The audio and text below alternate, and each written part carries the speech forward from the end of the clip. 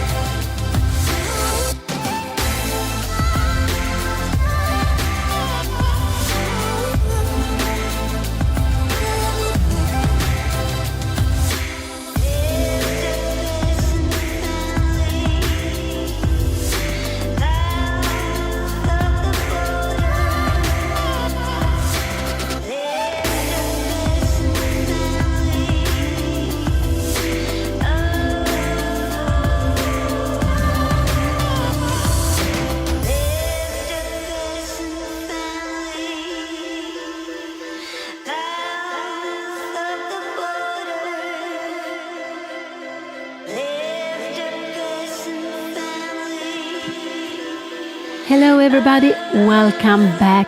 It's a new round in the Swedish Championship in Mästarklassen where Anna is playing. She will very, very soon start her fifth round out of 9. And I am Grandmaster Pia Cramling. I am Anna's mother. I will be here with you like I've been round number 3 and 4. So today, here we can see the playing hall. We can actually see to the right, we see Anna's opponent from the third round, Peyman Mashadi, where Anna had against a player. Anna had a very exciting game. Something was very good for Anna, something was very good for her opponent. And finally, Anna made a last mistake and her opponent won. But he's sitting on the side. But in a chess tournament, we cannot play against the same player twice. So today, Anna is facing another Swedish player, Tommy Lidén. He doesn't have any title, but he's a little bit higher rated than Anna, 21-35, and he's born 86, so he is 40 this year. And so this is, you can see lots of players sitting on the side. Here we see Anna. We see her opponent. They are shaking hands a little bit quickly. He took a little bit of book with him. It's a book for score sheets. And I guess it's from the Swedish Championship that they give it to everyone who likes to keep their score sheet and to keep it in a book. And I have some of those books left at home. I don't have all of them, but I have some from the Swedish Championship. I also have some other books with score sheets from my very youth. I think the first one is from when I was around 13 years old. So Anna, the first round, she lost with the white pieces against the player 2190 something. Second round, Anna won with the black pieces against a lower rated player 2020, I believe something. The third round, that was against Peyman Mashadi.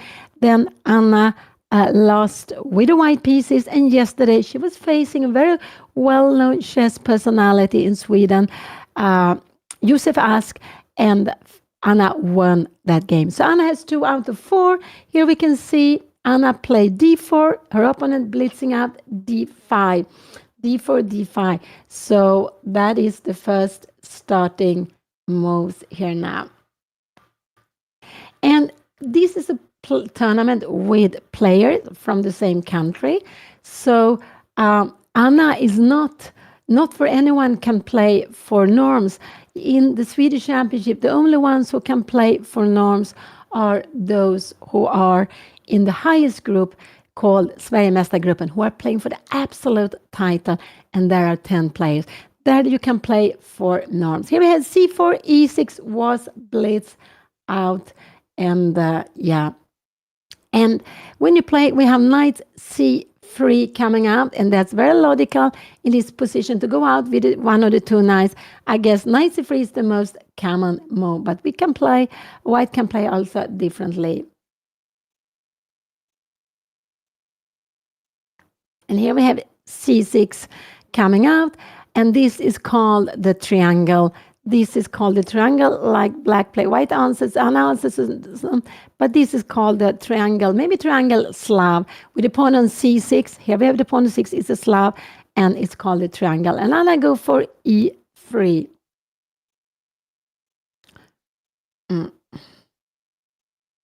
And so it's, she goes e3. So if her opponent go knight f6, we will have Semislav, I believe it, he goes for f5. So we can see how he has put out the pawn like this. It's like a wall. And Anna goes g4. And this is actually a move we have in the course. So Anna came out with the Chessable course this year. And in the second part, d4, knight f6, there is also included, I believe I have it in the second part, but it's also included with this pattern. I think actually it could be, I'm a little bit confused if you have it in the first or second part, but this idea with going g4, just striking against the pawn the pawn wall directly. So you see here is a pawn wall, and Anna, she is striking directly with this g4 move. Not absolutely not the main line, but very exciting idea and quite aggressive going g4 so early. If you look at the development of pieces, Anna has developed one knight, her opponent has not developed any knight. So what can her opponent do? You can go knight f6, you can take it. What more can you do? I think these are the two moves to consider. One is to develop the knight. Maybe could we go knight h6 also? That could also be possible, actually, to go knight a6 if you want to, and then take with a knight. It could be to take like this would probably not be so good, because look at this pawn, it becomes very weak, and probably we just could go something like this, bishop e6, and now knight e2 or knight h3, and just heading to knight f4. This is just getting very pleasant. Probably you need to do something like this, and we put more pressure on d5 and on b7. So Anna played g4, very, very aggressive here in the opening, and but very exciting plan, and absolutely not the main idea. And we can see here we have it. He played knight f6. That's quite a normal move to be played here. Now you're developing the knight, you are also attacking the pawn, and the idea is now, of course, if black wants, you are planning to take on here. And Anna, yes, she took on f5, he took back. And so what Anna has done is that she has exchanged her g pawn for the e6 pawn, and a little bit left. So we have opened the e file, and now queen b3 is coming. And what Anna is doing is she is putting pressure against d5 quite immediately, directly putting pressure against d5. And a move like this would not be so good, because we have queen take b7. So queen b3, we have in lots of different openings where it's a good move. Lots of time it is when this bishop has gone out, because we are attacking, white is attacking b7. In this here, it is actually to put more pressure on d5, and a little bit a plan together with the move Anna played before. Without the pawn on e6, here d5 is well defended. Like this, it is less well defended, and white is putting pressure.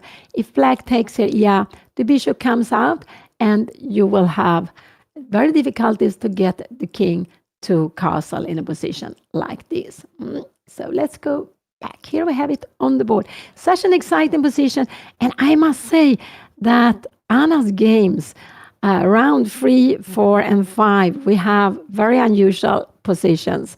We could see it in the King's Indian. Anna was playing round number 3. It was a very unusual position coming up very early. Yesterday, her opponent Joseph asked, he played e4, c5, a4 against the Sicilia, a move I believe I have not ever faced in a classical game. And I have been playing chess for quite a long time.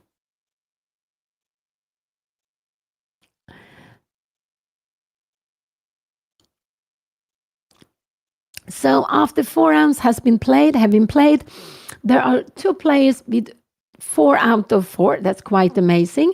And then there are no players at all with 3.5. It seems that there are not so many draws in this tournament, or maybe there are more draws, but there are 10 players with 3 out of 4. And then Anna, she's sharing together with her opponent, and other players, the plays 20 to 33. And I could see that there are 52 players playing Anna's group. So they play a Swiss system. So it means that there are more players than there are, that they are not going to play against everyone. With 52 players, Anna will only play against 9 different players. We cannot face the same player twice. And Anna started with white, so she has had white, black, white and black, and now again she is white. So the pairing system is looking for a player with the same points, and but who needs to have black. The pairing system is also dividing the player with the same points in a higher and a lower group. And we can see that Anna's opponent has a little bit more rating. So he is in the high group of all of those players with 2 points. Anna is in the lower group of all of those with 2 points. And they are paired together. And paired to play against each other. And in this group, 52 players, I think the average rating is 2110, very, very close to Anna's rating. Anna's peak rating is 2175. I don't know what her opponent's peak rating is. I do not know that. I couldn't find it. So they are playing the very beautiful chess festival, the Swedish Championship. And you see behind, there are lots of other players. So it's not only a few players playing. There are lots of groups. I think there are around 20 different tournaments to play, different classes depending on the level. The highest group is the one with 10 players. They are playing for the Swedish Championship, for the title. The winner there will become the Swedish champion. And there we have a very young player, Edwin Trost, who is leading with amazing 4.5 out of 5. But he cannot make any GM norm there, as there are only 2 grandmasters. But for those, there are some players playing for IM norms. They have a chance to do it. There. Oh, so and they play in Jönköping. It's in south middle of Sweden, and I think it had the Swedish Championship only one time before, I believe. 1921 was also held in Jönköping. So the Swedish Championship has a long tradition going back to 1917, when the Chess Federation was created. And I just think it's so beautiful. You have all these different groups. There is a group for anyone, a tournament for anyone. It doesn't matter your level. And it's just nice to go there. When I was a kid, it was a must. I played there. I think I played as a youth maybe 6, I'm not sure, 4, 5, 6 times. I think actually only us with 4 times. And then I actually got to play the Swedish Absolute Championship. But it was a little bit different at that time. And I believe I played this tournament 25 times. Anna also has played in the Swedish Championship before, but never in Mästarklassen, the group she's playing now. And Mästarklassen, the 2 best in Mästarklassen in the master group, they are going to the Elite Master, where you have 10 players playing. There, the average rating is 2330, I believe, so it's quite high. And the winner there, here he played Queen B6. That was a little bit of a surprising move, but he wants to go for the end game. He wants to go for the end game with Queen B6. And in a position like this, I like to take here. I know we bring this up, the rook up, but the point is that after we take on D5, whatever you take, you will have an isolated pawn that white will attack. And here we see it. Anna plays it very, very quickly. Here we have it on the board. She changed the queen, took on D5, and her opponent needs to take back, I would say so. Otherwise, he's a pawn less, with the knight or with the pawn. And I cannot, so you need to take it back. What do you expect him to take it back with? I'm not sure, actually. I expect him to take it back with, I'm not sure. Maybe it could be even with a knight. I think maybe, yes, it could be with a knight. I'm not sure what is better. But Anna's plan will be to go after this knight b5. Could be annoying. Could it be annoying? We have threatening a fork.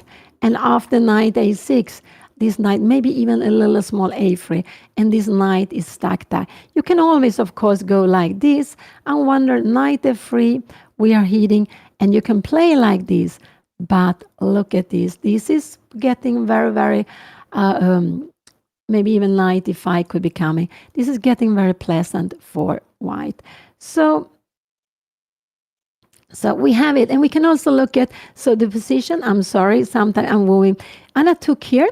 So look at Anna's pawns. She has a pawn chain here, 1, 2, and she has these 3. Perfect would have to have the pawn on G2, G3. Then it would have been a perfect pawn structure. So Anna has, we can call it 3 pawn islands. This is 1 pawn island, these 2 together, but they are 2. This is a very beautiful pawn island with 3 pawns. This one is alone, and this is a little bit the price for Anna going G4. But we will see that her opponent will also have 3 pawn islands, and they will actually be on the king side, very good. These 3 are very nice. F5, G7. He took with a pawn. And now, yeah, maybe I like knight b5. I'm here immediately. Could be, are we scared of this check? No, I think we just coming out. Take here. You can give it check, but we will just go king e1. And now we have this threat. If you're going castling here now, we are going knight h3. This is quite important move. Bringing in the knight to f4. And this is not working because we have the fork here. So this is very important. So yeah, actually, he took with the pawn. But you see, black has now, this is very good pawn, pawns together. This one is an isolated pawn. Isolated means that there are no pawn on the e6 or c line to support it. It stands alone, it's isolated. And here we have a double pawn. And double pawn, there are 2 pawns on the b line, and it's an isolated double pawn. So they don't have, like this would be better for black to have, because the pawns would be stronger, and you would be able to go b5 here, pushing the pawn on b line. Here you can never go b5 because white can grab it with either the bishop or the knight. So what are the moves I would like here now? This could be one move, but I'm not sure I would go there so quickly. After this move, her opponent needs to come here now. We can go knight g2.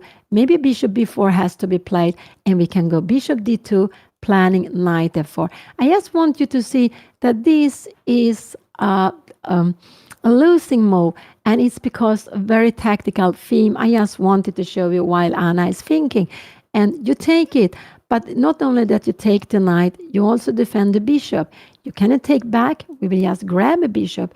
And if you want to make this in-between move, the knight can also, the knight goes back. The knight controls d2, and you take it back and you win a piece. So it's a theme to remember.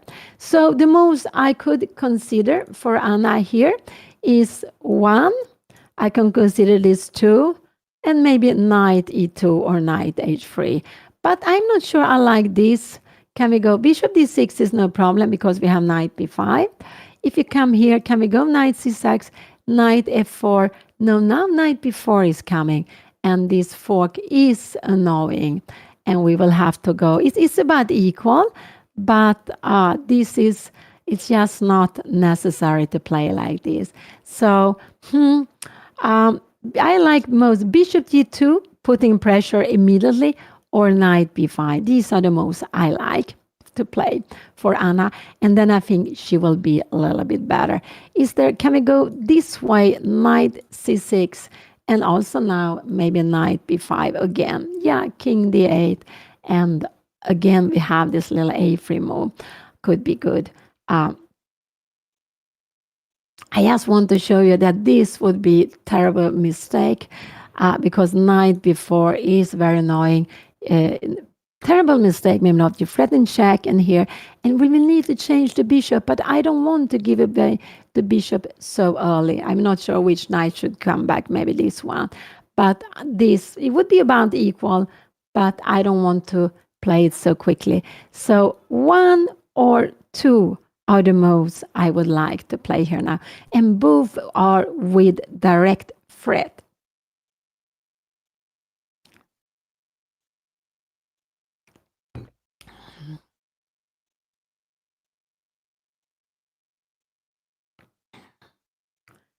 So after this, I just want to show, if you're coming here, we can take this pawn.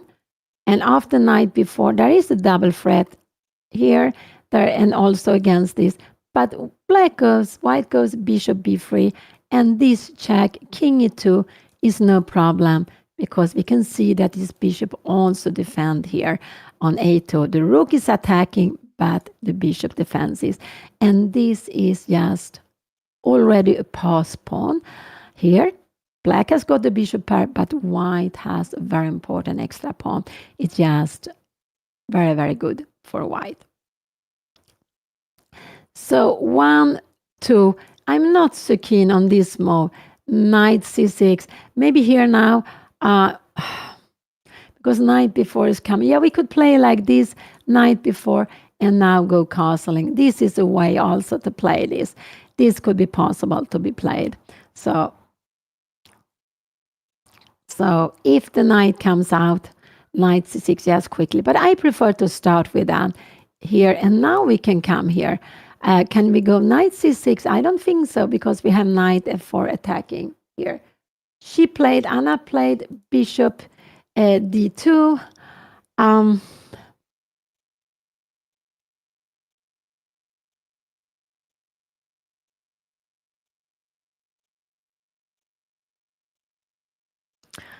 Bishop d2 quite quickly. We will absolutely see knight c6 coming out. And knight c6, I am then a little bit curious what Anna will do. She can go knight b5 if she wants. Her opponent needs to go king d8. And now knight b4 is coming. This is a good move. If you go knight b4, we will just go rook c1, and the knight needs to go back. It doesn't have a future. Here it just will be trapped. There is no way to get out with it. White will take it, but slowly. So bishop d2 was played, and a move like knight e4, yeah, it's not possible. We take here on d5. Yeah, was not awakened. So bishop d2 was the fine move. A little bit planning this, a little bit seeing what is black going to do in the position. And we can see that one of the disadvantages with black's position is that there is a hole on b5. White can use for one of the pieces, preferable for the knight, and to be very close to the king.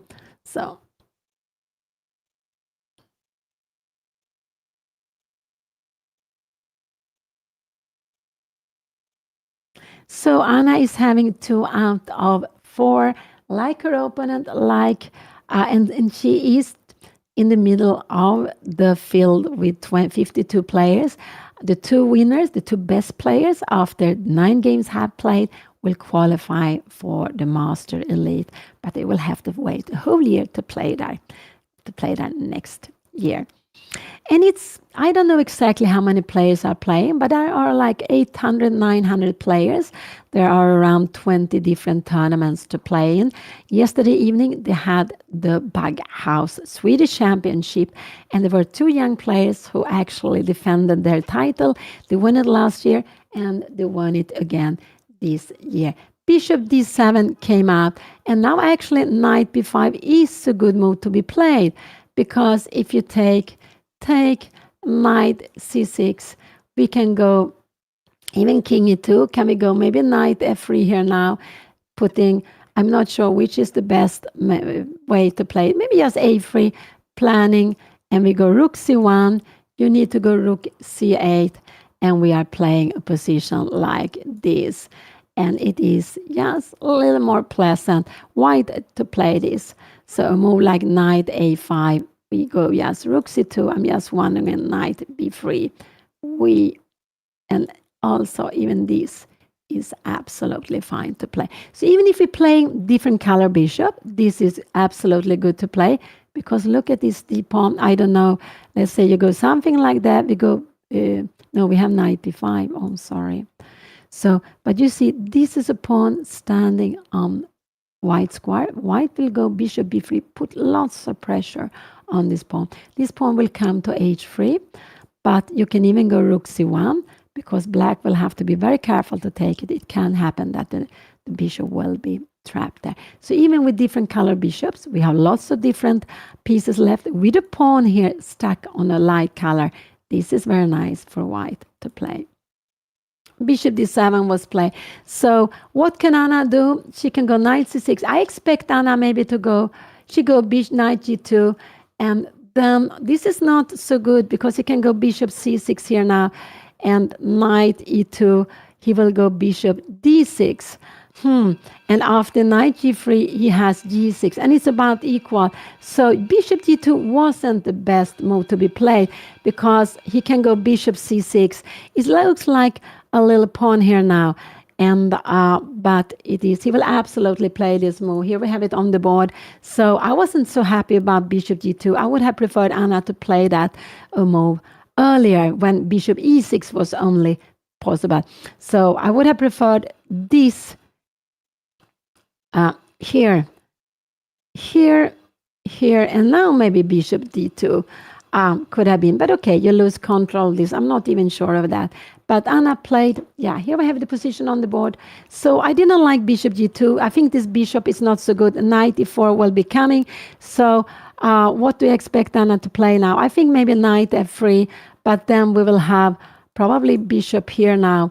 And so maybe knight e2 will be coming, but she's planning knight f4, and then her opponent has only, I would say, one move to do, and it is to go bishop d6. The plan is, if you take it, yeah, this will absolutely be fine for black to play. Look at these pawns. Black will be a little bit more pleasant. So bishop c6 was a good move. I would say that Anna doesn't have so much of an advantage any longer if her opponent play bishop d6 now, and he will absolutely go bishop d6 in this position.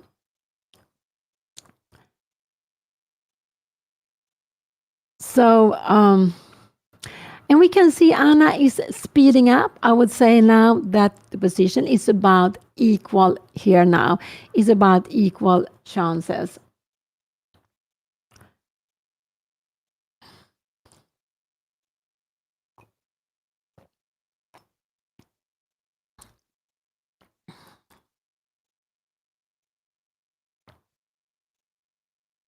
So it will be probably a long end game.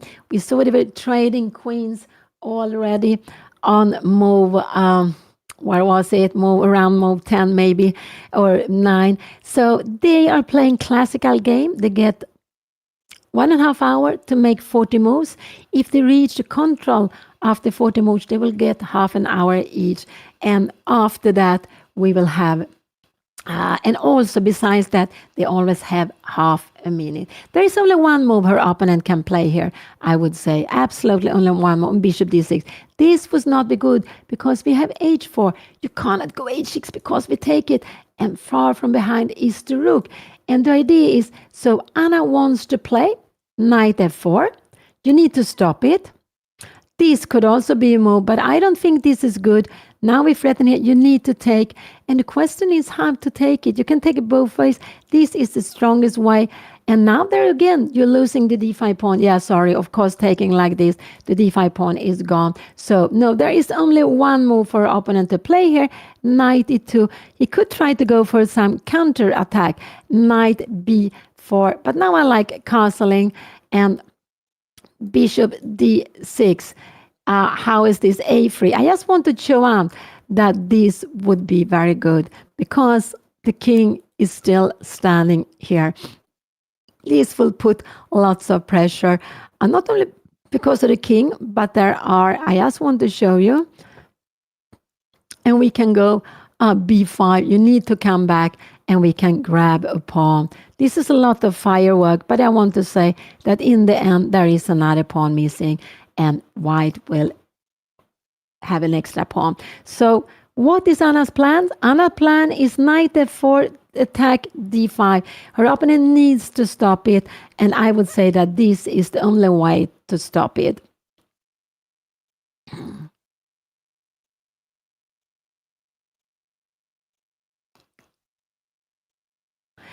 And if he goes here, what would I expect Anna to go? Maybe rook c1 is a good move to be played. I'm not sure. Can we go also castling? Is it okay? Knight b7. I'm just wondering, a3. Knight, yeah, no. I wanted here. Can we go knight e4 here now? Here we have it. He played knight a6. He played knight a6, but this is actually not the move I like so much. Now I like knight f4. He wants to defend it with knight c7. You can, yeah. Knight f4 is absolutely the move Anna should play. She is allowed to attack the pawn, and now she's going to grab the pawn. He can defend it with one, he can defend it with two and three moves. But absolutely, knight f4 is the move I really want Anna to play here now. Mm.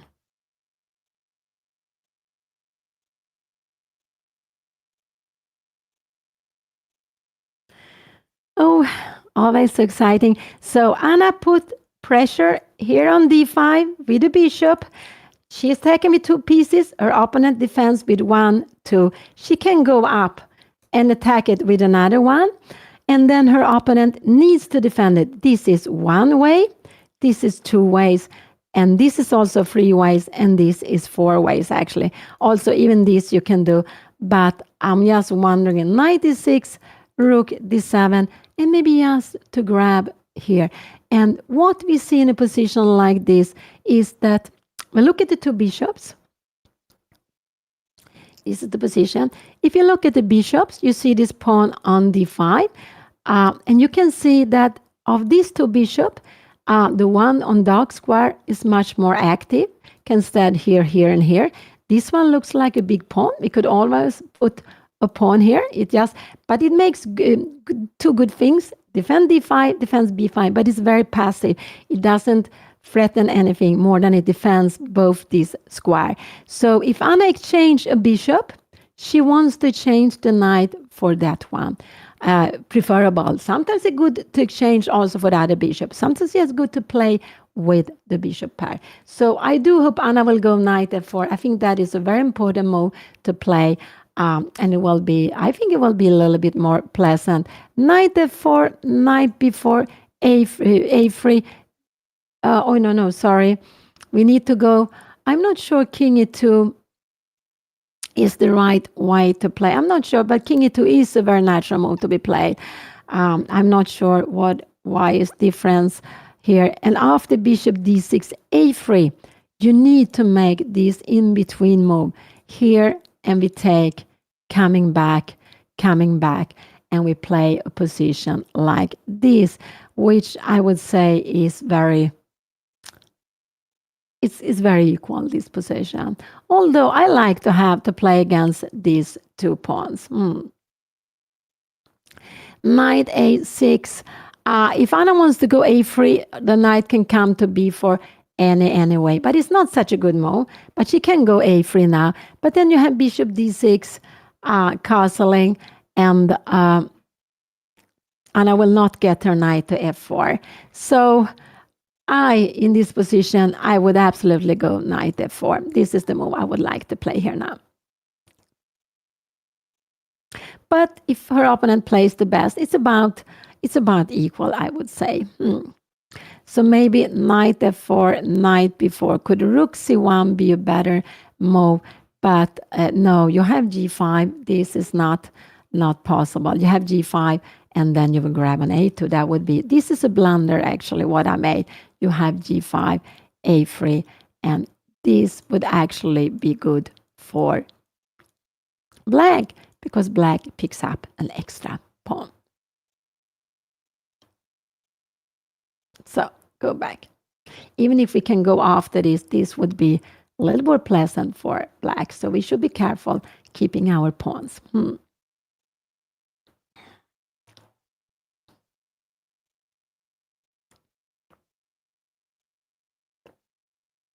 Yeah, so it was the triangle opening, the triangle Slav today, with where her opponent put her pawns, his pawns c6, d5, and e6. Is one of many openings you can play. And why he didn't want to go out with a knight, we could see he wanted to put the pawn on f5. So we had a stone wall set up, started with a triangle Slav, transposing to stone wall set up, and then Anna played this very, very happy g4 move. But anyway, we have an endgame, and very early endgame.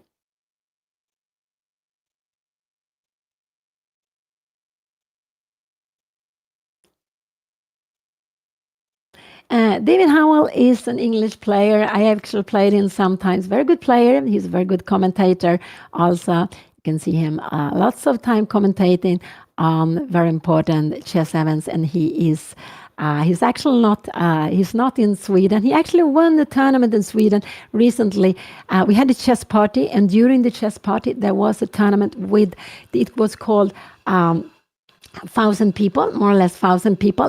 In the end there were 900 players, and David Howell won that tournament, and that happened in mid-April.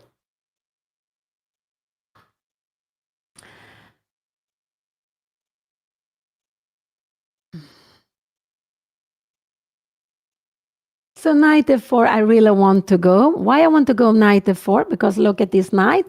After knight f4, you come, here. I like this a3. I don't know if we can do something else than a3. Maybe rook b1 is a clever move, but no, I don't understand the g5 and knight e6. No, I don't like that. So knight before, for me a3 is, for me castling or king e2, bishop d6, a3. This is for me a normal way to play. And here we need to take this one, and you're coming back. And it's about equal, I would say, this position. It's about equal. So this is how I would go knight f4 here now. What could Anna otherwise try? Rook c1. I don't think so. Knight b4 is coming. You have a fork here and you're planning to take the pawn. No, I don't like that. So Anna could also go castling here now if she wants to. But after bishop d6, we never want to go knight f4. Maybe a3. Yeah, this could be a plan. King f7 and b4. But you have knight c7. And now we see this bishop would have been better on d3. The bishop is a little bit, I don't know, can we go rook fb1? But then you go b5 here. And I'm a little bit wondering what is happening. Can we go a4? If you take here, yeah, we have b5. So we can go a4, but black will start to make progress here, planning maybe to go f4 sometimes. And after knight g3, yes, I don't know which way. Maybe this is the wrong way. Maybe king g6 is a better way. But this is absolutely fine to play for black. This is actually already getting good for black. So we can see there's so small nuances changing the board. But I like knight f4 because maybe later I can put the knight on d3 also. So I would absolutely have gone knight f4 in this position.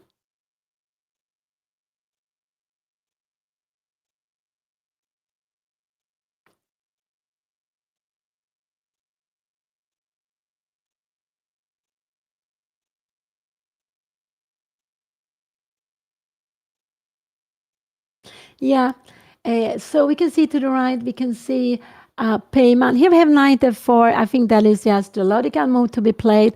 And we can see Peyman Mashadi, Anna's opponent from the third round, this roller coaster game up and down.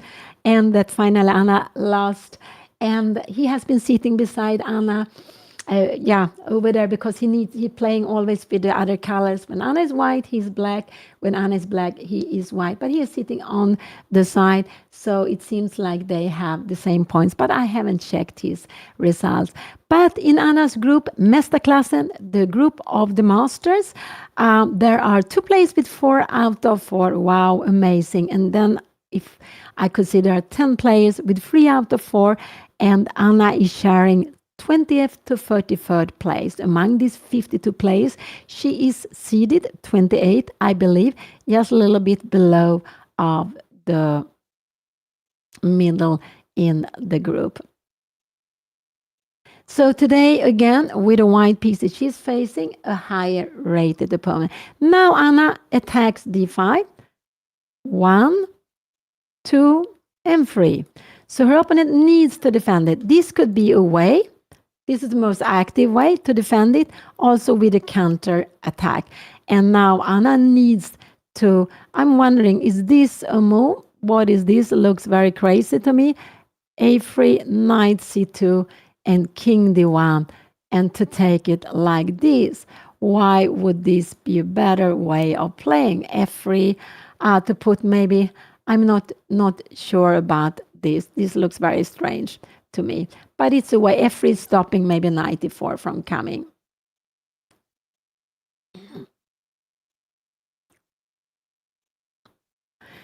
So her opponent can defend d5 with one move. It's an active move, defending and also threatening a fork. Her opponent can also go knight c5, knight c7, where it will defend. And he can also go rook d8, defending with a rook, or long castling. But I would say that these, I think, are worse moves to be played. I don't know, maybe Anna can go knight e6, just exchanging the stronger bishop, going for this end game. We still have an end game. She can absolutely even go knight e6, exchanging here if she would like to. And this is probably what I would do. I would maybe start with rook c1, and then I would go for the playing like that. So 1, 2, 3, and 4 moves. These are the moves I can expect her opponent to play.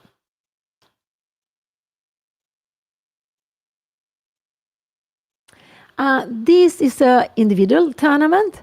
And the two best in this group, in the group of the Masters, they will qualify to the Elite Masters next year.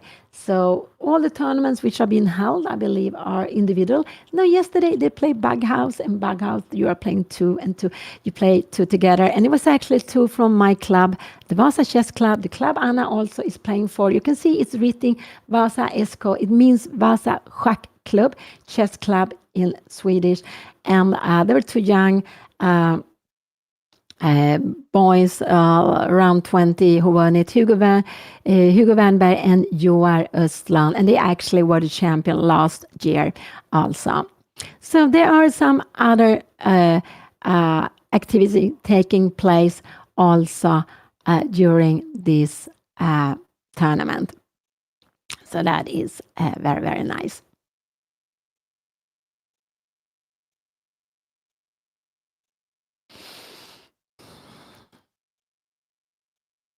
So there are 4 possible moves for her opponent to play.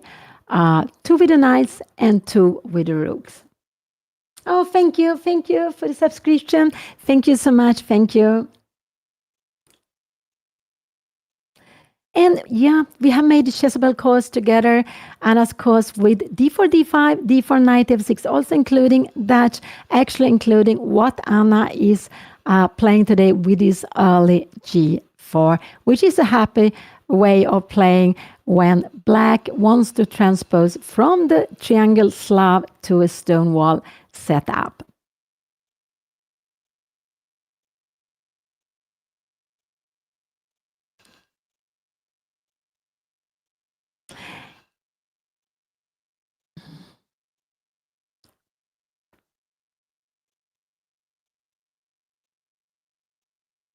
Anna actually played in the Swedish Championship already 2009, when she was only 7 years old. She played in one of the small, younger youth groups, and I don't remember her result, but it was so nice to have her there playing. Actually, my father was also there to take care of her, and I played for the Swedish championship title, in the Swedish Championship title group. It was held in Kungsör, just 1 hour from Stockholm. So Anna has played in the Swedish Championship some years. I'm not sure about how many years, and but this is the first time she plays in Mästarklassen, and also it's the first time she plays, I believe, after she started streaming.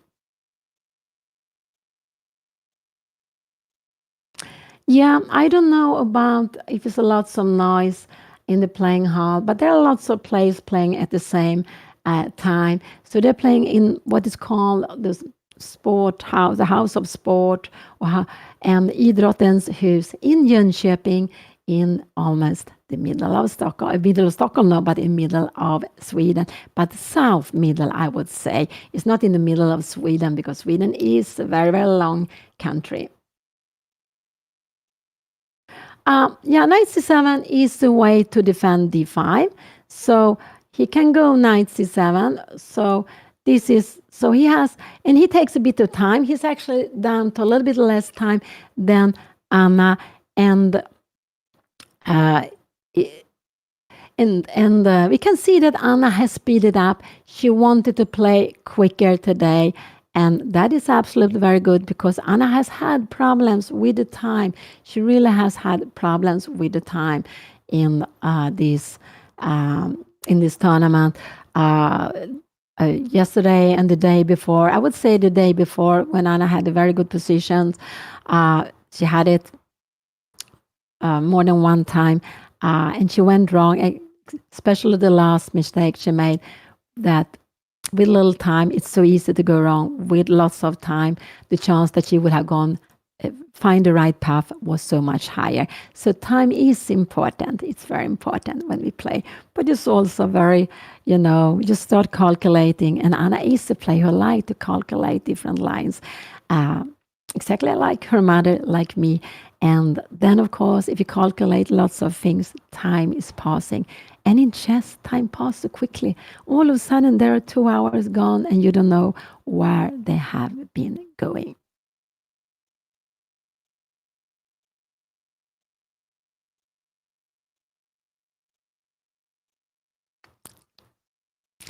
I don't remember if I played a tournament in Jönköping during my more than 50 years at the chessboard, but it could be that I've been there in my youth. But just now, I cannot remember that actually.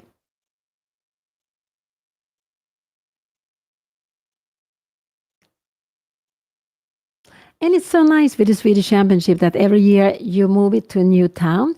So if you love chess a lot, but you also like to see a bit of Sweden, it could be also for us Swedes. You play it, you go to a new place, you see some new town, the environment, everything, and you meet lots of friends. So it's very, very beautiful. And with bishop d2 played, there is no pin. Anna could just grab the pawn. This is very important. She could just grab the pawn there.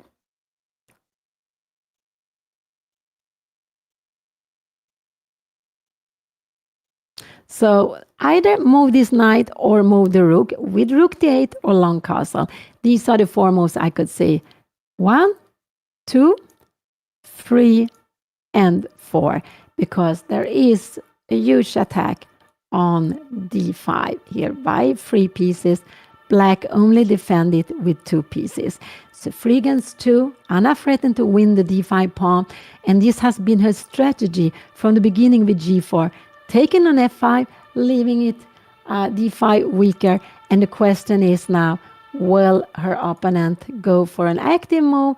Will he go for more passive, and how will he defend d5? What is most logical to me? To me, the most logical would be to move the knight. I would say so. I think to move the knight would be logical because if I change this bishop, I want to think on f4 and damage white's pawn structure. But I'm not sure I want to allow white to change this bishop without getting this pawn structure damaged. Remember that the bishop pair in the long run can be a very good can be an advantage to play for. The bishop pair in the endgame can be just very, very strong. So that is important to be aware of.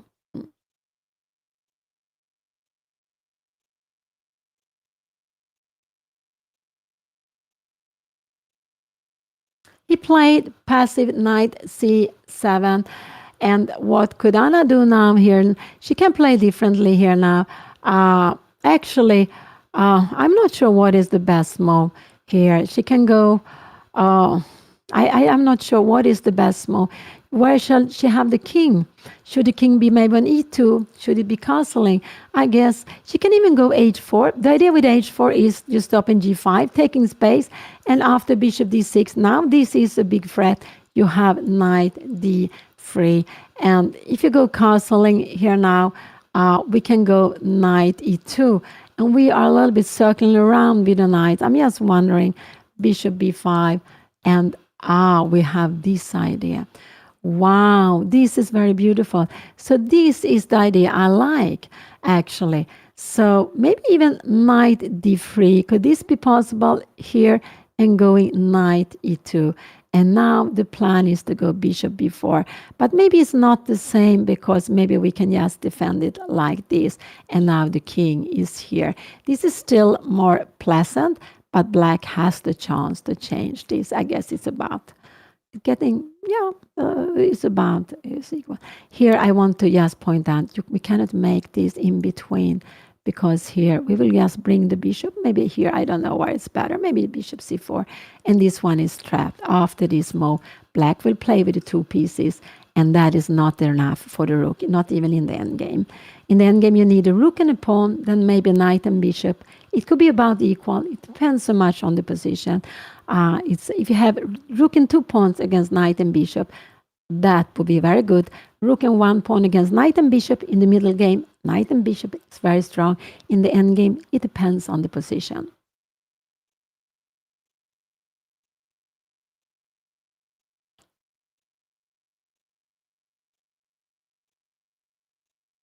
I think so. I think chess helps you in life. I do believe so.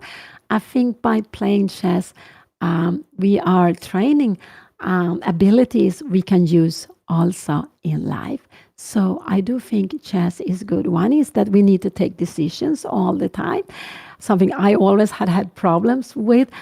So we're training this decision making. Also, of course, concentration. We are calculating.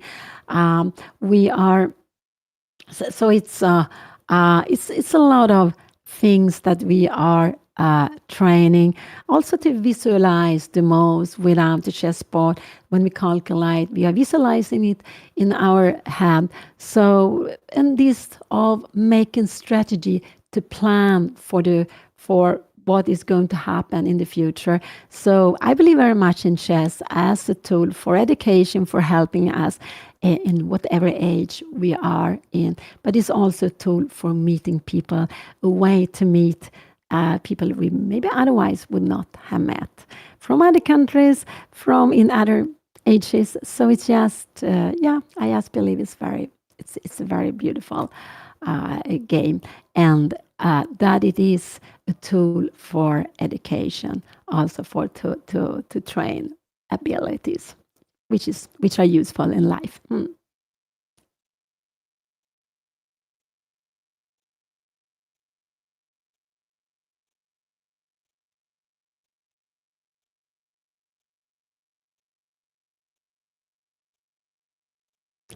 Uh, so it's tiny better for white, not so much. I would because this bishop is maybe doing better work here than it would have done on f7.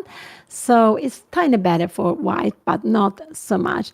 And what are the moves we could see? We could see a3. Can you go knight e4 now? And then knight e3. We're not scared of this because it is when you take here, you can see you're clearing the line for attacking. Now knight e4 is again maybe annoying. We also have, so here bishop d6, we can even go f4 and jump in on e5. We are getting, maybe we can have this a4. I just want to make some small moves. We go b4, we're planning b5, and now this is not so good because you can see after there, we can just take maybe on d5. I don't know if this is the right way to take, or we need to take it, or we can take like this at least. This is also fine. No, this is not king e6. Oh, you see, I said this is fine, but you can see it's actually losing a piece. But bishop d5, knight takes c3, and bishop t6. This is actually very, very good. So, one move, maybe t3 more and castling, and also knight d3. These are the moves. There are lots of moves you can play. a3 is just stopping the opponent from coming up. King e2 to keep it here in the center. I'm not sure the king should be in the center yet because maybe there could be a bishop b5 coming later, a little bit annoying. I'm not sure about that. But 1 and 2, maybe 3. These are the more, maybe rook c1 also is okay. This pawn is still defended here. But then maybe b5 could come. We need to go, can we go a3? And after, this could be actually, you have changed a little bit here, and we have bishop d6. But I always like this idea, going bishop b4 and maybe knight f4. But it's still fine. I think black should keep the king in the middle. And I believe also maybe white should do it, and then it will end up on e2. But what is the best move here? I'm not sure. Maybe a3, yes, is fine, or maybe h4. A little bit like a waiting move. Her opponent's next move for me is bishop d6. I think bishop d6 is a very normal move to be played here now.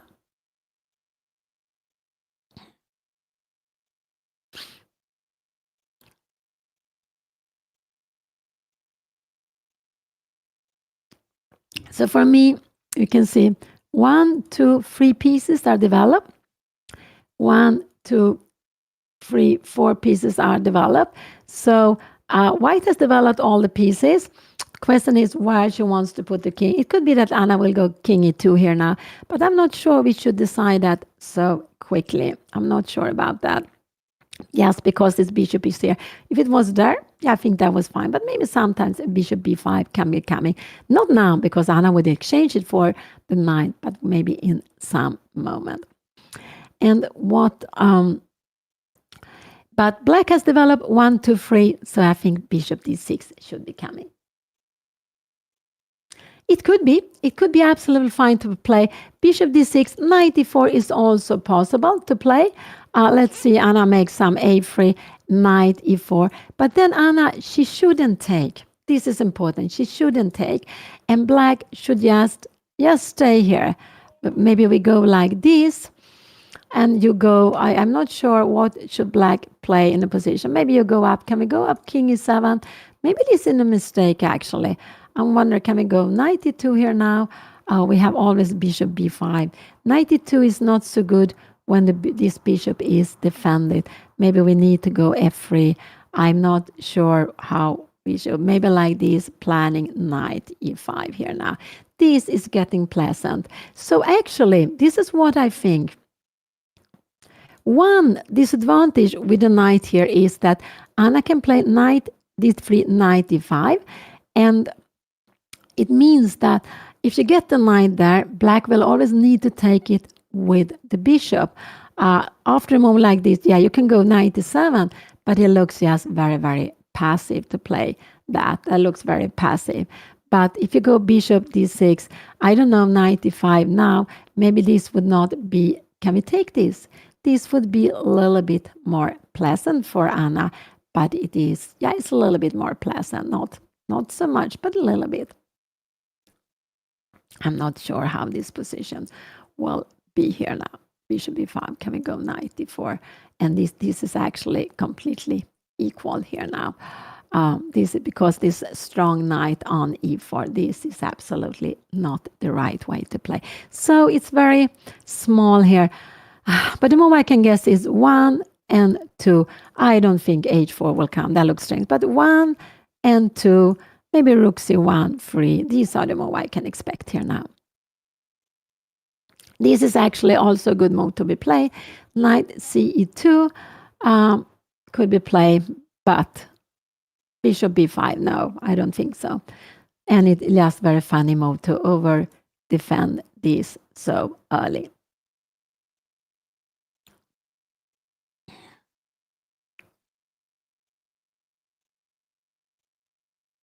Now Anna has spent the same time as her opponent, and it's because they are in, it's an end game because they changed the queens, but it's a little bit like, you know, a middle game without queens, lots of pieces on the board, and you need to find a good plan, and she is not sure of what she will play. But if Anna goes 93, this is the plan. If you go something like this, this will be, I think this will be pleasant for Anna to play.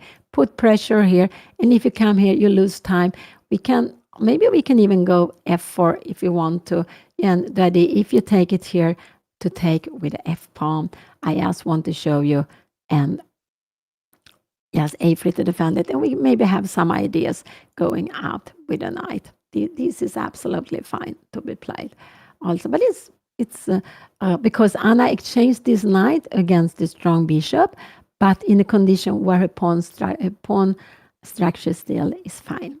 So they're playing the Swedish Championship, this huge festival, always held in June, in June, beginning of July. The dates are changing a little bit every summer, being held in 1917, and the Swedish Championship has been played like in a round robin most of the times since 1939.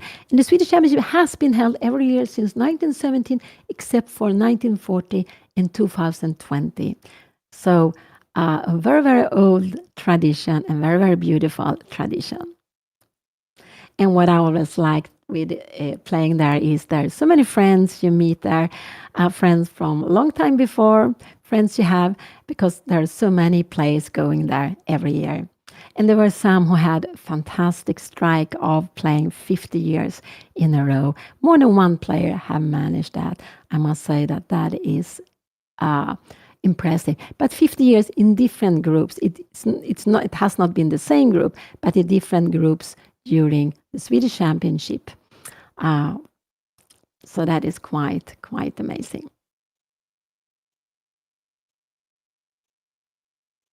Anna is sharing the place 20 to 33 together with, they are about 12, 13, maybe 14 players. So she is in the middle of the field. And because with 2 out of 4, there are 2 players with 4 out of 4, and they must face each other today. And then I could see there were 10 players with 3 out of 4. 52 players play in the group, so they have a Swiss system. It means it's a pairing system for it's a pairing system where you have lots of players and you don't have time to play against all these 50 players. Of course not. In the classical game, that would be keeping on for a very long time. But they are playing 9 games, and 9 games is very common to play. Even though here they cannot make any norms, but you can gain rating, you gain a lot of experience. And I would say that this is a very good tournament for Anna to play, a very good training tournament. The players are having from very high 1900 to 2200, and the average rating is 2110. It's just about what Anna, about her own rating. Yeah, the opponent from round number 3, we can see him on the right, Peyman Mashadi. The very exciting game Anna had 2 days ago on Monday started with a King's Indian, and afterwards it was a Benoni pawn structure.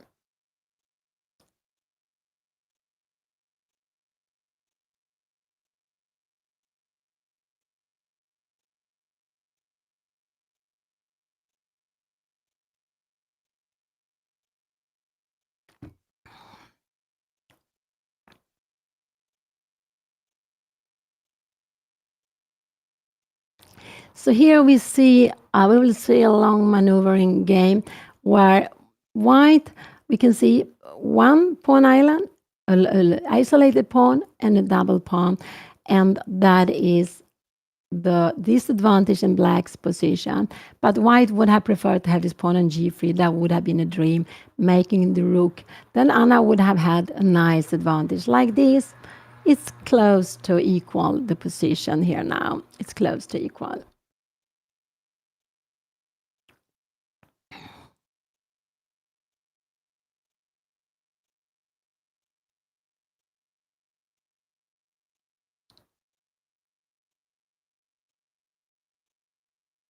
So Anna is taking some time, but she's planning the strategy for the coming moves, where she wants the pieces to come. She's expecting her opponent to go bishop d6. This knight will be much better on d3 than it was on e2, so it will be a natural move. But what she wants to do, so knight d3, I like, yes, a3, knight d3 are very natural moves to be played here now. And knight d3 is because you're heeding for the hole here. If it comes, her opponent will probably go here. She can jump in on e5. What more can she do? She can do this leave e6, and if knight e4 comes, I just like rook c1. And now a3 is a very useful move, because if we take here and we take back, the pawn is not hanging on a3. So that is a useful move to be played.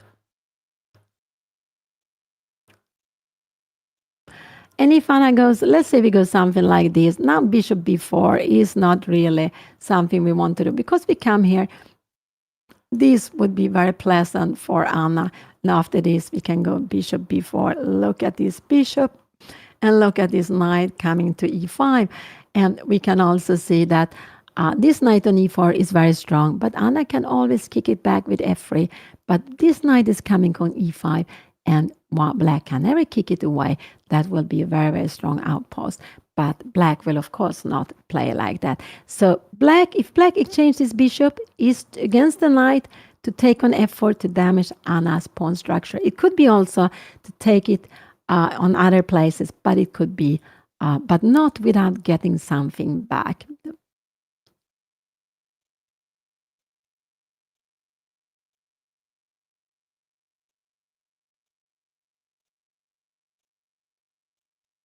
Here we have it, knight d3 was coming. I think now her opponent will go bishop d6. And it could be that Anna will, after bishop d6, could Anna go even f4? I don't like this move so much. Knight e4, now a3. Yeah, this I don't like so much. King e7 and knight e5. And how is this position? How it is? I think now, let's see, we make something, well, I don't know, a6 not, I wanted to make some craziness. And we put the rook on c1. And this would always make the position better because it will clear the path for the bishop to put pressure on d5. So it could be knight d3, bishop d6. It could be that Anna go f4 or knight e5 here now, just playing very directly. So he hasn't played bishop d6, but this is the natural move. This would be very passive for me if he plays this. And the idea is if Anna goes, he wants to take with the bishop knight. And I just don't, Anna can play this, but I think this would be unnecessary to play like this. And yeah, I think it just would be unnecessary to play this way. Because now you get also backward pawn here on a2, going back. So, but knight e3, she is planning knight e5.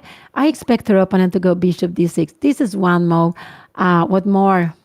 And you need this I don't expect because I believe Anna will jump in here directly. Then no. If her opponent moves the bishop, and that is quite logical to do, 1, 2, 3 pieces develop. This is the most active place for the bishop. You can't go here, Anna will grab it. So here we have it also on the board. And now the question is, I believe I like a3 here actually. I like this little move a3. And actually, this is the move I would like to see. Why do I want to go? I don't want to go knight before. It could be actually, but no, I don't think so.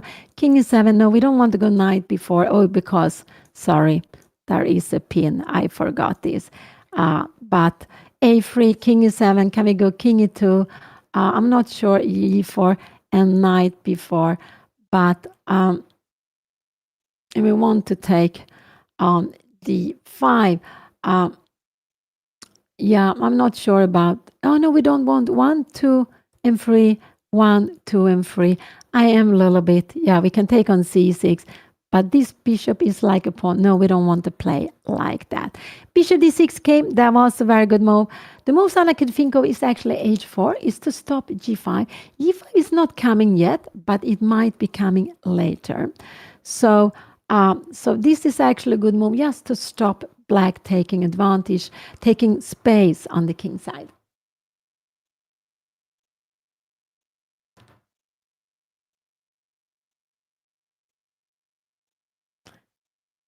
Oh, Anna is down to 1 hour. Now her opponent has spent like 60. He has 7 more minutes. He spent like 23 plus the time for each move. And they have made 14 moves. So he has spent like half an hour. Anna has spent like 37 minutes for the game.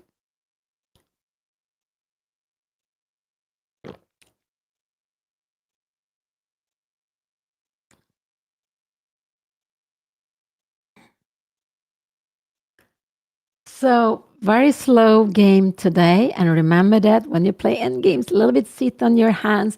Don't be a little bit careful. This would be very, very, I would say, impatient move, not a patient move, because remember, pawns cannot go backwards. If a piece is badly placed, this one is very passive, but it makes a good work. Then you need to. Then you can always try, not always, but lots of time you can transfer to the better place.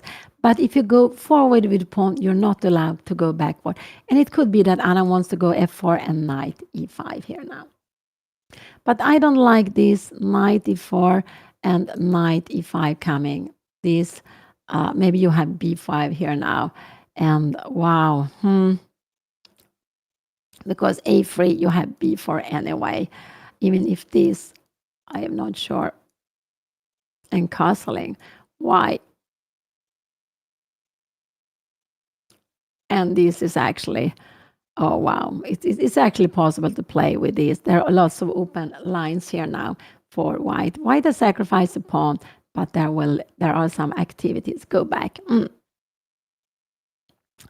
So, but I believe this could be one move, this could be another move. But I like this small a3 move actually. I also like h4, but h4 is a difficult move. And the idea with h4 is that black is planning maybe king e7, and then g5 taking space.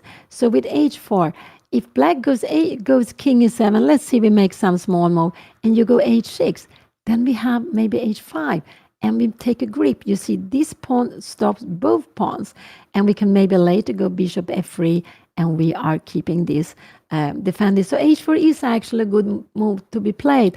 And also with h4, we can see now this bishop is attacking here. With h4, we will just keep, the pawn will not be under attack any longer.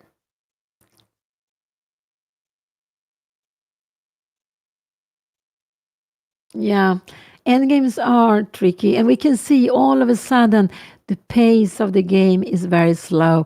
We cannot compare with the games we saw, Anna's games yesterday or the day before, where lots of things happen after each move. There was such a drama after each move, but here it goes very, very slowly, and so it's important to be patient. So this is round number 4, 5 out of 9. It's just in the middle. There are still 4 more games to go. Tomorrow there will be a double round. So they will start already at 10 o'clock a.m. in the morning. Round number 6 and round number 7 will start, I believe, 4 o'clock p.m. European Central Time. And Friday there will be one game at 2 o'clock p.m. European Central Time. And then the last round, a morning round, on Saturday. So 4 more games to go in only 3 days, and that is quite unusual to have this double round, but they had to reschedule this year to make the tournament a little bit shorter because lots of people wants to go to Jönköping this summer. Yeah, Anna's FIDE rating is now 2106. And her peak is 2175.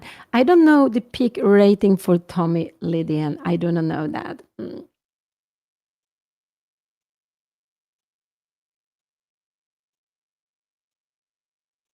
Here, Anna looks like she's on her way to move. What will she play? It looks like she is on her way to move here now. But I hope she will not go f4. It could be knight e5 also. It could be that. But I like these small moves there. And her opponent will probably put the king on e7. The king is better there in the middle. So his next move will probably king e7 here now. But Anna has to be careful. Yeah, if you go here, I want to see. If I go this, yeah, I was just wondering here, but this is no problem because we have a threat. We have knight g4, but d4 is coming. And this was actually lose a pawn because we have d4 losing a piece here. So Anna has to be a little bit careful with knight e5. There could be some tactics, and I think this is what she played. She played the other knight to e2. This is absolutely fine to play. So she has a double plan here now. Her opponent can go bishop b5 if he wants to. Then bishop b4 is a good move to be played and to play like this. So knight e2, I like this move. Maybe it would have been better if her opponent castle. But Anna's idea is, one is maybe she wants to go knight f4, but she wants to go bishop b4. And after bishop b5, I like this move. Take here and take bishop d6. We get over, and if you take here knight, yeah, we can take back. We can even take on c2, but probably this is the best way to take. Just play with the two bishops. So this was a nice move. Anna played knight e2. I do like it. What kind of her opponent can go knight e6, but we will go bishop b4 and king e7. And now I'm not sure what is the best to be played here now. Anna can absolutely play this position and jump in with a knight here now. And you put something, or maybe you can even come here. And now maybe knight c3, maybe a3 is fine to be played. And black will start attacking this way. Absolutely. I'm not sure. F4. I'm not sure I like. Yeah. So just a little bit B. A little bit B. I don't know. King d2, knight e4 is coming. So this is very far. But the idea with knight e2 is to go bishop b4. This is the plan. This bishop is more active than that one. Anna's pawns are on the dark square. So she likes to change this bishop to get better control of the dark square. So her plan is bishop b4, exchanging on d6, and she can have this knight on e5. And if her opponent goes to attack her knight, she has this in-between move. Because if you take, we will take back. And if you take like this, knight take h2, we even have, oh, this is crazy. And look at this. It's just trapped, the bishop. The bishop is trapped. You don't have anywhere to go with it. And if you go, I just want to show all the tactics. Remember, the bishop is a long-range piece. So you can be on one side of a board. You can attack pieces on the other side of the board. So white will pick up one of the knights, and here white will be better, absolutely, with the two bishops against the rook and the pawn. So it's always not easy to know when you are better, when is about equal, but black is still keeping this pawn. So what could I expect here? This is maybe not so good. I think we will go bishop b4 here now. I think this is the plan. Maybe king e7, but then Anna can play her bishop b4. This is what she wants us to play. And after bishop b5, take, knight e5. Her opponent probably should play this and rook f e8. And we have a position like this. Maybe rook f e8 was a mistake. This is a more active move. But we go rook h c1. We keep and later on knight e6, maybe planning to go, we have a3. And after a move like f4, we are just keeping it. We have a bishop, a long-range piece. And this is absolutely fine to play. It's close to equal, but absolutely fine to play. But we can see that if a rook comes to c1, with a pawn on a2, it has to be the king rook to coming to c1.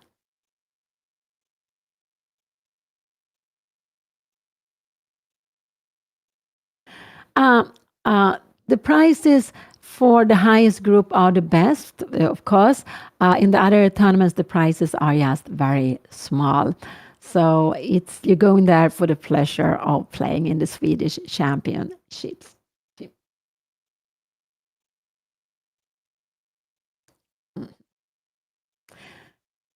So, and we can see her opponent is written as Luleå. It means that he comes from north of Sweden. Luleå was where I played my first Swedish Championship in Mästarklassen in the group Anna is playing. I played there 1980, only 46 years back, long time back. And I think that was the only time I played Mästarklassen. But at that time, Mästarklassen directly qualified for the Crown Group for the Swedish Absolute Championship. We didn't have a Mästarklassen elite, the master group elite at that time, but now we have it. So to play for the title, and if you are playing in the Mästarklassen, you need to be first or second, qualified to the Mästar Elite next year. Then you need to win it. Only the winner will go up, and then you are in the Crown Group in 2 years. But that's a very tough way to go.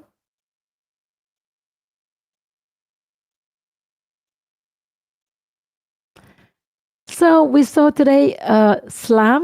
We saw a triangle slab that turned out to be a stone wall, Dutch, where Anna brought in g4. That's why there's no pawn on g5 any longer. She went g4, took on f5, and gave her opponent a lonely pawn on d5.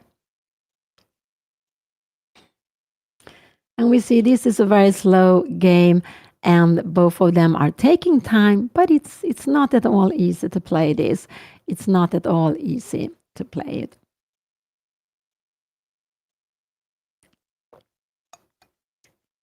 And there are lots of maneuvering. And Anna is starting one with knight e2. She's planning bishop f4.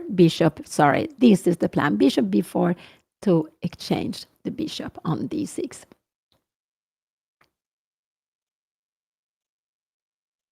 And I like her last move. I think that was a nice move to play.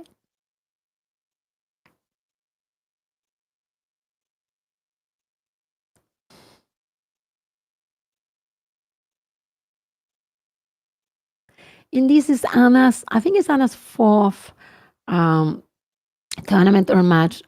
He played knight a6.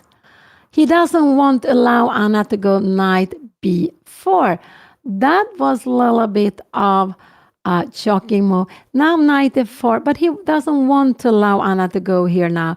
What could I? Yeah, h4. So Anna, he sees Anna's plan and he wants to stop Anna from going bishop b4. I didn't see that coming, but it's absolutely fine. Now he wants to go bishop b5 next move. So what could Anna do here? Actually, h4 is a good move. After bishop b5, we go probably knight ef4. You are allowed to change it, but we are keeping it like this. So this was actually, knight e5 was a good move. I don't think knight e5, yeah, Anna could go now knight e5 if she wants to. So she could go knight e5, but I don't like this. Oh, there is this knight c5, threatening a knight b3. Oh, no, that would be a mistake. So don't go knight e5. Wow, wow, wow. This is some firework here, and we have a check here, king f1, and you just take back. This would be not good for Anna, because the pawn here, we need to go some b3 and knight g4. Oh, this would be, wow, wow, wow. What is happening here now? Oh, can we take here now? We have king g1, but this is, we have bishop b4. Wow. Wow, wow, wow. This would be just losing. Oh, so it's a little bit scary. So what her opponent did is, here Anna plans bishop b4, bishop d6, and he played knight a6, stopping the move. I forgot about knight a6. So he played against Anna's plan, and that is actually one way of playing the endgame. The only move I don't want to see here now is knight e5, because knight c5 is very, very scary.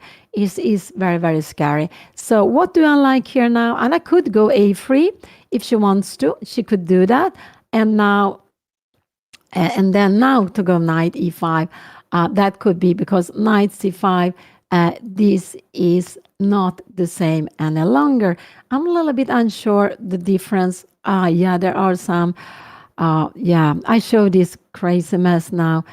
Here, knight e5, knight c5, take bishop here, and now we can see bishop b2 will grabbing a pawn, and therefore this would be just very good for black. If you go here, we have bishop b2, rook a1, and we have rook take a2. This would just be getting wrong for Anna. So, so not knight e5, but rook c1 is a move I like. I like rook c1, and now, yes, we will see maybe king e7 coming up, and now to play maybe a little bit a3 here. If bishop b5 comes, we can go knight e5. It makes, we have a rook f c8, and we can block it here, forcing the bishop to go back.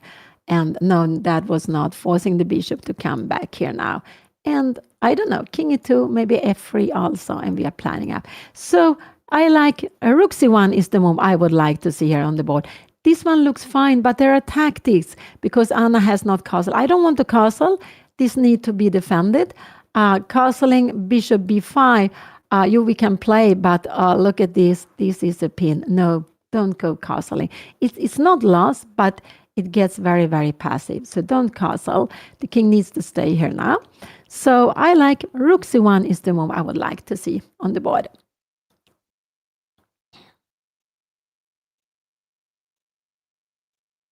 Yeah, it requires a lot of patience here now. And so when you're playing endgames, also because there are small maneuvering, we see sometimes all of a sudden there are some tactics, like after 95, this tremendous move. Wow, wow, wow. Knight c1, why is this not so good? Bishop b5. Yeah, now this is possible to play. And knight c1 makes a tremendous work. Defending d3 and defending b3. And after a move like this, oh no, this would not be this would be a disaster. Sorry. So this could be, so even if Anna go knight d5, after this she has this knight c1, and it's about equal, but knight f e4. But you see, it has become an outpost. I would just say that black is absolutely fine here now. Castling, maybe we can try to go. Can we go h4? Planning f3. I'm not sure we can do that. Yeah. No, not planning f3 because you have knight g3. So yeah, this is very, very far away. So, but not knight d5, also because this knight has c5 later to play that. So knight d5, if you take here, this would actually be nice.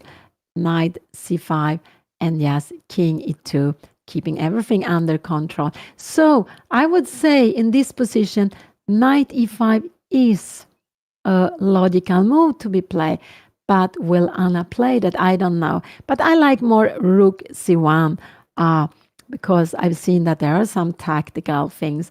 And I just a little bit like to take away this rook from this diagonal. So yeah, so I actually like rook c1 here now. So here we have it. Yeah, very, very slow position, very much.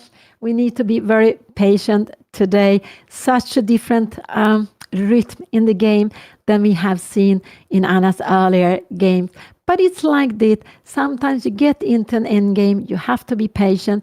And I would say that our legend, Ulf Andersson, he was 75 last Saturday, and in his peak, he was rated number 4 in the world. I think it was around 1983, more than 40 years back. But he is fantastic in the end game. Wow, he is one of the most brilliant players in the end game. And now he doesn't play so much, but now and then you can see him play. And I believe he won the Swedish Championship the first time when he was 19. Could it be? Yes, 60. Or maybe he was 18 because he's born 51, maybe 69, I believe he won the Swedish Championship for the first time. Maybe that was the only time he played. I'm not really sure. But he is one of our legends. We have other, also like Stålberg, Lundin, but Ulf, wow, one of the top players. And also Gideon Stålberg was a very strong player. I'm not sure how strong he was, how far up in the top, but he was a very strong player, but born much earlier, I believe, 1908 perhaps, so much older than Ulf, and he passed away a long time ago.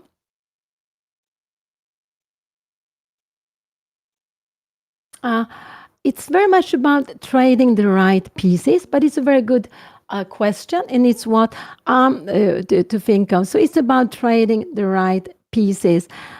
So I would say, so it depends on. Let's see, Anna go knight f4, but then her opponent can go g5, knight e6, and you have rook g8, and you see this knight is trapped. This would actually be losing. Knight a6, rook g8, h4, and you have because there is a pin. Look at this, there is a pin. We cannot play this. So knight f4 is the big mistake. Trading pieces, yes, depends on. So let's see if she comes here, her opponent take, Anna will be very happy, but she takes back with the knight to keep the pawn here. And so So after knight a6, can Anna have the plan going a3 knight b4? But she needs to plan it. Let's see, rook c8, a3 here. Let's see, you make some small move. I don't want to go here now, really, because look at this. She will get a worse pawn structure. This will be weak. She will actually lose after rook a4. She loses it. She can only play for this idea if she can have the rook on a1, and then the rooks need to be connected. It's not so easy for Anna to trade pieces. If she goes knight e5, she does, sorry, this is not the position. So here we have it on the board, knight e6 first play. If she goes knight e5, she doesn't want to take on c6. If these are exchanged, Anna prefer the pawn structure to remain like this. If you go knight e5 and take on c6, the pawn structure will be improved. So it is also about what pieces to change. She tried to go bishop b4 to exchange the bishop on d6. Her opponent prevented that, and it was a good plan Anna had. And but she doesn't really want to change this knight for the bishop on c6 because it would improve the pawn structure. If this changed for a knight, it depends so much if Anna can keep pressure against c3.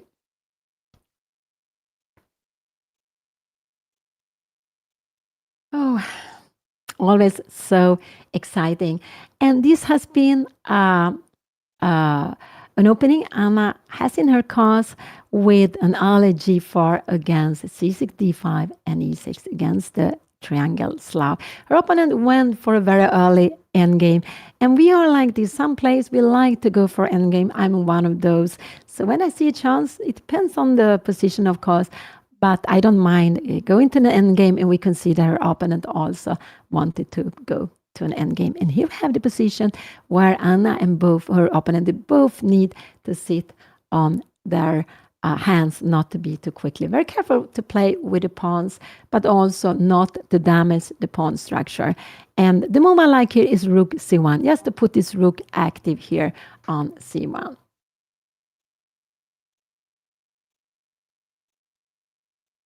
Yeah, his pawn structure is worse, but it's important to try to keep the pawn structure like it is, I would say.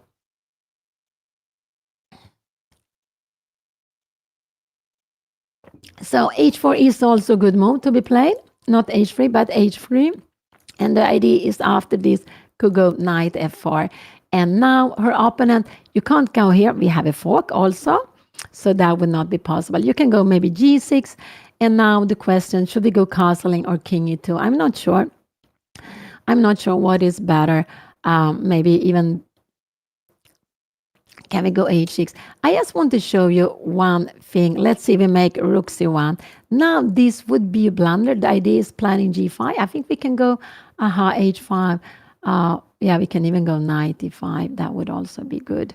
So, but yeah, h4 is the move. And I played castling. Oh no, castling I don't like. What are she going to do after bishop b5? This will absolutely be the move coming now. Oh, he will go, and Anna has only one move to play. Knight e c1. He can go king e1. Anna wants to go rook to e1, but knight e4. Oh, wow, wow, wow. No, this was not the good move to be played, castling. We will absolutely have bishop b5 on the board. Oh, her king was better on e1 because you can see if Anna wanted to go castling, this was better to do it now. In this position, there is no bishop b5. But here, oh, this is a little bit scary now. Bishop b5 is the only move, but it's such an obvious move, taking advantage of the pin. Oh, and after bishop b5, knight c1, can we go knight e4? Maybe now rook d1 is a good move. I don't know if you can even go bishop e1, but it looks very passive. Castling and f3, knight g3, and f3. I don't know where the knight should go. If it comes here, yeah, we can go. Can we go bishop g3? No, we have f4, so it's not good. Yeah, this was not so happy about this just because of this pin. I'm quite sure we will see bishop b5 on the board. And after bishop b5, Anna needs to make this passive. You can't play here. We will just grab it. And Anna needs to take it and she will lose the rook. So that was not, yeah, that was a mistake. A little bit impatient move. Anna wants to play rook fc1. If her opponent make a slow move, Anna will absolutely go, I don't know, rook fd1 she needs to go. And after bishop b5, she needs to go bishop e1. This is her plan. So, but he will absolutely go bishop b5, maybe think a little bit, and then we'll see it on the board. And Anna will get into, she's getting a little bit pushed back now here. It could also be that he goes, if he goes, here we have it on the board, bishop b5. Here we have it on the board. Yes, very, very natural move. And I just very scared of what Anna will do here now. She needs to go with the knight e to d1. Knight e to c1. Oh, so scared she played too quickly here now. Knight e to c1. She played the right knight to c1, keeping the more active. This was the best move to play. And this was the best move to play. But you see how passive the knights are. Now Anna needs to go. If knight d4 comes, rook d1 is what she should be playing here now. And it is about an equal position, this. But this is a little bit more tiny, pleasant for her opponent. Maybe he should go just g5 here because Anna needs to move away the rook. The rook is better on d1, actually. So Anna's plan, whatever he does, she should go, I don't know, maybe f3 or rook d1. But the rook should be on d1. Sometimes you have bishop e1 and you also keep an eye. So let's see. I think this will be coming. Can we go rook d1? But if you come rook c8 here now, can we jump here knight e5? Can we come here then rook c2? And we have knight e d3. Oh no, we don't have, we need to come back. So yeah, I'm a little bit scared of Anna's position here now. I believe we will see king e7 on the board. And now Anna needs to go, oh, I don't know, rook d1, and we will see rook h c8. What is Anna going to do here now? Maybe bishop e1 is a good move, and we are trying to get some harmony with the pieces. After rook c2, we can actually even go a4. What is happening here now? I'm wondering, knight c7, and we can go b3. You're going back, and now finally we have knight b4. And we're just making some moves. So Anna's plan is to go rook d1 here and bishop e1, but she is pushed back. She doesn't have any piece on the fourth rank. She doesn't have any piece on the fourth rank now. Anna is having 2 out of 4, exactly the same points as her opponent. She's playing against the player with a little more rating. He has like 29 points more than her. So he's the higher seeded of them today. So the pairing system is always, first of all, taking all the players with the same points. And then put them in 2 groups. And then from the higher group, you face someone from the lower group. And you are also, both of you are, they're trying to get that both of you are changing color from the day before. So in Anna's tournament, Mästerklassen, there are only 2 players with 4 out of 4. And then there are 10 players, I believe, if I'm not mistaken, with 3 out of 4. And Anna and her opponent, they are having 2 out of 4. I just want to say this is a blunder. Remember here, I'm not sure. I think I would take with the king, get it to closer. The 2 pieces are stronger than a rook in a position like this. He will absolutely not do anything like this. I expect him to go out with the king. He could also go castling. Now this is important. I think this is what we will see. And what should Anna play here now? I'm not sure. Maybe h4 is a good move to be played, but I would say a knight e4. Maybe for me, bishop e1 is a natural move to be played, and maybe rook c2, and we have a position like this. A4. Maybe you are going back, and we will just start pushing you a little bit back here now, and maybe bishop c3. So it's fine to play. I'm just wondering, knight c2. No, we have knight e1 here now. Oh, lots of tactics. But I believe his plan will be up with the king and rook h8. It's probably not the best. I'm not sure king e7 or king f7. Where would I go? I would probably go king e7 because I'm a little bit scared of king f7 with a knight to e5 with check. But it could be that g5 planning f4 is good. And now with no rook here, this would not be good. We just grab it, and there will be danger against the king. No, you can't give your pawn like this. With the rook here, yes, we could take it back. It would be completely different, but not like this. No, castling is absolutely fine move to be played. Only thing is the king is more far away from the center, so I would prefer to keep it on the center. And then I like rook d1 for Anna to play with the idea bishop e1. Or maybe, I'm not sure if knight e5 is coming. Let's see, we make rook fc8. Can we go knight c5? Maybe we can do that. Is that a move to be played? That looks very strange to me. Oh, we have, no, I think that would be completely craziness to play. Knight b3, we need to take it, and bishop b4. And again, we have about an equal position. But there are the bishop pair for black. We have to be a little bit careful of bishop a4 coming in this position here now. So probably this could be played. I'm not sure. I'm not sure really. And then maybe even taking back with the knight. Yeah. Oops. So far away. So far away. So Anna's plan now is rook d1, not e1. The rook is better on d1. So she has bishop e1 if she wants to. She keeps an eye on d3. And then to play maybe knight e5.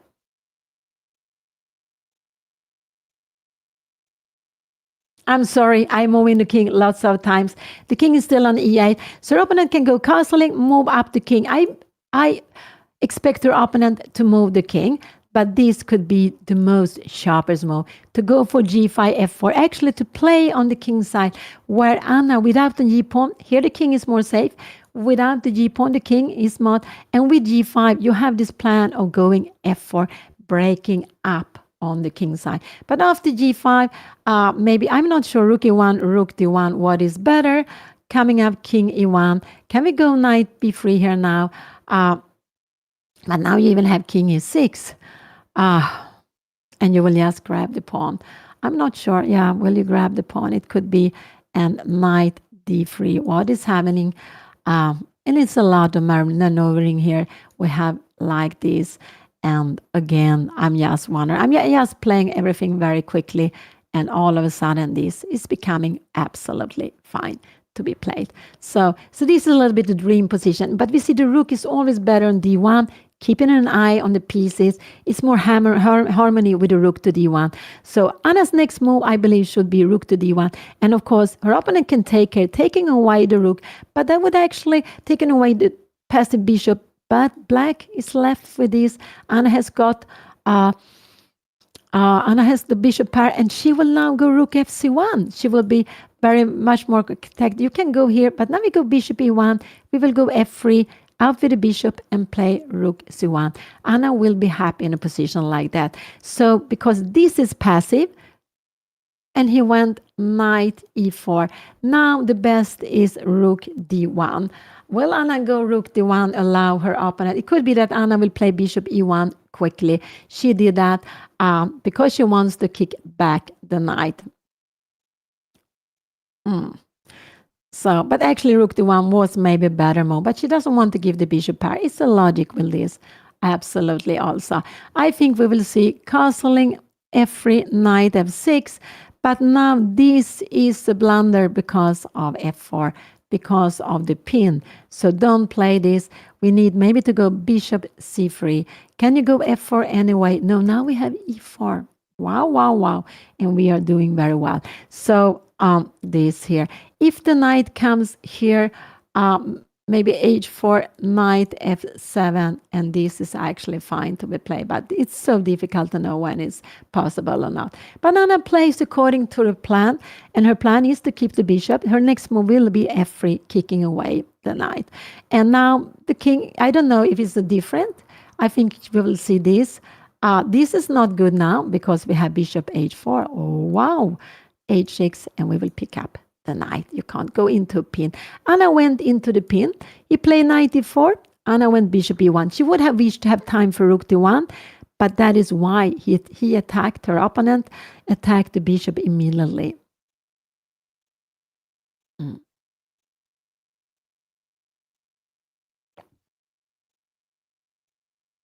Bishop f1 would make sense, absolutely, but it will take time for Anna to get it in.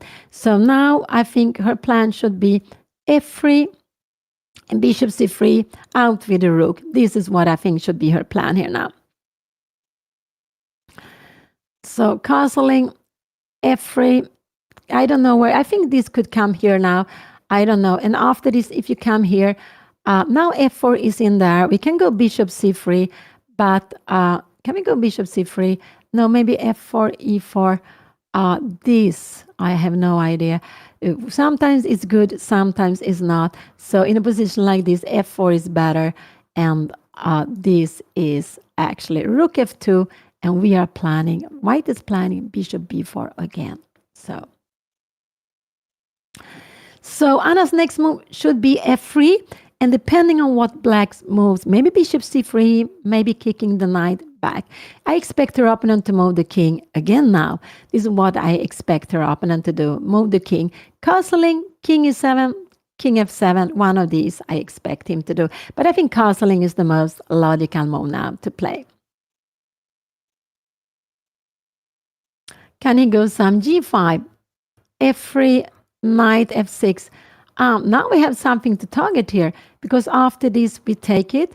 If you take like this, oh, we grab here also. Wow, wow, wow. And we are having threats against b6. This would be a dream. So g5 is not so good now because of bishop h3. You need maybe to come back with a bishop, and we can jump in here now. We could even maybe go bishop g3. f4 is no danger because there is this knight. We can always, oh no, we cannot take it f4, sorry. We need to take a check first, and then we will take the pawn. There's no danger because there is no longer any pin here. So after you do something, we just grab it. I think we take with the bishop, and there is an extra pawn, an extra f3 pawn. So here we have the position. Anna went bishop e1. She wanted to remain with the bishop pair. It's absolutely fine to play. It wasn't necessary. She could have gone rook d1. But how do we know when we want to keep it or not? It's not at all easy. There are some nuances. Sometimes it's good. Sometimes it's not. But she has to be careful. Don't play bishop g3 when, I just want to, like this. I told you before here, this is not good, because after that here, her opponent will go knight h5, and you see that will be leaving maybe f5. I don't know, can we go rook f5, bishop h4, and we will go after this d4 pawn. This is a bit scary, but probably even rook f6, stopping this. And yeah, you have some counterattack, but these, you see, 1, 2, 3. Now we have 4 pawn islands. Before there were only 3. So it's, remember, the pawn structure is the soul of our position, and pawns cannot go backwards. So when we push a pawn or we get a double pawn, it could be difficult to later on when our pawn structure is damaged, it could be difficult later on to get it a good pawn structure again. Maybe we have to play with a damaged pawn structure all the game. Anna's good in time, and this is what she is improving with very much in this game, and I'm very happy for that. I think maybe that is the most important, whatever happens, to be quicker with time. We can see that how much quicker she's playing today than she has been playing yesterday and the day before. So she has decided to be quicker, not to calculate everything. That is not possible. Just to try to find a plan that looks fine.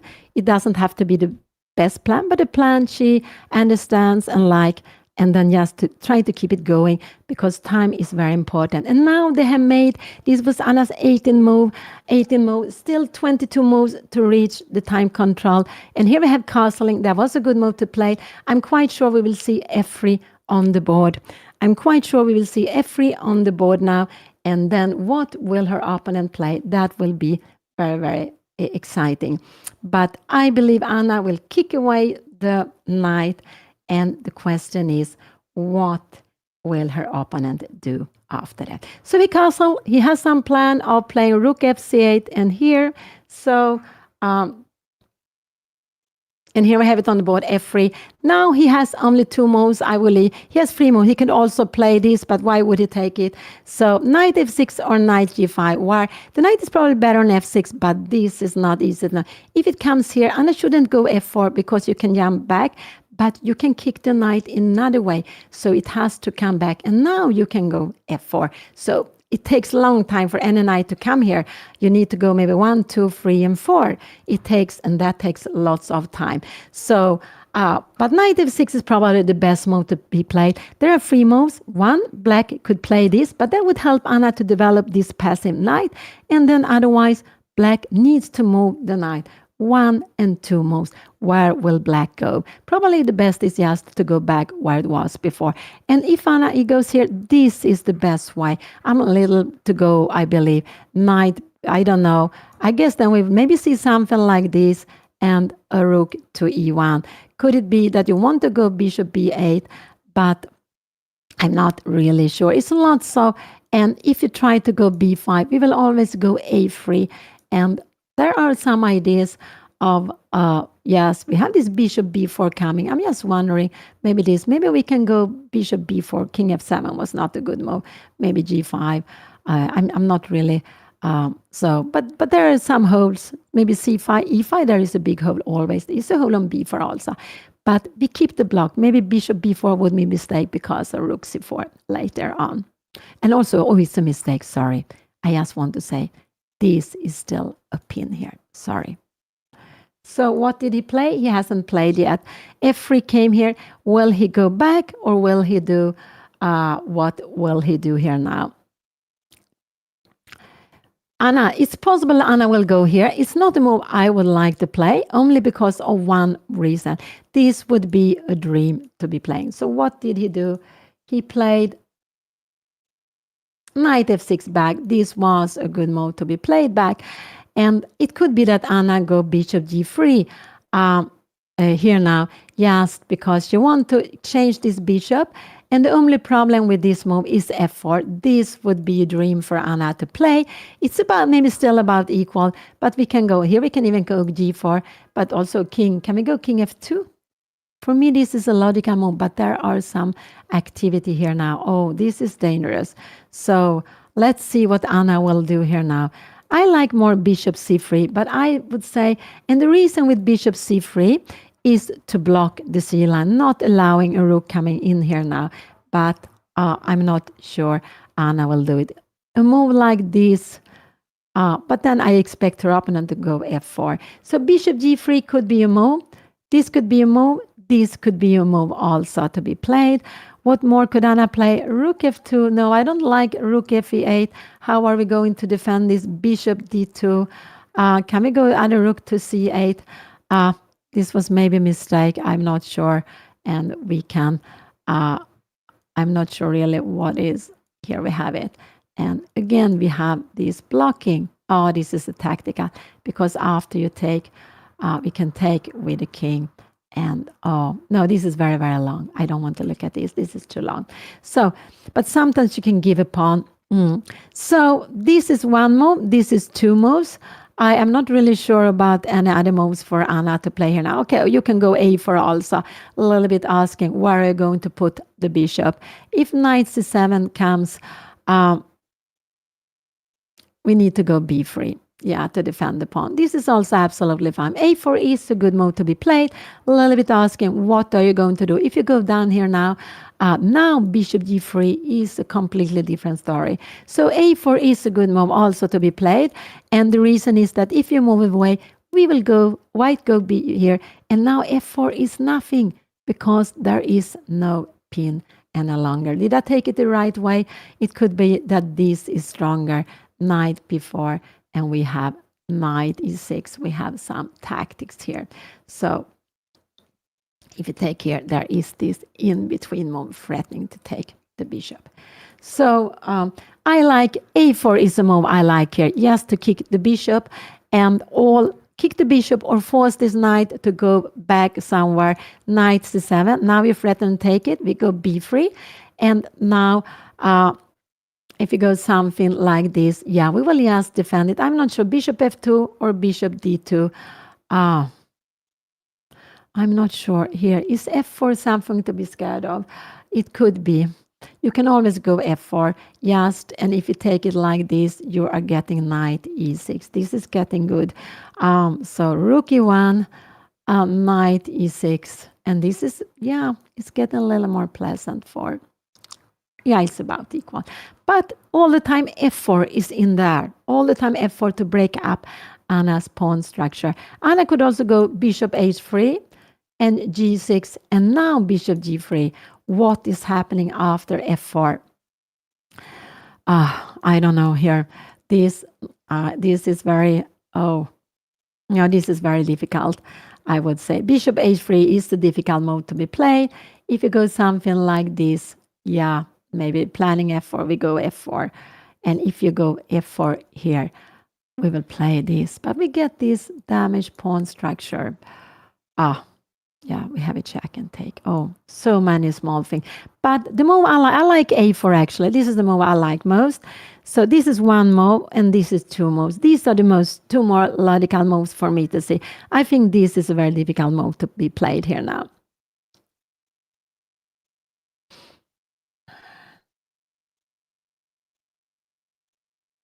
So very, very slow game. Her opponent went. Anna could also go back with the bishop, but then he has won some time.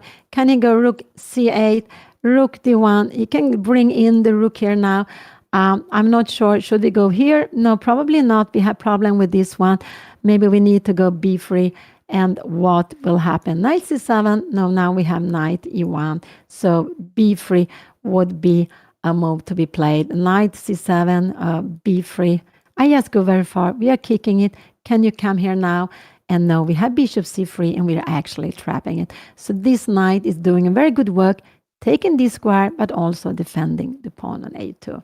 So this is also a move. Bishop d2, bishop f2. So out with the bishop somewhere. 1, 2, 3, 4. 4 bishops moves. Bishop h4 looks a little bit strange to me, but could be also be played. Moving the dark square bishop or a4 are my guesses in this position.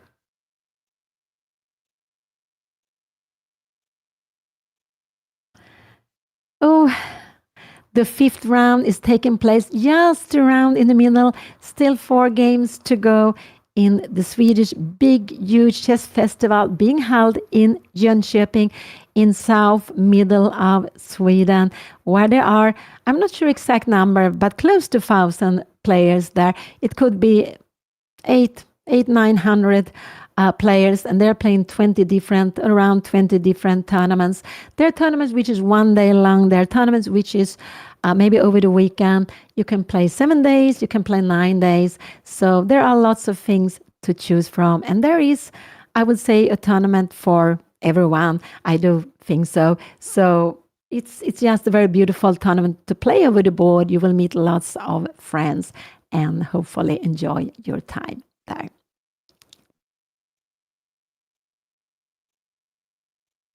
Yes, this bishop is annoying, pinning down here. So that's why I like a4. But then it's very important you see that we cannot take it. Oops, the rook is falling. So we need to go, if the knight goes away, we need to go b3. So the knight could go knight b8, b3, but you cannot go knight c6. Yeah, can we go? Yeah, because then we will take it, and we have another threat. Take here. How is this position?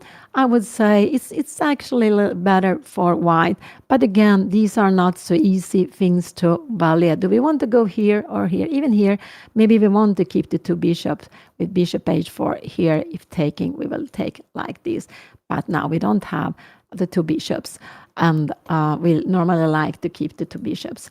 So, but then these things are very difficult to know what is better or not. But a4 is the first move I like to do. Yes, a little bit asking black, what are you going to do with the bishop? Starting with b3, is that a difference? But maybe you have time to strike. No, I like a4 first, because if you want to keep the bishop there, you need to move this knight to more passive square. We have a direct threat, so you need to move this knight or you change.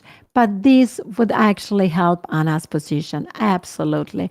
King f2, I guess we go bishop here.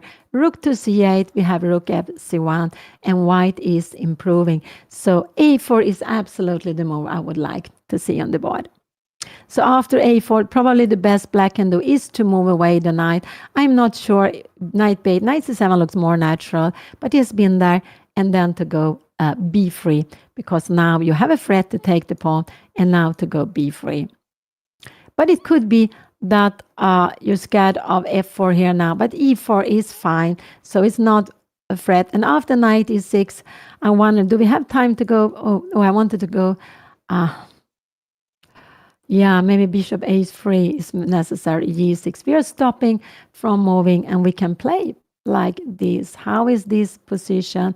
A rook coming, not this rook. Rook f8 is coming, and now we have rook e1, rook c2. That was a mistake, knight b4. And we are improving. So a4 is the move I would like to see on the board, really the move I would like to see. Bishop c3 is fine, but very difficult. And it's a move to block the c line, not to allow her opponent to go down. Also with bishop c3, white support is after f4, white can always go e4 and keep very good control of this d4 pawn.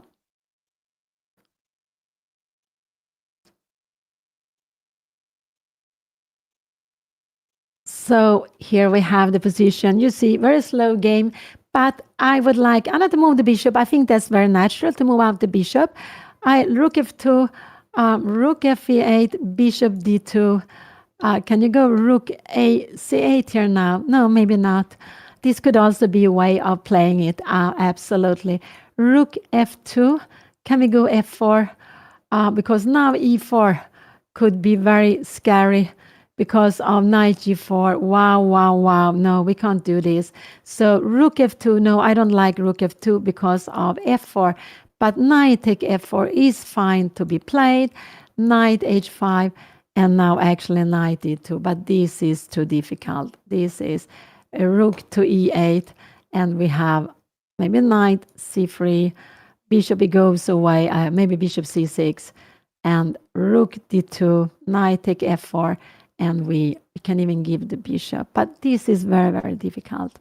I would say this is just very difficult to be played. It's about equal. Knight g3, taking rook e3, and we go rook f1. Very equal. But yeah, now it's actually a little more pleasant for white. A little bit changing. Now rook f2 is a very scary move. But it could be. And the idea with rook f2 is to get out of the pin. This is the idea with rook f2. Also, you keep control here. But I don't like it because I'm a little bit scared of f4. This and here, can we now go f4? Yeah, this could also be possible. I am not sure what is happening here. But after, if you take and take, it's a game. It's possible to be played, but always a little scared of this here. So a4 is what I hope Anna will play here now. Will she play it? A4 is actually what I do hope she will play.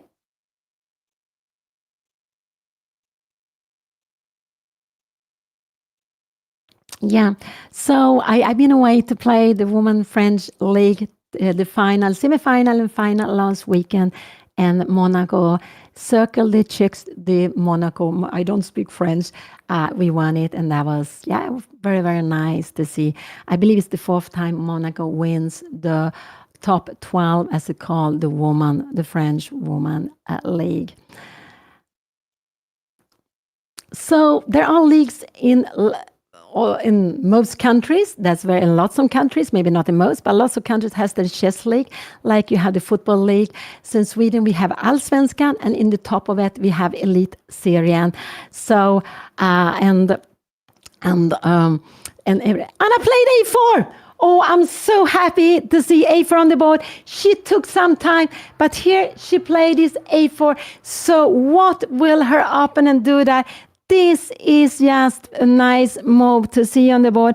I'm very happy to see it on the board. She took some time, but it was a good move. This was Anna's move number 20. So she still needs to make 20 moves, but she has 32 minutes plus half for this 20. So she has like not 2 minutes per move, but is it 1.5, more than 1.5 per move? That is very good to see. And A4 is a move I like Anna to play. So what can he do? He can do, this is under attack. Anna to play would take on B4 and win on spot. So either he can move away, but then it will become passive. Then I actually like bishop G3, coming out with the bishop. Wow. So that would not be such a good move. He can take here, but that would also help Anna because this bishop is very passive. And what he can do is he can move this knight, not going forward. We will just grab it with probably with the bishop like this, take a knight. And then after taking here, I'm not sure what is better. It could be that bishop is actually better to have bishop d3. I'm not sure which one is better to take. This could actually be better because to play with. And now the two pieces will be stronger than the rook. There is no extra pawn for, and if you go something like rook f8, we just defend it with king f2. We also have rook a3 to keep it well defended. So a4, there are one move, moving it back, the bishop somewhere. I guess I'm not sure where is better. Bishop d7 looks more natural to me, or moving this knight. These are the moves, and then this knight has to go backwards. So moving the bishop or moving the knight are what black can choose from here. Anything else would just be good for white. But a4 was a very nice move to be played, and I can see Anna's ideas, her plans, and they're very, very fine. They're not absolutely precise, the best, but she has a plan, and that's the most important. And the plan, and she's playing according to the plan. She allowed her opponent to get into pin. I was not happy about that, but now slowly she was pushed back, but now slowly she's pushing back her opponent's pieces, and her opponent has to make a choice. What is he going to do?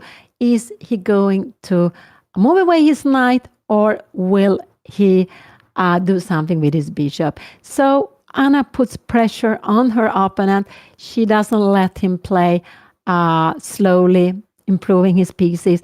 He has to do something about the bishop. And if Anna wants to do it, a4 was good now, because it was better to start with a4. If the knight moves away, yes, b4 is a good move. If this comes now, maybe bishop h3 is a good move. Can we go? We can also come here and f4. Now I believe e4 is a mistake, because take. Oh, we have knight g5. What is this? e5 and f3.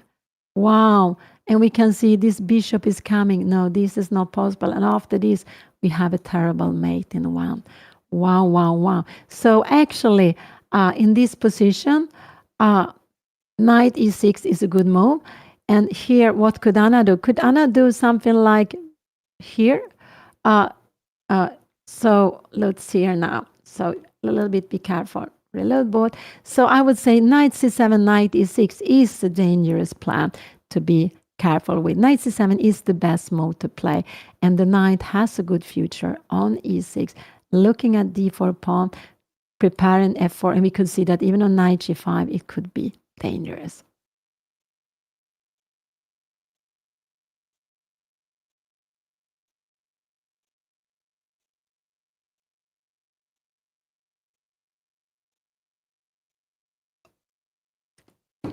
So I'm just wondering, knight c7, b3, knight a6.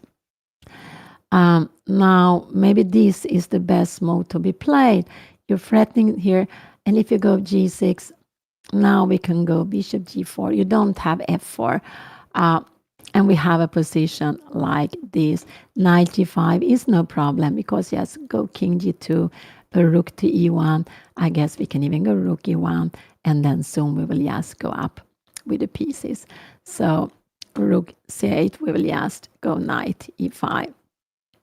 And this is absolutely getting very, very fine for Anna. So it is.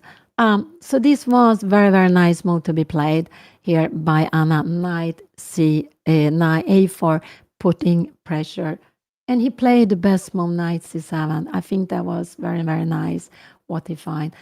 He played absolutely the best. Now he threatened to take the pawn. There is a pin here. Anna goes b3 very quickly. And again, I'm very happy to see that Anna plays this move very, very quickly, b3. So what is he going to do? If he goes knight e6, can he go f4 here now? He could do that, but now e4 is not the same. Knight e4, we have e5 here. So it's not the same. So this, because this knight g4, we have e5, bishop e7, and I guess we go bishop. We can take, yes, rook take f4. Wow, no, this is not possible. So he cannot go f4 in a position like this.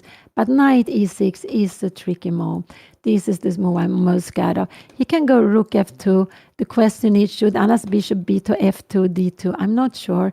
It seems like this is a better way. And if f4, yes, to play like this, just to keep d4 pawn. Yeah, this is why bishop f2 is important. So rook e8 is a good move to be played here now. Rook e8, putting pressure on this. If Anna comes here, rook take e3 would lose. No, sorry, there is a pin. She needs to defend. If she needs to defend like this, I'm a little bit scared of f4, e take f4, and knight e6. This pawn will fall. No, I don't like that. So bishop f2 is important to play after f4. We take on f4, knight h5, and maybe even f5. So if a rook, yeah, so here we have it. Her opponent can't go with that rook because the pin, there is no pin, and Anna could take it. So if there is some rook to put pressure on the e-line, it has to be this one. And if you take like this and rook e8, I think Anna can go both ways here now. Here, after f4, I guess e4. What is happening here? Knight take e4, and then we have bishop take f4. And the position is open up, and that actually helps the bishop long far away. There's a pawn on a light square, so that I guess we go rook. Maybe knight f4 is stronger, actually. Wow. It's not so easy. But this is absolutely fine to be played. A little bit better for white, but it's very, very far away. So the moves I can guess here, knight e6 is a good move. f4 is a mistake because of e4. Rook e8 is what he's going to do. He played rook c8. This looked like a little bit surprising move to me. Anna can go bishop h4 is actually a good move to be played here now. And knight e8, and then rook d1, threatening to take here. And what if you come here, knight take d3? Are we scared of rook c3? No, I don't think so. Rook b1, and Anna is absolutely doing fine. So rook f8, he has some plan on getting in with a beat rook on the c line. So what can Anna do? Can Anna go rook a2? This is absolutely fine. But then he would probably go bishop a6, keeping no. Can she go rook f2? Yeah, but getting out with a pin.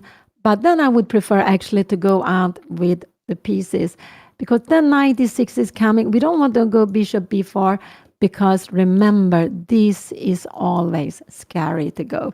f4, can we go bishop h3? No. Rook e8. This is a little bit scary to play. This is absolutely scary to play. Yeah, we have this in-between move, actually. And yeah, we have this in-between move, but Very, very, it's a bit scary to play. Yeah, go back. Uh, so here we have it. Uh, so moving out, the bishop looks logical. Bishop g3, I don't like so much, maybe because of f4, but that's nothing to be scared of. This is actually a good move to be played. And now the best Anna can do is to go back. So, yeah, she needs the bishop here now. If she comes here, knight e8, what is the difference? Rook d1 and rook c3.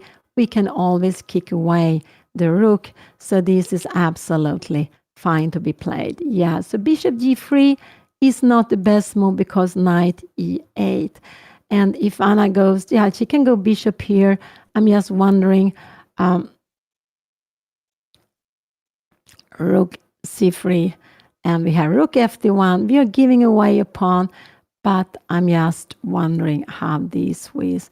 And even with a pawn less, white is actually doing very fine in this position, but not easy always to see. Very far away. So out with the bishop somewhere. Could rook b1? It looks a little bit passive, but her opponent will absolutely keep the pin like this. So this was his idea with knight c7. He will keep the pin if Anna moves away the rook. So Anna can do rook a2, but then he doesn't have to. Now there is a threat to take here. Bishop a6, and now move out the rook here now. Knight a c7, and maybe rook d1. Can we go rook f2? No, rook c3 is scary. We need to go rook d1, and after rook c3, there's always this bishop e1 kicking back the bishop. And I'm just wondering, can we do this? No, this is a mistake. This is a mistake. We have to be careful.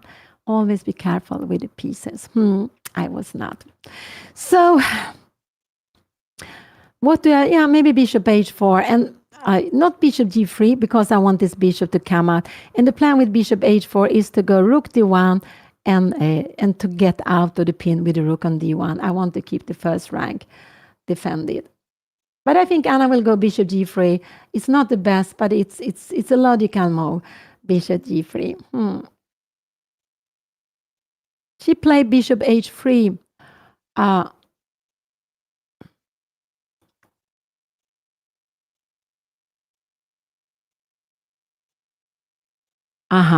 So I think after g6, I think maybe Anna will go rook h4, knight h5, and rook d1. I think this is what she wants to play. Bishop a6, and yes, jump in here. This is what I think we will see on the board. Knight e6, knight f4, and we have a rook coming down here. This is a little bit scary, actually. You can take here now. Knight take e5, winning a pawn. But, you know, with the bishop pair, how can we know? Yeah, because b5 is coming. Sorry. So sometimes I'm moving away the pieces. So she played bishop h3. Her opponent needs to go g6. We will absolutely, there is a direct threat to take it. So there is, and Anna wants this to be pinned. We will have g6 here now. And what will Anna do here? I'm not sure. Could it be knight g3? But this is a little bit scary here because knight c8 and the rook will come to c3. So that could be a little bit scary. Anna should actually keep the dog squared bishop. Not at all easy. So here we have it. He didn't play g6 yet, but he needs to go g6. I cannot see another move. Yeah, he can go rook 8 if he wants to. And then, I don't know, bishop d2, bishop f2, if there are anything, g6, and Anna moves out the rook. I'm not sure whether it's better or not. So, but g6 is such a natural move to be played here now. So, when there is this direct threat to take the pawn. So Anna has 2 out of 4, exactly as her opponent. They have played. So Anna lost the first game with the white pieces in the first round. Second round, she won with the black pieces. The third round, last Monday, she lost with the white pieces. Yesterday, she won with the black pieces. And now she's playing round number 5, facing Tommy Lidén, who is a little bit higher rated than her. He has no title. And we have seen an endgame, very early endgame, where black offered to trade the queens, And here we can see them maneuvering, playing a very slow game, very different to her other games in here. So if g6 come, and I can also go maybe bishop f2, knight x6, rook d1, and bishop a6. So I'm just wondering if maybe bishop d2 is a better move to be played. Bishop a6, moving away the rook somewhere, knight e6, f4 is coming. Are we no, f4 is not coming, but can we go bishop b4? And yeah, take, and rook c3. And now all of a sudden you are a little bit under pressure. Knight g5, and we need to go bishop g2. Yeah. It's a little bit scary, this actually, but it should be rook e8. Can we go rook e8? But then maybe f4 could be coming. So knight c, d3, blocking. And we have a long, you see, long maneuvering. But her opponent will absolutely put the bishop on a6 at one moment. Bishop h3 was played. Anna, and again, we see how Anna is playing quickly. This was her move number 22 already. Oh, already 22. So only 18 more moves to reach the control. And Anna is playing more practical. And this is very important. And it's also a way of training that you, instead of trying to find the absolute best moves all the time, you try to find plans which are more or less fine, but to be more quicker. And it's a way of training how you're using the time during the game. And that is also a very important thing. If we could play all our moves, the same good moves, but quicker, we will automatically be much stronger. Why Anna wants to keep the dark square bishop? Normally we want to change it, but it's because this b-pawn and move, this is the square. Anna doesn't want the rook to come to c3. This is why she doesn't want to change this. With the pawn on b2, that would have been fine. And here we have g6 on the board. That was absolutely a normal move to be played. And now I'm a little bit scared of bishop g3. This looks like only because she loses control of the c4 square. And that is not so easy to see. She gets a lovely pawn structure with this. You can take here. You move away the knight. I don't know, maybe here. But now this rook is coming here. Rook e1. Do we have rook c3? No, we have knight b4, knight g2, and bishop g2. Maybe this is fine. You need to come here. Can we come here now, maybe? I don't know. But I think bishop g3 is what she will be played. But at this moment, I prefer her not to change the bishop, just because of this square. But this is just very difficult to see.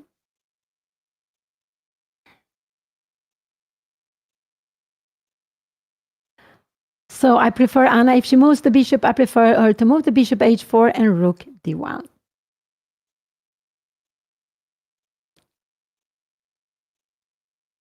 So Anna is having 2 out of 4, no draws. She has won 2 games. She has lost 2 games. She won 2 games against player a little bit lower rated than her. She lost 2 games against player a little bit higher rated than her. But whatever happened, this is a fantastic experience. It's absolutely a very, very good experience to play. She's playing against player between 2,000, 2,200 every round, whatever happens. Or I think there are 2 free plays with a little less than 2,000, but very close to 2,000. So whatever happens, she will play against this player. And that every game is a tough game. Every game you are learning a lot from. I expect Anna to go bishop e3. I think g3. I think this is a natural way of playing, but it's actually not the strongest because of this square. I would prefer Anna to go bishop h4. I don't know. Maybe you come here, rook d1 or rook e1. I'm not sure actually. So difficult. And after rook c3, yeah, we have this bishop e1. And the rook needs to come here now, and we can go maybe even rook. No, we cannot do this. Oh, we have to be so careful, so careful. Can we go rook d2 maybe? Maybe this could be, and after, yeah, this could be absolutely. So let's see what Anna will play. But I believe she will bring out the bishop somewhere.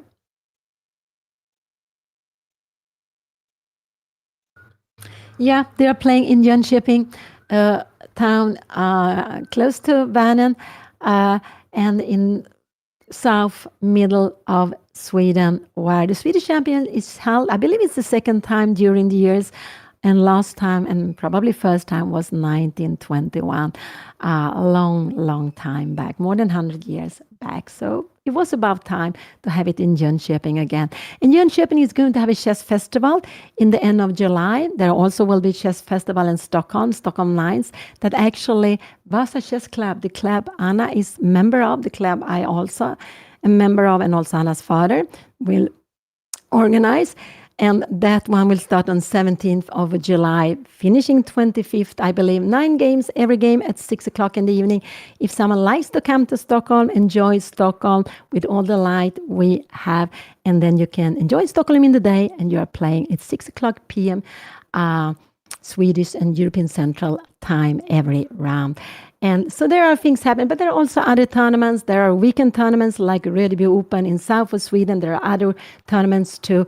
I just named a few, those I know best. But there are I think there are quite some chess activities to if you like to come to Sweden. And also for the Swedish player, of course, to come to Stockholm, or you live in Stockholm, you have time to work, and then you play the games in the evening.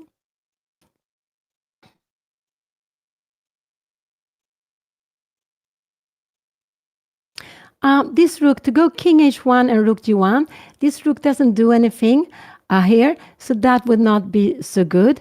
The king would, maybe later on you need a king, maybe to go king f2 to defend e3. So no, the king is better here. I prefer also the king on the dark square actually than on the light square. So, and put in the king g1 and rook h1. Our opponent, there is a threat to take on f5, but the king will always, the black wing will come closer to the center. And this king will become more active, and I will actually put her king more passive.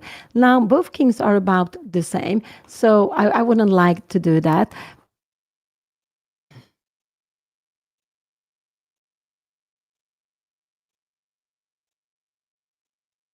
Yeah, rook e2 could be possible to play. Now there's a threat to take it. Now bishop a6, but there is still a pin. Maybe now bishop h4. I'm not sure what you should do here. Maybe coming here, and now I like this rook d1, always this rook move. This is absolutely fine. And then maybe rook c1 will be held.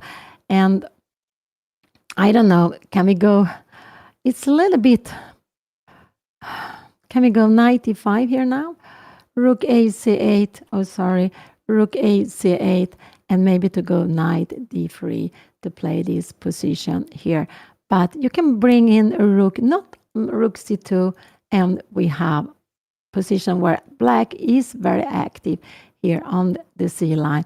But this is absolutely fine to be played. It's absolutely fine, even if you have rook c3. But it's again, it's so difficult to understand how you should play this. It's so difficult. We can even give pawns here and there, but it's just too impossible to play. So go back. Oh, so this is a little bit. So black is planning to double on the c line. This is plan. Black is planning to move away the knight, e6, e8, and then to double the rooks on the c line.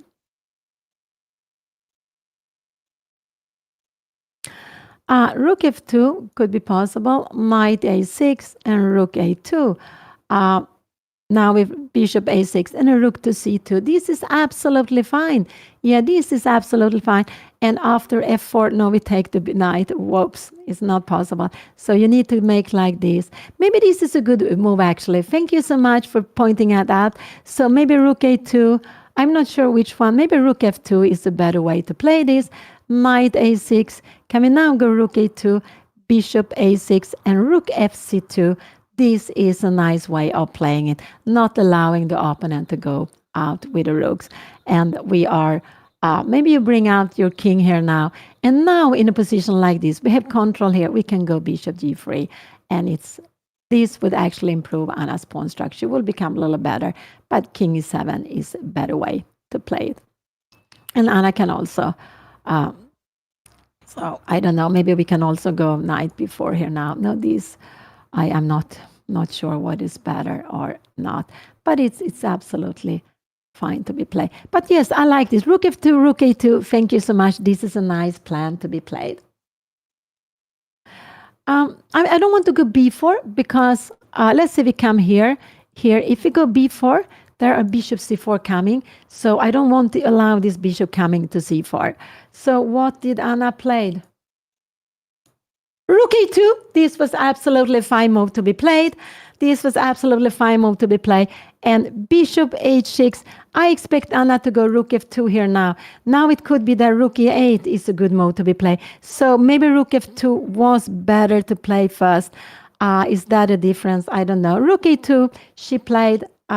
We will absolutely see bishop a6 on the board. There is a threat now to take here now. Her opponent can take here, but with just held. There is a pin here now, but we will go a5.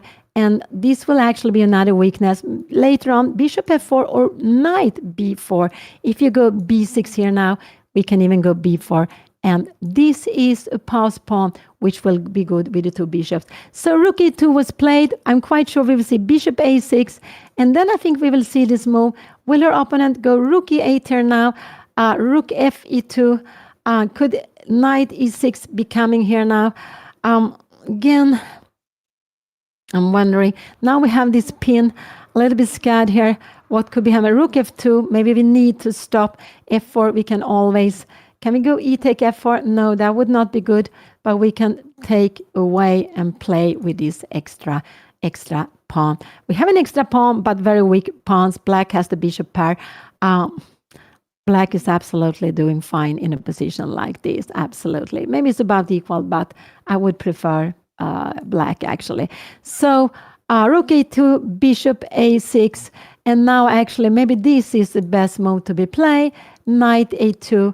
And can we go rook f2 now? Now we have rook c3. No, rook f2, sorry, it's not. We need to go rook d1. So, but I believe that we will see.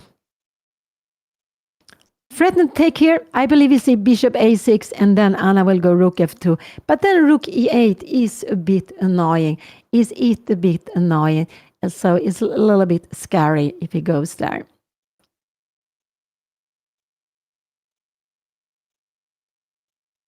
There will be another pin actually. If he comes here, Anna goes rook f2, rook e8.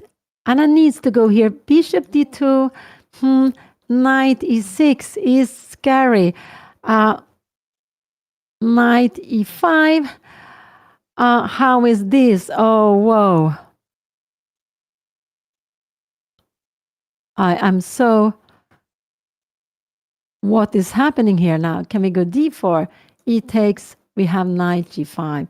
And wow, what a tactic. So here in this position, we can go knight g5 here. But if we now go d4, we will just take it. Oh, so, but this is too much tactics. But if you go away with a knight, yeah, f4. It's about equal, but I like more. Black has this knight e4. But this is actually a mistake. b4, you see, I'm playing all the moves a little bit too quickly. So one small mistake and everything can change. But this is the natural move to be played, keeping the pin here now, keeping the bishop. Bishop a6 is absolutely what I expect the opponent to play. Anna has spent, Anna is down to 22 minutes, so she still have 17 moves to make, but she has like more than 1.5 minutes, a little more than 1.5 minutes per move to reach the time control, because they're playing classical game where they will get half an hour extra if and when they reach the time control of 40 moves. Vasa Esko means Vasa was a king a long time back. Gustav wasn't Gustav Erik Vasa. And so we have lots of things named Vasa. There's a very famous ship, Vasa, also. An area of Stockholm is called Vasa.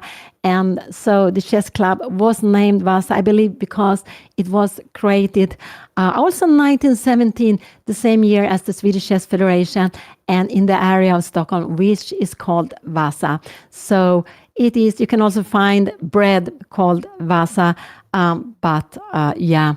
So lots of things are named Vasa in Sweden after our king, like 500 years back. Yes, Vasa Schack Club is Vasa Chess Club. Thank you.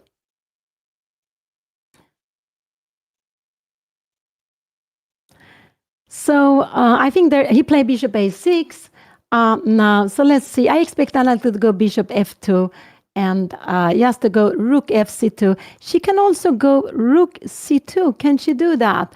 Knight e6, rook f2, knight g1, bishop g2, and rook e8. How is this position? I am a little bit, and now we have this pin here. This could also be, and we see again the pin. So it could be that she will go rook c2 also in the position here.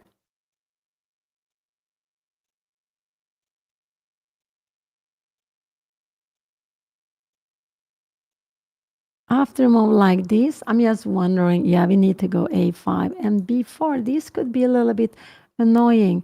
a4, I'm not sure. Can we do this? This looks a little bit crazy. Yeah, we lose the pawn here, and you take like this, and we can see how active black will become. This is just, we are very passive. This knight needs one more tempo. Rook c3 and rook a3, losing a pawn, rook e1, and I guess rook a3, losing a pawn. So no, rook c2, b5 is a bit scary. So I prefer, yeah, what would I prefer actually maybe bishop h4 here now. Bishop h4 and rook d1 is maybe what I would prefer Anna to play. Yeah, I'm not sure actually, but I think so. Let's see what Anna will do. So she can move the bishop to different places. I expect Anna to go rook f2 or rook c2. These are the moves I expect her to play here now. Now it's not possible to push the e-pawn because when the bishop moved away, Anna can never push the e-pawn because if she goes here, you will just grab it and you can take it with a knight. So it's not possible. There were some lines earlier on. Let's see. If you come here, if you go f4, yeah, we would just take on c8. That is not possible. You could go rook e8. We go away with the bishop. Can we now go f4?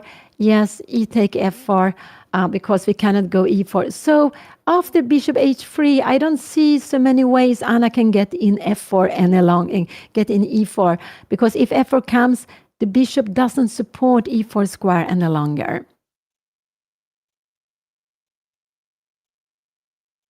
Yeah, b4, b5 is a nice plan, but the problem with b4, black has this beautiful bishop c4, and the bishop will be very active, and Anna will need to, she will just be, and there will be also very active, the rook will become active. So like this, the rook is passive here because it's a bishop here in the way. So no, don't move the b4 pawn. This is a nice idea. But if Anna could do 2 moves in a row, she would be winning a piece. But the pawn can only move 1 step, and then black is just in time to play bishop c4 and become more active.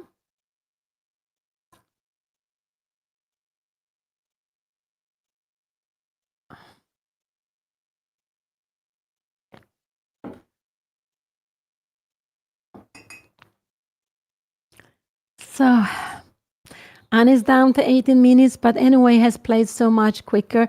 And I would say this game is not easy. It's so much maneuvering here and there. She is behind, and we can see because she doesn't really know how to play this. But she has really made an effort to play this quicker. And I would actually like Anna to go knight h5 here now, maybe here, and rook d1. After a move like rook e8, Anna can go king f2. Can we go bishop f4? But now do we have f4? Because we don't have e4 any longer. So bishop a3, we need to take it. And if you take it, how is the position like this? We can go again. This is absolutely, now this is fine.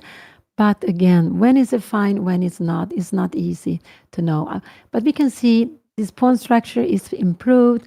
This pawn is defended. So after here, we can go king f2. We can also go even rook c7. Yes, putting pressure on this knight. So go back. Let's go back. So yeah, maybe bishop h4 and rook d1. I would like to see. I guess Anna will go rook c2 or maybe rook f2, just to get to take control of the c line. Oh yeah, and yeah, always nervous. Anna has played the Swedish Championship before, but first time in Mästarklassen.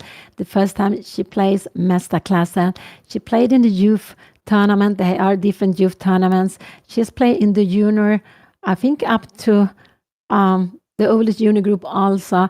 And she played as a very young girl with 7 years old already, 2009, when it was held in Kungsör. So it has been very beautiful to go to the Swedish Championship several years with Anna also playing in one of the junior group at the same time.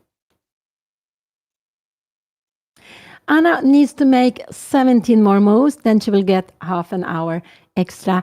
And we can see this is not at all such an easy way to play. I would say maybe it's a little bit easier to play, maybe for black. At least black has shown very clear plans how to play it. Now, I think black's plan is also to go b5. Can he, after this, can we go b5 here now? a4 or b4. This is a little bit scary. Bishop g3. Can we go knight b5 here now? I'm a little bit worried about this, but maybe this is absolutely fine because in the end we have knight c5. No, we don't have. We have the rook here now. We need to go rook e1, and after a move like rook c3, we have knight c5 coming. So that is fine. Yeah, let's go back. Let's go back. Oh.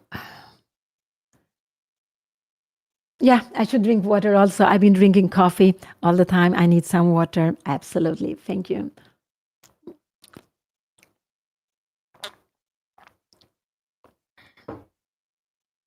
Yeah, Anna is taking a deep thought here. She hasn't made up her mind what to play. I would actually wish that Anna had some water, something to drink on her side also. This is the 5th round out of 9, so there will be 4 more games for Anna to play. 2 games tomorrow. Tomorrow is the only double round, and then 1 game on Friday and 1 game on Saturday.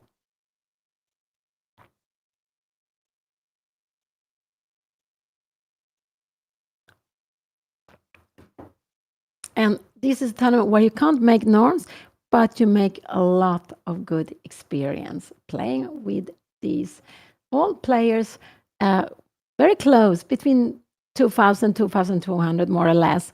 So they're not far away from each other. There are not big difference in rating.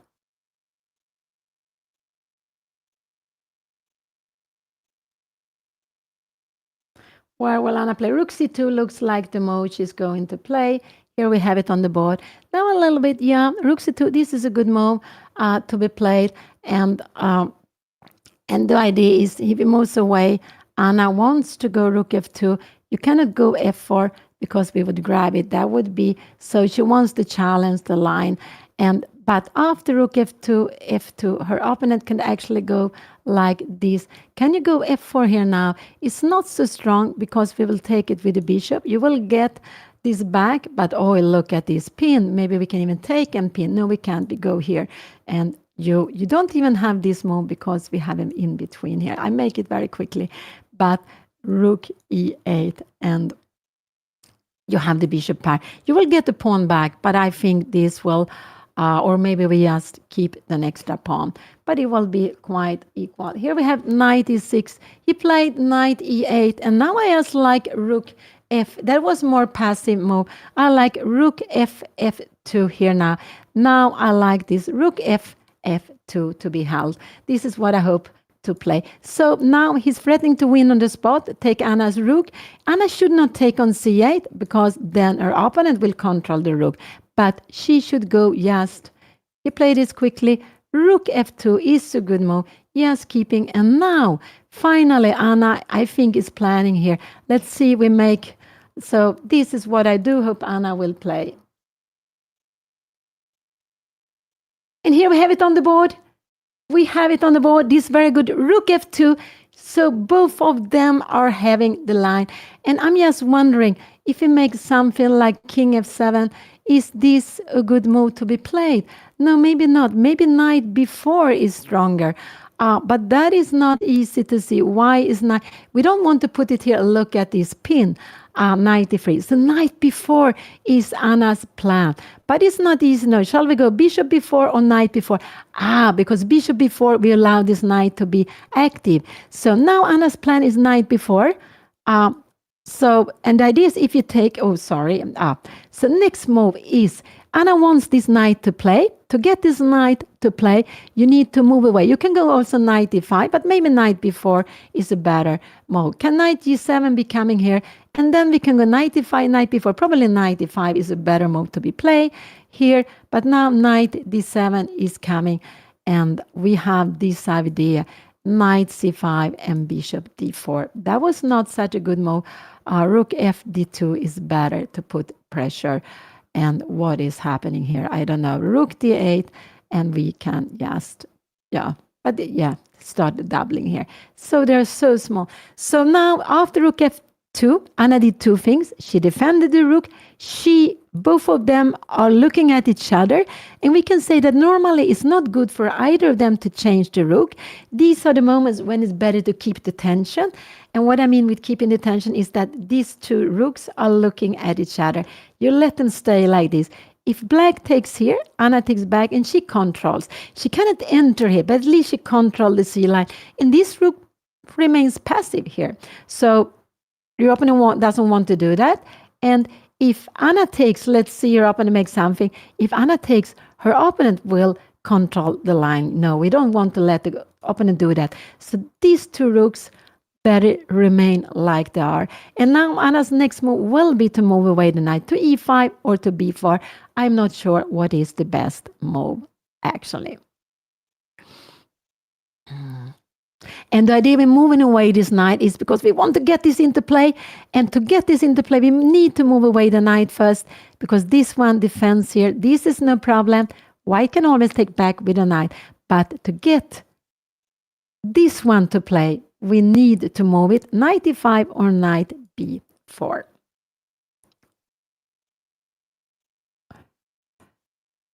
This could be a tricky move because now the knights are, but now we can maybe go, can we go bishop b4 here now? Because if you take like this, we will take with a knight. If you take like this, we take back with a knight. And if you take here between, we take back with a knight. So keeping control of everything.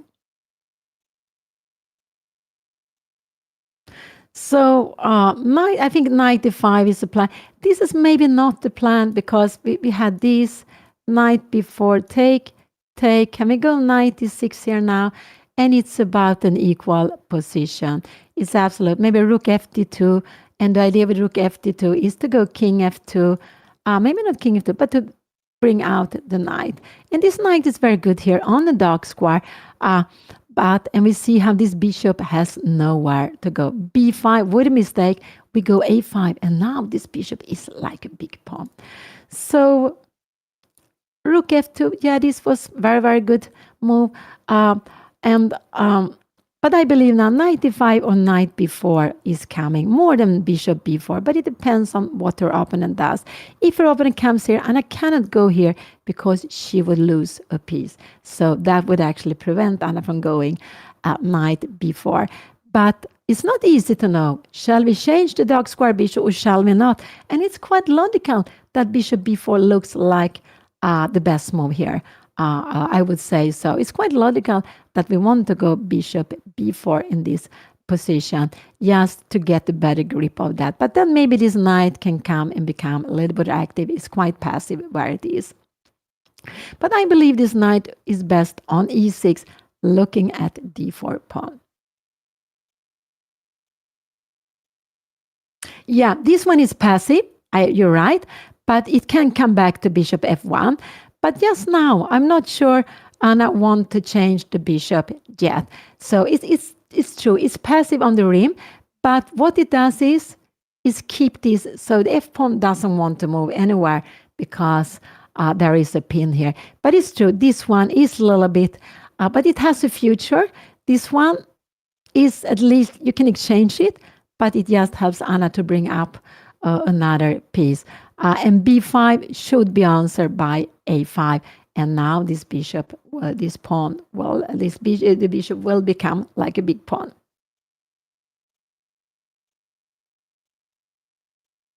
Yeah, you can see, as this is a tournament in Sweden, all the players belongs to a chess club. To play in this tournament, you need to belong to a chess club. If you want to play and you don't have a chess club, the federation would help you to find someone. But you need to belong to a chess club. And now also, I believe it's possible to create chess clubs online. So that is just more a technical issue to find a club you like to belong to. And then you can see all the players. You can see the title. Anna is a woman FIDE master.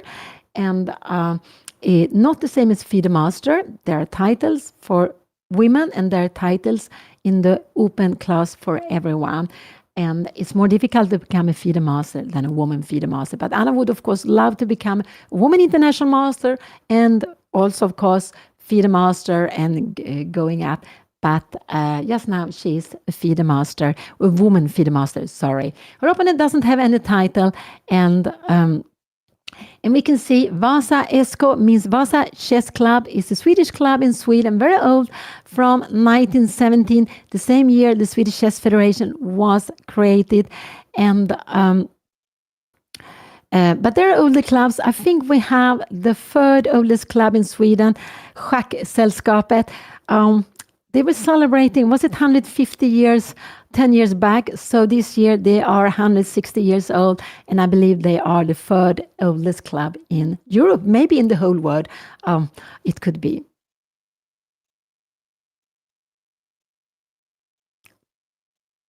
And it's down to 14 minutes, still 16 moves to make. So it is more than 1 minute, but not so much more than 1 minute per move to make before they reach. No, it was just 15 moves to make. Sorry, not 16, 50 moves to make. So when they reach the time control after 40th move, if they will make 40 moves, they will get half an hour each extra.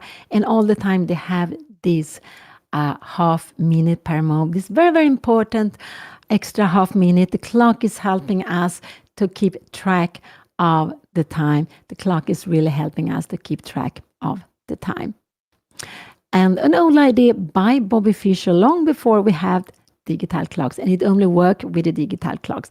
In my youth, we had analog, so difficult to pronounce, but we had these old clocks where we couldn't see the exact seconds. We didn't really know if we had 10, 20 seconds left when the flag was starting going up. So it was always scary to get into time trouble, at least for me. Yes, Vasa is the name of a former king in Sweden. And lots of things are named Vasa in Sweden. Oh, why is spelled with W, not V? I believe lots of last names, when they are starting with a V, it's more common to have a double V, actually. While first name in Sweden, if start with a V, it's normal to have it with a simple V, not a double V. Oh, I don't know if I pronounce it correctly. So I think it's just an old tradition to have a double, do you say V? When it's the last name, instead of having just a simple one. But Vasa you can see with both double V, and sometimes you see with a simple one.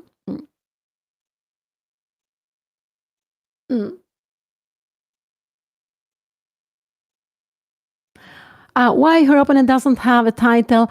You need to play international tournaments and you need to score. So it depends on how much he has been playing. And in Sweden now we have a very popular system of Grand Prix weekend tournaments, which is very good because most of the players are working. So you can play Friday evening, Saturday and Sunday, but you cannot make any norms in those. Friday evening, there's normally 4 rapid games, like 15, 20 minutes long plus. He took on d3. Oh, that was a little bit surprising. He took on d3, and what he wants to do now here now, Anna took back. Um, um, Now actually Anna doesn't. Oh, he took back. He was scared. He didn't want Anna to have the two knights. So what is the best he can do now?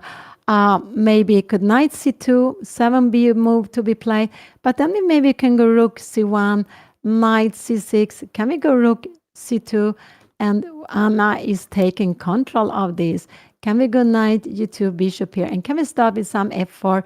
No, there is another pin I haven't seen. Wow, it's a pin. It's not winning, I believe so, but it is just putting all, look at all the pieces are playing a knight e5.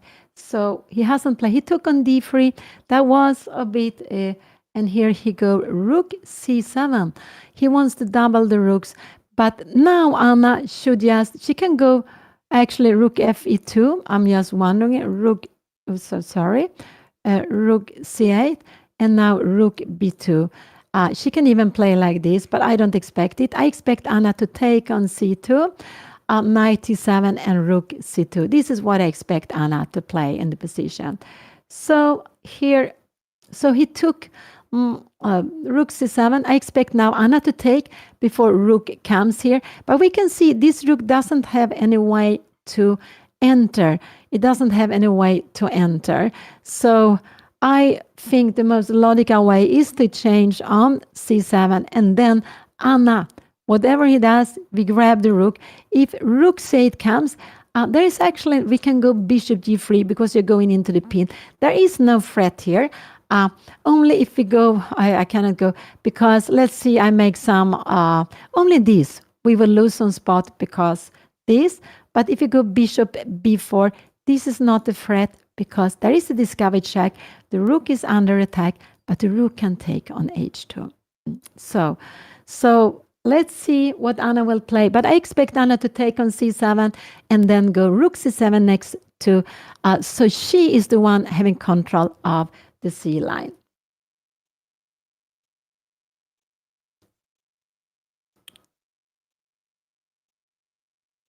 And he took back with a knight, bringing it more aggressive. And now I expect Anna to go rook c2 just to keep it very active. Could she do something else? She can go bishop b4. I'm not sure this is the best way of playing. And knight e6 and rook c2. And how is this position? Maybe king f7 and king f2. It's about equal. Anna shouldn't change the dark square bishop. She should keep the two bishops, at least not changing on b4. So rook c2 is what I would like to play. And here we can go this. This is actually such a big difference to change it like this. She's improving the position. So rook c2 is what I do hope Anna will play here now.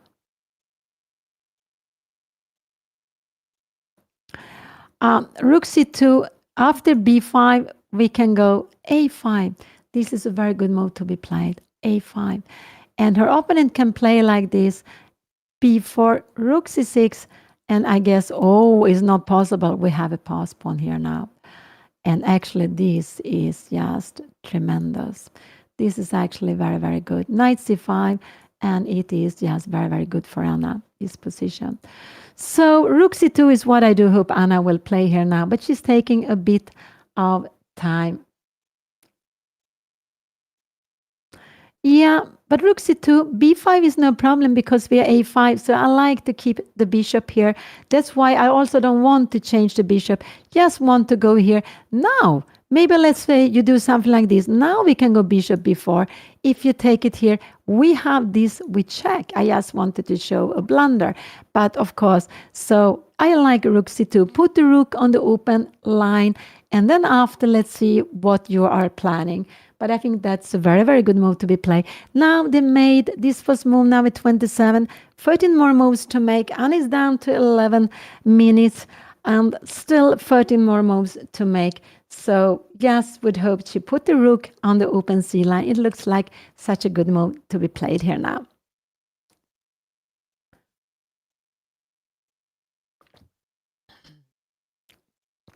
a5 is not, b5 is not such a good move to be played because of a5. So rook c2, b5, a5, knight a6. But now we have even knight c5, rook c8, and we can go b4. This is extremely weakness all the time to have. And if you take, I guess we will take with, even with the d pawn, I wasn't sure. I want to take like this and go rook b2 and pick up the pawn. This is how I probably would have played that. But okay, let's go. So here we have the position. But rook c2 is the move I want Anna to play. And I just hope she will play it now quickly. Not go bishop b4, but it could be she will play bishop b4. She played bishop b4. I didn't like that so much because the dog squares. Now opponent here. Can her opponent go b5, rook c2? Can you go knight e8, a take b5, knight take b5, and we have this pawn. No, that is not. He will not go there. So bishop b4 was played. Not the move I liked so much. Here, he can go b5 here, and he can even go this move. A take b5. And what is happening? There is a check here now. Where are we going? King f2 and rook b1. And Anna, well, I'm not sure what is happening in this position. It's about equal here now. It's absolutely about equal, this position. Actually, her opponent's king can become maybe. So he took on b4, Anna took back. And maybe a little bit like... it was better to keep the bishops, but not so easy to understand. So rook c2 was the move I would have preferred Anna to play. Let's see what he will do here now. If rook e8 comes, this could be a good move to be played. Rook e8. Anna can play this in-between move, knight e6, and she can go. Now maybe f4 is the right way to play, but I don't think this is the right way to play. So what Anna wants to have, she wants this knight to stay here. This is why b5 is a good way of playing. But he wants this to stay to look at d5. And her plan is rook c2 next. That is her plan. Yeah, Anna will play tomorrow. She will play a double round tomorrow. And then she will play... This is round number 5. Here we have rook e8. Now I like Anna to go rook c2. Yes, putting pressure on here. This is what I like her to do. Rook c2. I think her opponent will go rook e7 and king f2. And we have a very, very equal position. It could be that Anna will go... She played rook c2 quickly. That was a good move. There is a direct threat to take it. Can we go knight a6? I don't think this is so good because we let the rook enter here. Maybe even rook e6 directly. Can we do that? King a7. King f2. And you have rook e6. And this is absolutely an equal position here now. Because this endgame... we need to have it will be about equal. We have the bishop. If you could get a5 in, let's say you do something like this. Do we have time for a5? If you do like this, yes, then finally maybe we have some idea of going after this. But black will go after a5 with 1, 2, 3 moves. Okay, go back. So it's absolutely equal now, this position. It's absolutely equal. And it would have been better for Anna to play the same with the bishop to g3. So bishop b4 was a little bit too quickly to play. So tomorrow, Anna, this is round number 5 out of 9. Tomorrow, Anna will play at 10 o'clock a.m. in the morning. There will be a double round. The round number 7 will be at 4 o'clock p.m. European Central Time, like it is here in Sweden. And then round number 9 on Friday, 2 o'clock p.m. European Central Time, and the last round, a morning round at 10 o'clock. So Anna will play at 10 o'clock, 4 o'clock, 2 o'clock, and 10 o'clock. There are 3 different times now. This would not be enough to play here now. Here and this, we have knight c2, just keeping this extra piece. You can get like this, but bishop f1, and even if you have got 3 pawns, this bishop is very, very strong. And Anna will just go and pick up on b7 and b6 also. This would be, and the bishop and the knight and rook cannot create danger against Anna's team, against Anna's king. Remember, rook and bishop is very good team, while knight and rook are worst team. So actually Anna would like to play. So what can he play? Knight e6 is a good move to be played, and then I like king f2 because there's a threat to win with knight g5. Very, very important. So here king f2 is important, knight g5, and we can go bishop f1. I'm wondering here now, can f4 be coming? E take f4, knight f6. Oh, we need to go f5. Knight take d4. Oh, I'm a little bit, what is happening here? Knight take b3, and we have knight take d5. Wow, wow, wow. Wow, wow. Anna is actually a little better here now when it opens up. It's so much tactics. So knight e6 is the move that a little bit scares me now. And now maybe f4 is the best Anna can play here now. F4, king f7, bishop g2, and rook d8. And it's about equal. King f1, can we go knight e4? Yeah, maybe. And we have king e7. But it's very, very equal, this position. I don't know if you should go to h4. Try to get h3 in. Not yet, but it's very equal, I would say. I would say that the position is very equal now here in that we see on the board. So rook e7 or knight e6 are the moves I will expect her opponent to play. Yeah, they're on the way to defend this.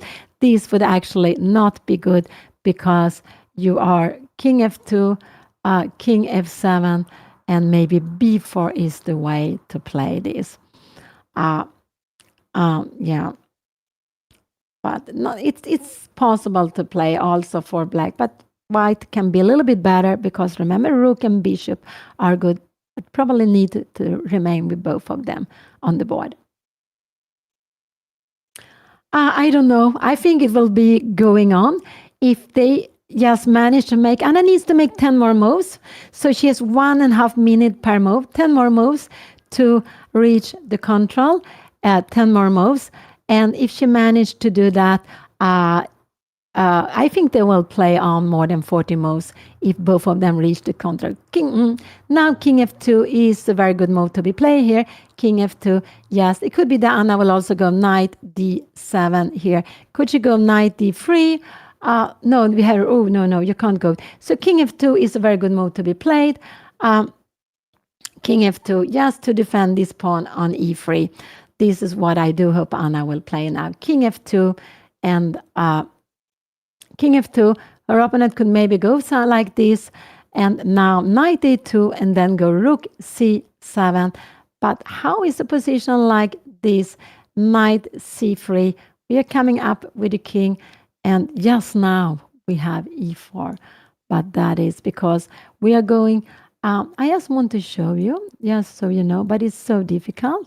And I'm not sure, we can go bishop c8 and knight d5, we take this, I don't know where we're going, knight f6.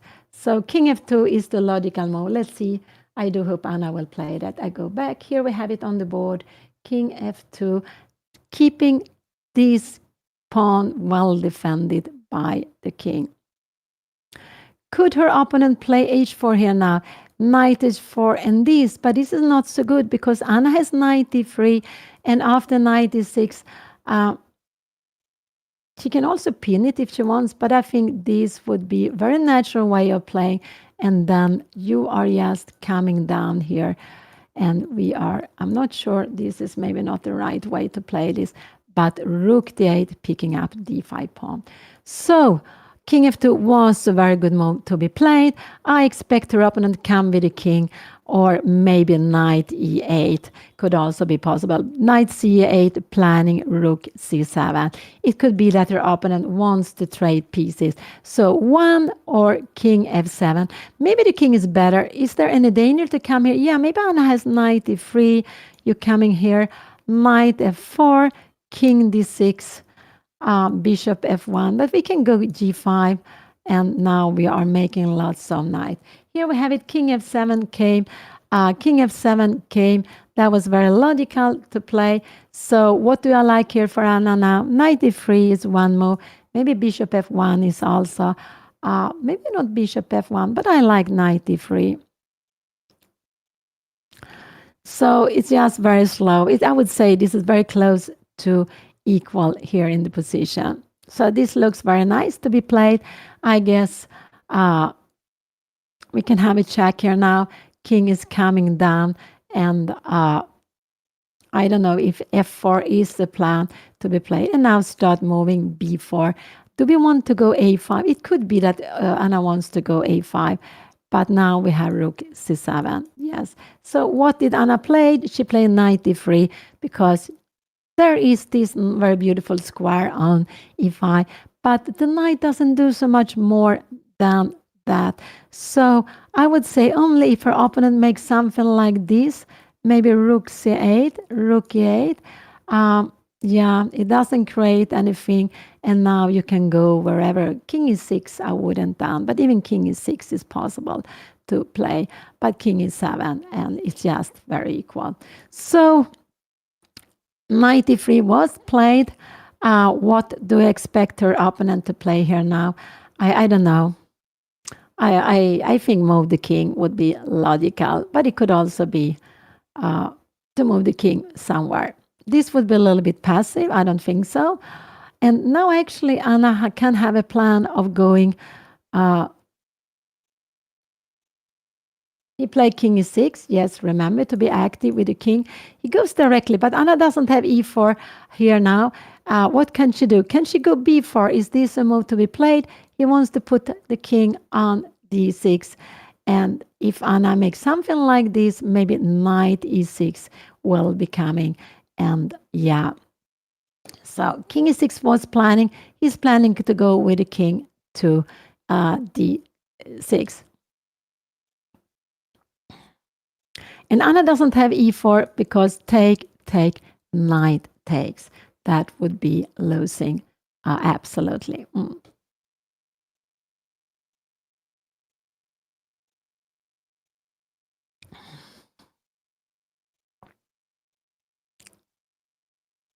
So he's playing with the king. Remember, the king is an active piece. Anna doesn't have a good place to put the king. So I would say this is natural, king d6. And now maybe bishop a1 to bring this into more activity. Now knight e6 is coming. Maybe is f4 a threat? I'm just wondering. Are we scared of f4? No, I don't think so. Taking, and we bring up the king. It's absolutely equal, this position. I don't know if there is some check here. And yeah, this is, I cannot see that there is something special in this position. So it looks so equal all the time, but a little bit be careful. But I like to put the knight on e5. I prefer it to knight f4. I just like to put it on e5 to have it strong there.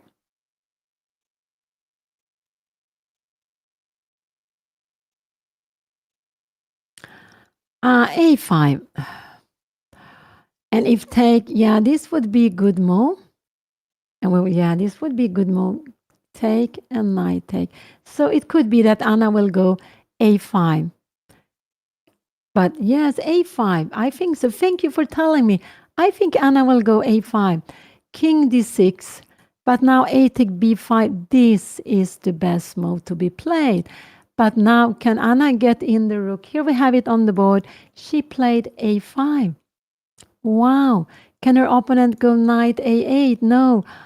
Maybe can we go... Now, actually, the best is rook c8. Here, take, and maybe take here. And if knight takes, we have knight c5. a5 was a way of a little bit trying to get the best her opponent can do. Anna is playing for the fork. Here she has a check, king f7, and she will grab this pawn. There is knight b5, knight take a5 and f4. Take here and knight take d4. And actually rook d2. Wow, wow, wow. It's an extra double pawn. A little bit better for Anna, but all of a sudden the pieces are playing. So a5, yeah, that was a nice move. Thank you for telling. I forgot about it. Thank you so much. Thank you so much. Anna find a5, and that's very good. It's still about equal, but for some moment, her opponent needs to decide what to do. And knight a8, Anna has this very beautiful move. Here, take, and a take b5. Knight d6, and now we have knight f4 is not possible. And if you go king d6, we have knight c5. You go king c6, and again e4. What is happening here now? I'm not sure what is happening here. Oh, it's winning a piece. Wow. So many tactics all of a sudden. So when the position opens up for the bishop, it could be dangerous. So a5, it was a nice move for Anna to put pressure, to have forks, to get piece play, active piece play. She has to target here now. The best her opponent can do is just, there is the pin here.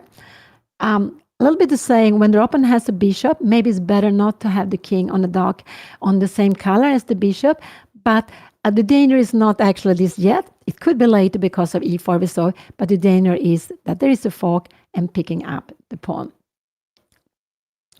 So what do you expect here? King d6 is the best move. This could also be a move to be played. So king d6 taking here, and this is the best way to play. This knight take b6, and it seems like this is just very, very equal, I would say. So it's just, no, nothing to be, it's okay. So king d6 is the good move to be played. Will he find this? And only when Anna takes, he comes here now. And if Anna go knight c5, rook b6, and we can see she can go rook a2, try to enter here now. And now rook a8 is a big, is a threat. Is it a big threat? I don't know. I'm not sure if it's a threat or not. Rook a7, we come here now. We have bishop f1. We try to go some rook here now. And yeah, I'm not sure. I think it's about quite equal here also. So, but this is far away. But a5 is a good move. She's putting pressure. This is a very nice move Anna played. And some of you have said almost, it is about equal if you do the best things. But it's a little bit tricky because if you take here, Anna will check and take the pawn and also put an attack on the pawn on a5. So what will it do? And if this comes, this is very good. Attacking the knight. You have to defend it, and now you can change.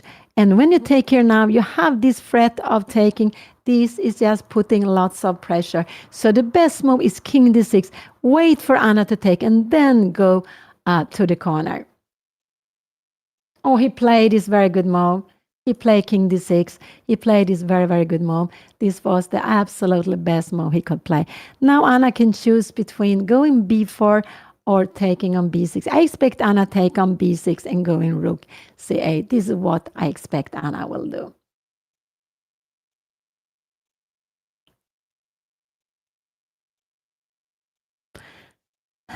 b4 is also a good move to be played. And the idea is if you take here, maybe we have rook b8 to put some pressure here. Now knight d7. I just will show you king c6 and now even f4, b6 could be just, we have knight e5 coming, winning. So that is dangerous. So actually b4 is also a good move. So this is 1 and 2 moves. These are the moves I would like to see on the board. She can also go rook a2, but take on b6 or b4. I think we will see Anna take on b6 and bringing in the rook. But the rook doesn't have anywhere to put some threats. So he played this very good move, king d6. All other moves would have allowed Anna to put some pressure. Maybe it still would have been close to equal, but he had to find the right ways. But king d6 was a very safe move to be played. Now he's away from the forks, and if Anna takes the pawn, it's a free pawn, but knight a8, and next move he's going to pick up it. Anna cannot do anything to avoid that he will take the pawn back. So b4 or a take b4, b6, these are the two moves I could see for Anna here now. So Anna has made her, she still have 7 more moves to make, 7 minutes. So 7 more moves and 7 minutes, 1.5 minute per move, but the clock is ticking very quickly. And this is the big, huge Swedish chess festival, the Swedish Championship. Before this, knight c5 would not be good. After this, I think we can, we can even, this would maybe be, this is a draw, of course, but after this, maybe as rook b2, and this is pleasant, king c6, and bishop f1. You can see there are some pressure here. And if you go knight d7, knight d3, there are lots of pressure in this position. No, you don't want to play it. So b4 is the move I would like most here on the board. I would like most b4. Actually, but after b4, knight e6 is the best, because if you take here now, you can go knight e7 and you take it with the other knight, knight c5, and you have knight b6. And now maybe we need to go, I don't know, I'm not sure bishop is coming, but it's completely, it's about equal, this position. I don't know if we can go rook a2, try to bring, now knight c4, and we have some pressure here. This is not so good. So let's see, what will Anna do? Will she take on b6 or go b4? These are the 2 moves I could expect Anna to play here.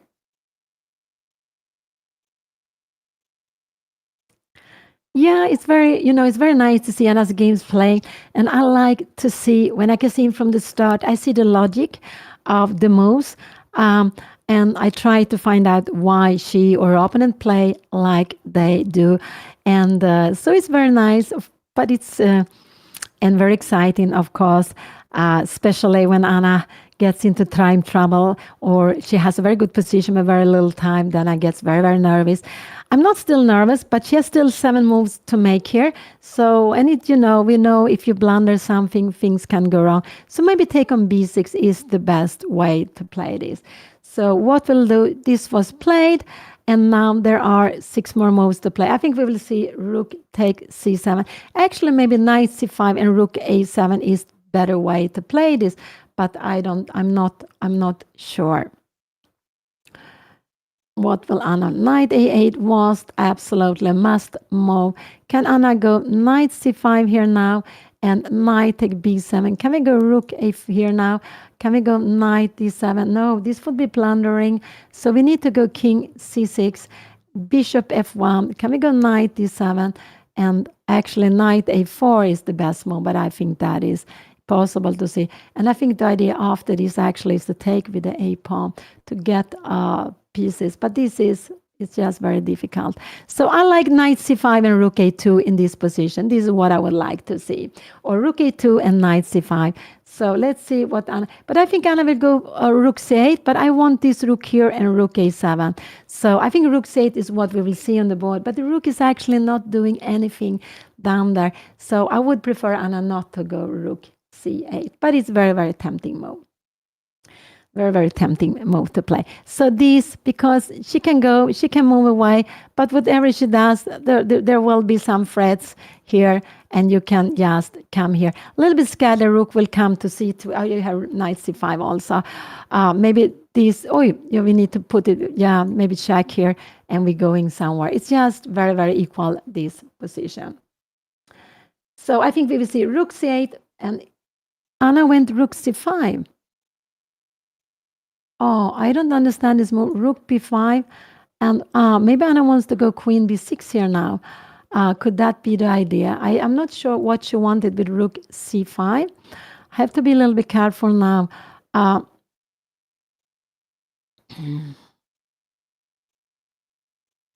a little bit scared that the rook will be trapped somewhere.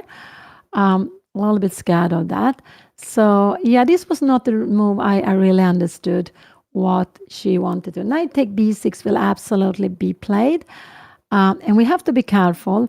This knight e5, there could be sometimes this move. Now Anna is fine because of this, but we don't know this. We have to be careful. Rook c5, I didn't understand this. Here, is she going to go rook b5? And if king c6, we can give a check, and you need to come back, and we can come here. But you can also come here. Maybe that is not so good. Do we have knight c5? No, we have king c6 and bishop f1. It's all very, it looks all very, very equal. Can we come here now? Maybe it's also very equal, this position. You want to go this, but black will be just in time. So what was played?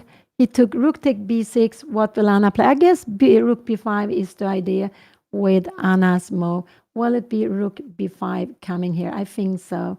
Here we have it on the board, rook b5. And Anna is playing quickly, so she has only 4 more moves to make here. What will, I'm a little bit scared of getting this rook trapped somehow, but there is no danger. She still can, king c6, she's threatening to take this knight. So if you go with a knight, you cannot go here. Anna will just grab the pawn. This is the, so her opponent can come here, and if this move is coming, Anna will need to move away the rook. We'll need to move away the rook. So king c6 is logical. Her opponent can also go knight c8.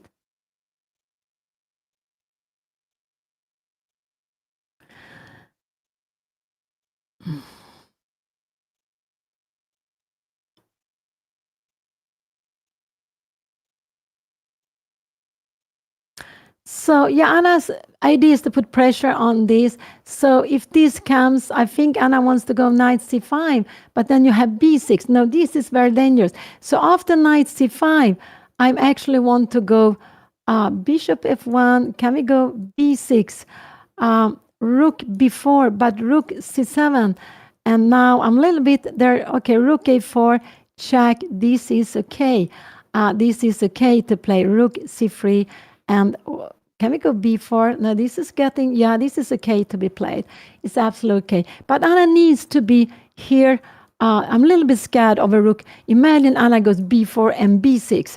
This rook is completely trapped. So that would be terrible. So after knight c8, this would be a rook trapped, and Anna would lose on spot here now.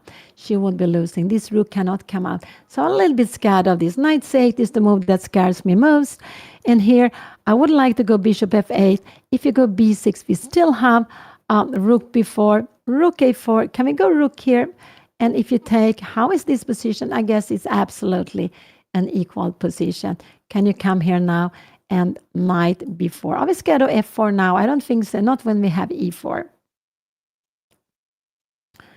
So rook b5, it could be also, it could be a repetition of 2 moves that, and then one of them will change. After this, and I will need to go some here and maybe repeat, but it could also be that she will go here and rook a5. So let's see. Knight c8 is the most tricky move, I would say. But this position is very, very equal. It's absolutely equal. Is this a scary move? b6. Yes, this is a little bit scary, actually, for me. Now, we're threatening to take the rook here. Knight is 7, b4. Can we go? Oh, knight is 7. Oh, he played knight c8. That is a very good move. He played knight c8, and now I want Anna to go rook a5 or rook b4. I just want Anna to move away the rook. This is what I want her to do. Oh, so scary. I'm a little bit scared of b6. Not knight b4. That would not be a good move. I like bishop f1 or moving the rook. This is what I would like Anna to play here now. Maybe rook c5 is good. And if you go here now, we can go some bishop f1. Let's see. But knight c8 is a little bit a tricky move played by her opponent. He's planning to go b6 now. Can Anna go knight e5? Knight e7. Check. And knight c6. This is also about equal, this position. It's about equal. So knight c8, we have it on the board. This is the most tricky move. He doesn't allow Anna to make any repetition. So he doesn't allow Anna. And knight c5, b6, knight a4 scares me. So don't, that would be losing. No, don't go knight c5.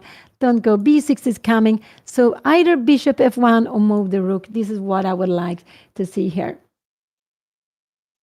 No, Anna put the rook very the rook is not good on b5.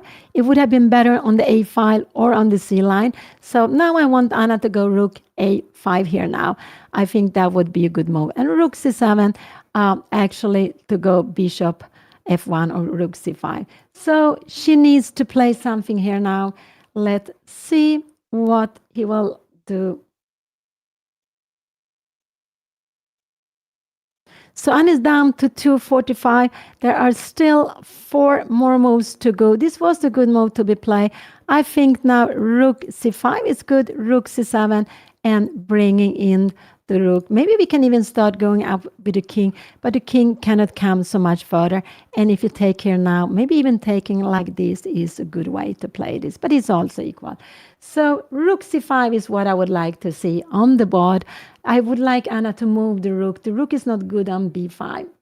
So there's still, this is move number 36, was played by black. Anna needs to make 4 more moves, and a little bit scared that she's getting to trap her rook, and then that would be so sad. Oh, now I'm getting nervous. Little time and a rook, which is not well placed on b5. It was better on c line or on the a line. 4 moves in 2 minutes plus half of the moves she needs to make. And her opponent is playing cleverly. He doesn't allow Anna to repeat 2 moves. He doesn't allow her to repeat 2 moves. So, but rook c5 is absolutely fine. Wow, now I'm getting nervous. Don't trap the rook, because it doesn't matter if Anna gets half hour extra if a rook will get trapped. So yes, move away the rook. There are 4 more moves to make. 4 more moves to make. He made this. And now don't just move the rook somewhere. Oh. Just move the rook somewhere. Oh, I'm getting so nervous here now. This is the 5th round of the Swedish Championship. Anna plays in Mästerklassen. She can also go, and king e2, no, you have f4. No, you don't have f4. Could we go king e2, rook c7, and she goes rook c5. This was a good move to be played. Rook c5. She threatened to win the knight. I think we will see rook c7 on the board. Absolutely, rook c7 on the board. This would not be good, because Anna would jump here in king d8, and it's even also here, it's equal. But I said it would not be good, but it will be more passive. So her opponent will go rook c7, and I guess Anna will change, and they will play, maybe play this position, yes. Will he change, or will he move away the knight? He can also move away the knight. He can move it 1 or going back there. So after each move, you get half a minute extra. So now Anna made her move. She had like 39 seconds. She got half a minute extra. So now Anna has 1 minute for free moves, but she will get half a minute extra. So Anna has 2.5 minutes for free moves, a little less than 1 minute per move. And her opponent has like 6.5 minutes, a little bit more, and also this 1.5. So he has 8 minutes to make 3 more moves. Could it be that he will go knight a7, and then Anna can go rook a5, knight c6, and we can bring, she can even go rook b5 here now. King c5, and now again, these could be scary. So she has to be scary. I like always to have this move here. I just like to keep away. I want the rook to be active. So 3 more moves, rook c7. He played rook e8. He wants to keep the pieces on the board. What can Anna do now? She can go rook b5, but I don't like rook b5 so much. Rook b5, can we go b6 here now? We have rook b4, and we're bringing out knight e7. Now we take the pawn. And now the plan is rook e7 and rook a4, and yeah, rook c7. So let's see. He played rook 8. He wants to keep the pieces on the board. What do I like here? I like bishop f1, yes. Yes, this is what I like. I like bishop a1, yes, to keep the pieces on the board. So what is his plan here now? I think his plan is maybe knight e7 and rook a7. So he's planning knight e7 and rook a7. What did Anna do? She played king e2. We will absolutely see knight e7 coming here now. And then I believe Anna will maybe go rook a5. Oh, but then we have knight a6. Oh, no, this is scary. Rook a5, knight a6. So maybe Anna will go king d2. We have rook a8 and Anna will go rook c2. Now he becomes a little more active. This is a little bit, I'm getting a little bit scary of this actually. I didn't like bringing the king so much. Knight a5, rook a2, knight c6, rook a4. Can we go b5? No, we have a pin, a very important pin. So this is the good way to play, but it's a little bit tricky. Anna made her move. He will absolutely go rook knight e7 here now. He can also go knight a7, but it's not so logical. If he goes b6, yeah, Anna will bring it back here now. But I don't think he wants to do that. And she can put knight on b4, keeping control of everything. So knight e7, could it be that Anna will go knight b4 here now? Here we have it on the board. No, he did something else. He played b6. He pushed the pawn. Anna will absolutely go rook c2. See it down here, keeping the second rank. This was a very good move to be played. And if he goes knight e7, can Anna go? She can go rook a2 now, keeping control. If you go rook c8, Anna can even go rook a6, but I think king d2 is a very natural move to be played. And then she will go rook a6. Yes, keeping control of this line. So now Anna has 1 minute to make the last move, 55 seconds. I'm not worried so much about the time. I am also not so much worried about the position. So Anna's plan now is to go now. Could her opponent go here? Yeah, it could be. Knight e5. And then now this would be a big mistake because we have the check. So knight e5 is coming. Can we go knight e7? Maybe rook a2 is coming. So I don't think so. The logical move is to go knight e7, and then opponent want to take the A line. Then I like this move. And when you take this one, try to create something. Rook a6 is possible, but I would have gone king. I think king d2 is very natural to be played. And now after knight c6, this is absolutely an equal position, I would say. Here we have it. He played knight a7. Oh, yeah, that was a little bit surprised. Anna can now go knight e5. I think that is fine, but knight d7. And, oh, what is happening here now? Can we go rook c7 here now? Knight b5. No, rook b7. Oh, no, we cannot play this. This would be, yes, not so good. So here we have knight e5 on the board. We have it on the board. Anna has made her 40th move, and her opponent needs to make one more move. Knight e5 was on board. I think we will see knight d7 here now. And can her opponent play like this? And now we can go king d2. This is a good move to be played. And her opponent will maybe planning to go something like this. Bishop f1, knight d6. I'm just wondering, can we go rook a2? And it just very, very equal this position. Rook c8, and we can always give a check here now. Rook c7. So here we have it, knight e5. The idea is that you cannot go knight c6, knight b5, because we will check and grab a b6 pawn. You have to come here and we just grab it. So that was one idea, avoiding knight to c6. Knight e5 was a good move to be played. I expect your opponent to go here, and maybe now this, and this is the best way to be played. Can we go knight b5? I'm not sure. Can we go rook c6 here now? Rook a8. I'm not really sure of what is going to happen here now. can we take, because we have this, yeah, this is a little bit, it's very, very far away. Let's go back.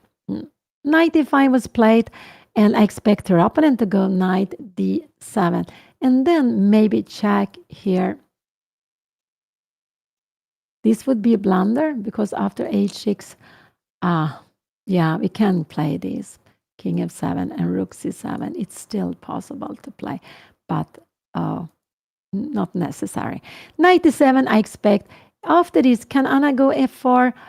Rook c8. It could be that Anna's, how is the position like this? I think this is also about equal here now. And if you take here, which way to take, it's not always so clear, but it's absolutely equal. So it is an equal endgame. What will our opponent do? This could be one move. This could be another move. These are the two moves I can think of. Knight d7. I cannot think of anything else. You cannot move the knight on A because then it comes. But this looks logical to come here now. And should Anna then, maybe she should come here. But then you have knight b5. Now this looks very difficult. I think after this, we will see this happening. And we have a position like this, check, coming here now, and yes, going back. I am not sure how it will be about equal, I would say. So, but he didn't want to change rook before. Does he want to change rook now? He can also play rook e7. Yes, keeping control. This is also a good move. Yes, keeping control. Yes, waiting to see what are you going to do here now. This is also absolutely fine to be played. F4 would not be a good move. Why would it not be a good move? Because we have check, and all of a sudden, king here, we have the check. So F4, actually, without the F pawn, Anna, with taking away the F pawn, Anna would threaten to win on spot. So F4, check. All of a sudden, the bishop is playing. Oh, sorry. The bishop is playing.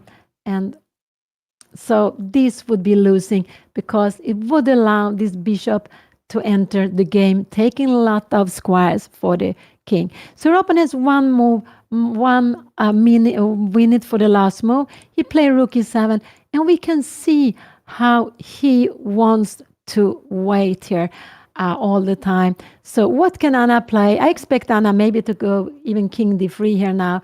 Could that be possible? Knight d7, f4, knight f6 here. Can you come here now? And we can take this. How is this position? It's about equal still, but rook c7. This is actually, I would say, knight and game are always very tricky. And we could see how he always wanted to keep the rooks. So I think Anna went king d2. This is a 41st move. And king d2.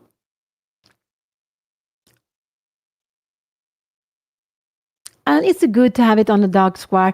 Only she can't really careful with f4. So she can go bishop f1, try to bring in the bishop somehow. Could there be some idea? Bishop f1, bishop b5, also taking away the king from the same line as the rook was staying.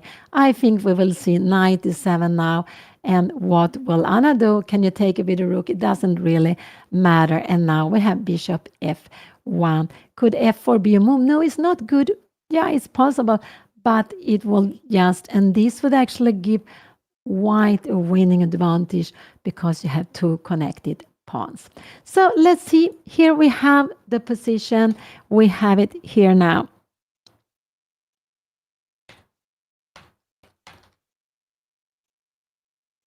So I will take a little bit of break and be back soon. I guess our opponent will take some time thinking of this very, very slow position, but it's an end game and it's an equal chances for both.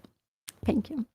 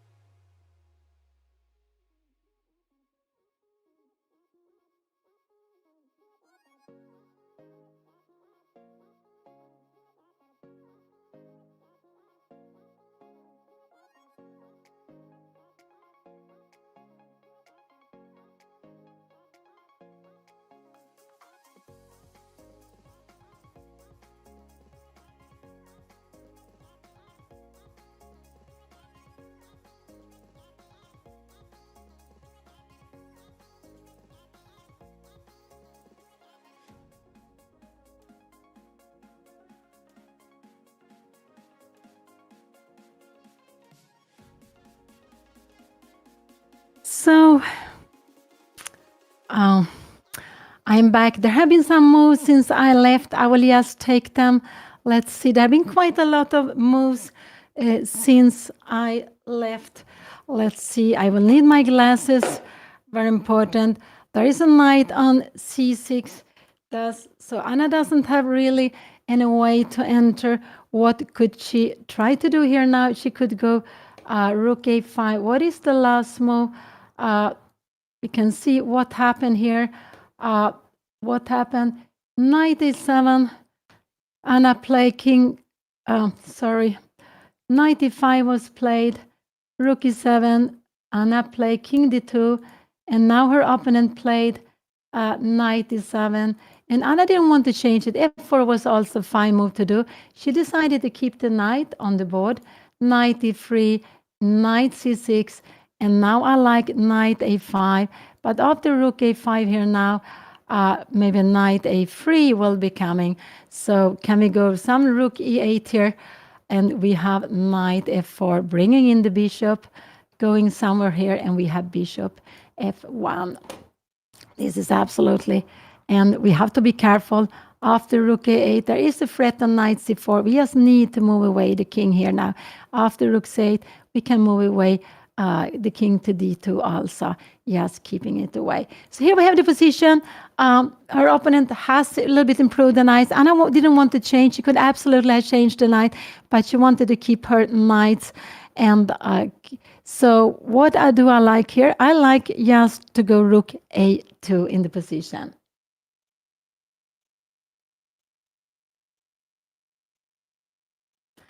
How long it takes to become a master, I guess it's different for everyone. But chess is very difficult, so you need to work hard on it for a long time. And of course, if you start earlier, it's easier. That will be easier. So knight a2 is the move I would like. Rook a2, what I like. Knight a5, and now to keep it like this. This is what I would like to do. Knight f6. Let's see what Anna will do. Let's see what she will do here now. Will she go b4? I'm not sure b4. No, I don't like b4 so much. Could b4, b5 be coming down? This would be a mistake. Don't move the pawn. Don't move the pawn. Knight c4 is coming. Don't move. She played b4, but this is a mistake. b4 is a mistake because of b5. Knight will come to c4. Bishop f1. Knight b6, knight e5 is a good move to be played, and knight c4. And now better to take like this. But in a position like this, her opponent is better. What has happened if we come in here now? We have rook b2. Wow. Oh. And after this is, I think this is a draw. Rook c7, and maybe king. Can we go king c3?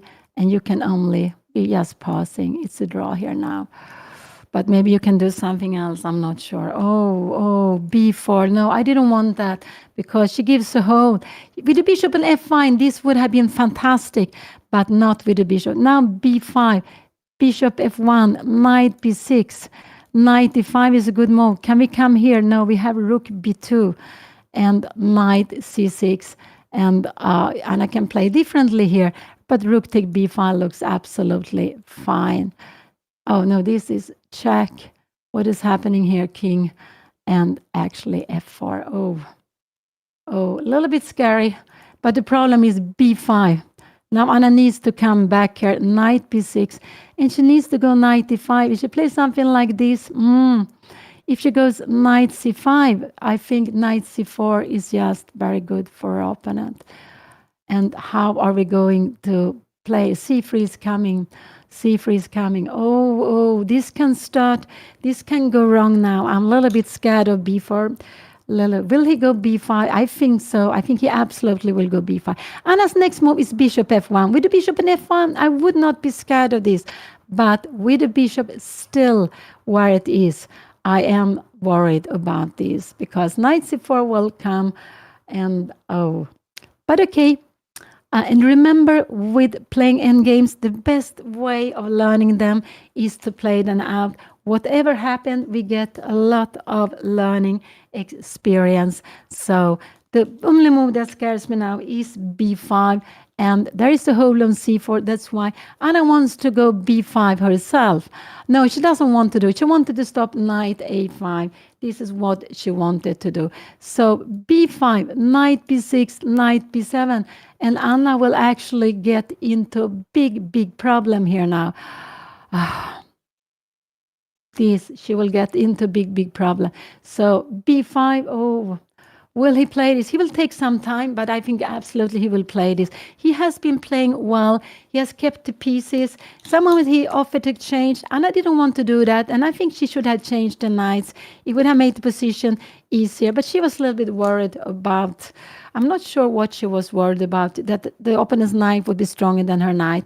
But now the opponent has two knights and a king that is more active. So with b5, Anna will get into problems. And after b5, bishop f1, knight b6, knight d5 is a very important move. And after this, Anna needs to take. This will absolutely be equal. c3, we have king d3. This is very good. But it's so difficult to know with what piece to take. But we need to take it like this. Wow, wow, wow. And this is the best way to take it. And now this is a very good endgame, I would say, for black.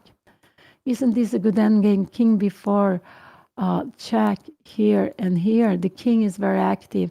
Look at this. And probably rook c7. King c2, rook a7. Oh, this would be losing. Yeah, this is very far away. But I am worried about Anna's position now. I'm very worried about it. If your opponent will go b5, and I'm sure he will do that. I'm quite sure he will play that. I wish Anna took some water, something to drink. I have been taking a little bit more of water. And is there anything else? Now b5, bishop f1. If it was Anna to move, he makes something like rook e8. Yes, this would be absolutely fine. This would be fine, but she misses the bishop on h3. Someone said a long time ago the bishop is very far away. It misses, and I think now Anna, he played knight b8. Wow, wow, wow! He played knight b8. Now Anna even can go b5. Where is he going? This would lose a knight. She can even go b5, knight a5, and knight e5 if she wants to. This is, Anna would actually get some pressure because after a move like this, we have knight c6. If you come here, we will just grab it and take here and just going up. So he played knight b8. He went for some passivity. It's possible he wants to go rook a7. This is his plan. But now, actually, b5 is a good move. Forcing the knight to the rim. You can come here.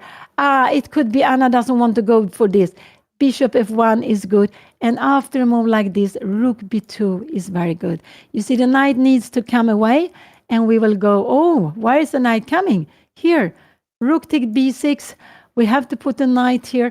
And we can go, oh, they're so pinned. So if Anna goes b5, she will keep on with pressure. His plan is now to go rook a2, to get out with the rook. But even then, so knight b8. Wow, wow. He wants, yeah, that was a surprising move. I was sure he was going for b5. But the idea with knight b8, he keeps this defended. And he wants to go rook a7. That is the only thing I can see.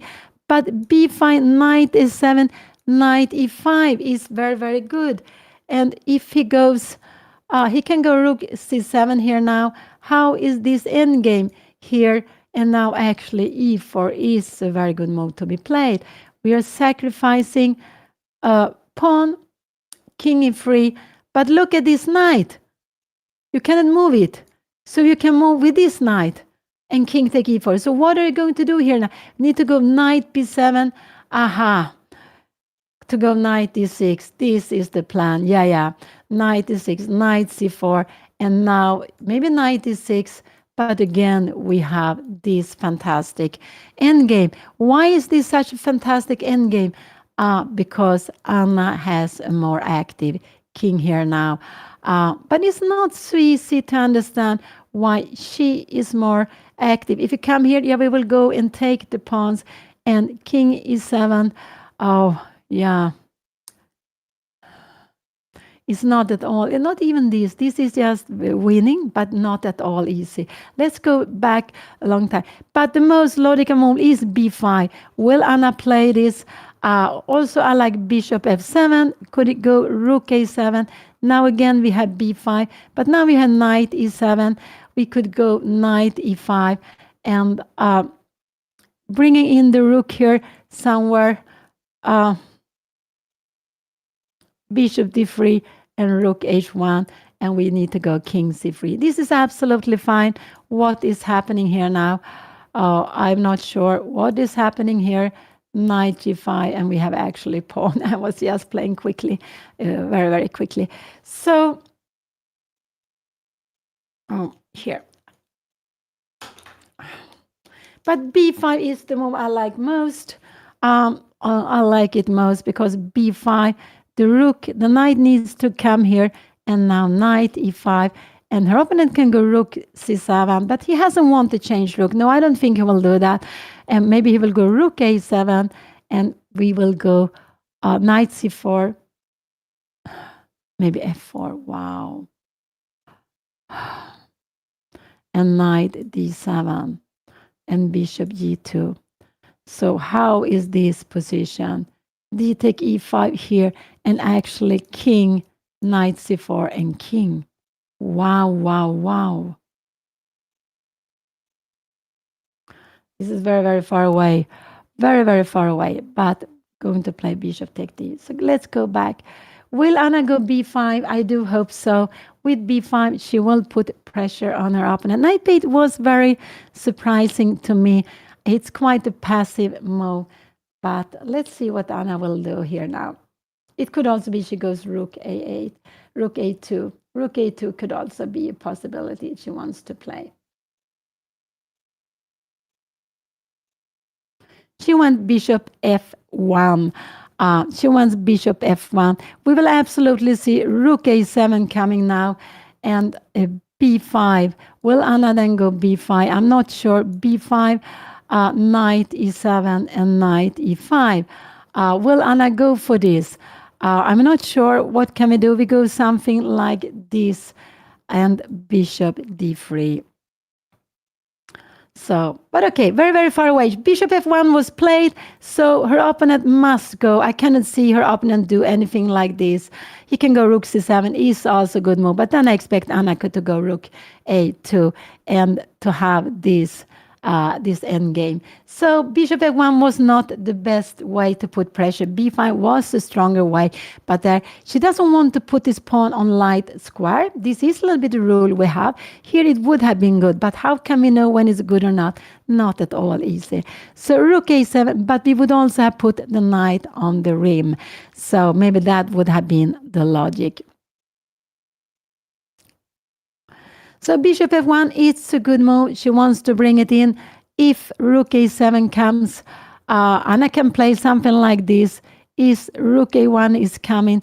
Yeah, I guess we can also go, yes, rook. Can we go rook c1? Maybe this will be, no, this will, yeah, we can also go rook c1, but maybe b5 again is a better move. Knight e7 and knight e5. Here we have rook a7 on the board. It was very logical move to be played, and now I still hope Anna will go b5, but she can play also in different ways here now. Of course. But I like b5 better before, because this knight needed to go to the rim. Now the knight can go to the center, where the knight normally is stronger. And knight e5 is the move I would like to see here. Rook a1 would absolutely be played. Bishop e2 and rook h2. What's happening here now? We have a check. King d7 and actually rook a2. I was wondering, can we go here immediately? If you come here, yes, we have rook a8. So what is the plan? Yeah. So there's so much counterplay. Let's see what will happen. It's a very exciting position, but I hope for b5. I still hope for b5 to open the c line. And here we have it on the board. I wish Anna would have played it one move earlier. Now I see why she didn't go b5 here before. Anna didn't go b5 in this position because she was scared of knight a7, bishop f1, and knight takes, but rook b2 would have been just very good for Anna. But this is the reason why she didn't play this. She was worried about this position, and now, wow. Oh, but this is very difficult. Knight f4. You need to see all this. This is the reason, the last move. Oh no, that was impossible. So here we have it on the board. And b5 came, but the reason was Anna didn't want to allow knight a7. She wanted this bishop to defend. Now her opponent has 1-2 moves. I expect he cannot come here. We have this rook c8 picking up one of the knights. And actually, after this, you can go king d7, take here, and you can trap the rook. But after rook d8, maybe we give it check here now. I think we will go king a1, you take it, and we just go maybe knight f4. We can also go king here if we want to, and or knight f4. White is going to be much better, even with the king so passive here. Yes, go back. Let's go back. So here we have b5 was played. He has 1-2 moves to play. There are no other good squares for the knight. Knight e7, I'm quite sure he will play. The knight is better in the center. Knight a5 will be on the rim. And after knight a5, here we have it on the board. He will go absolutely knight e7. No, he put knight a5. He blocked it. But now Anna can go even rook c8. This is the strongest move. But I expect Anna to come here now. And then he will say, this is actually the best move. But check here. This is very difficult to make. This check. Oh, whoa, whoa. And we have here now. And we have a check here now. Check what is happening. King, knight take f3, and rook take b6. And this is just very, very good for Anna. But I would say, how can we know this? It's not at all easy to value. Where is the king going? Going somewhere, king b8 and b6. There is an idea. I want to show you knight c5. I give you some checks here. King e3, checks here. Actually, we have, I just want to show you b7. Oh, there is a mate. There's a fork. Oh, g5 fork. Oh, I was playing too quickly. Rook d6. And after this take, knight take, we have king e5. And there is going to be a mate. So I played this very, very long time. So this was not now the best move is rook c8. But I say rook c8 is impossible. I think we will see knight somewhere. Knight, where is it go? Knight e5, knight f4, or knight b4. One of them, I believe, we will see here now on the board. Knight f4 could knight f4 be a good move to be played? Knight b3 check, king b3, rook a3. What is happening? King b4, and you have knight took d4. Oh, and rook here. But even this, oh, this is too much firework. After this, we have bishop g2. Oh, so much craziness. So I like knight f4, maybe knight b4. Rook c8 is the best move, but I would say it's completely impossible to allow this check here now. Now all moves are good. The best is to go king e1, but to allow this. And what happened after knight d7, check, king e7, and knight f4. Oh, but this is just impossible to play. Now we have rook e6 checks. Oh, but it's impossible to play, to allow so much counterplay. And this is, so I expect Anna to go either knight e5 or knight f4. I don't know, knight b4. This is actually the best way to be played, and king c3, and then to go. After this move, the knight will be trapped. Remember, the knight will be trapped with king b2. So knight b4 is a move I like, or knight f4. So not so much knight e7, because you have rook c7. I think this will be quite equal position here now. But I like knight f4. The point is you cannot no longer play this because we will take and grab the pawn. So that's what I like this move. I like also knight b4. And what is black? Because if you're coming here, now we are bringing in the rook. So maybe I like knight before more than anything else here now. You can give a check, king here, and the best is actually to come back. Can we go king d3 here now? We could do that, knight d7, and just bringing in the rook. But now is knight c4? No, we have rook c6. Wow. Oh, knight b4 is the move I prefer Anna to play here. Knight d4 is also fine, but I like knight b4. Actually, this is the move I would like to see on the board, to put pressure on d5 pawn. Oh, Anna is done with the time. You see this half hour extra goes very quickly. It's just impossible to allow the check on c4. You have to be very good calculating exactly. I would say only very strong player would allow it. Most players would absolutely move the knight. But this is not so strong because rook c7, and we really don't have such a good way of attacking the pawns. So no, I prefer not knight d5, but move the knight b4 or knight f4 are the moves I would like to see. And I actually prefer knight b4. Why do I prefer it? I like it a little bit to be here close to the king side. So that's, but this or that. Maybe here, are we scared of g5? No, knight is for a6. And now we're bringing in the rook to c8, knight d7, and wow, these pawns are going to be gone. No, it's not possible. So knight f4 or knight b4 are the moves I do hope Anna will play. Oh, so exciting, always so exciting to see Anna. She has 15 minutes. It's not so much time. She's down to 13 minutes and only this extra 1 minute, 1/2 minute per game. On the side, we can see Anna's opponent from the third round, Peyman Mashadi.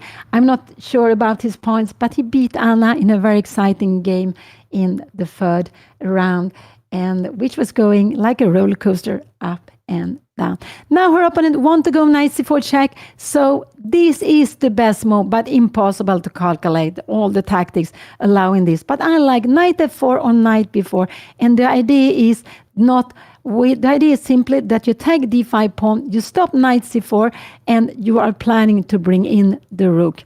This would actually not. I'm wondering, can we go knight c6? Maybe that would not, but rook c8, and maybe knight f6 is possible to play, but we can start annoying here. I should play knight d5. No, that was not such a good move, because now rook c7 is just very equal. Check here. Can we go something like this? No, this is a mistake. We have king b2. We go just rook e2, king b2 is coming next. Here we will just go king b2. We can see the rook is not coming out. So let's go back. Let's go. Knight d5 was played. Now this is the best way for our opponent to play the position, and I would say that this and e4. Maybe this is a good way to play. Take. Can you take here now? We can go king e3, knight d7, and can we play this? It's just very equal, the position. So knight d5, because her opponent can escape with rook c7. He hasn't wanted to play this before. Also, he can give check here. Now this would be his mistake, because here, the only way, there's a double threat, knight a1, rook a1. You need to move away. Check here, almost mate, but how are you going to defend?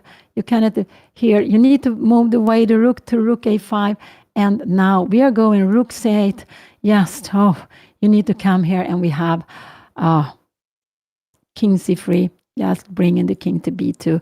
And now this also is tremendous threat. So Anna played knight d5, but he will save himself with rook c7. He can also go check, king here, and come back. I don't really understand the point of this. Can we go king b2 here now? And now he has rook c7. So he needs to go with a rook. He played rook e7. Wow. And now Anna should go rook e8. What is happening here now? knight d7, and she has knight c6. Wow, wow, wow. Knight c6, knight b3 check, and she needs to keep this pawn, king d1. Knight check here now. She can even go king c2. Oh, so he played rook e7. He never wanted to change, but now rook c8 is a very good move to be played. Rook c8 is a very good move to be played. Will Anna do that? He wants to... So here, knight d7. This is absolutely just... Can even go knight b7 equal. I think king c7 is also equal. But in this position, Anna, she can go... in this position, she has knight c6. Wow. Because after this, we have a beautiful mate in one.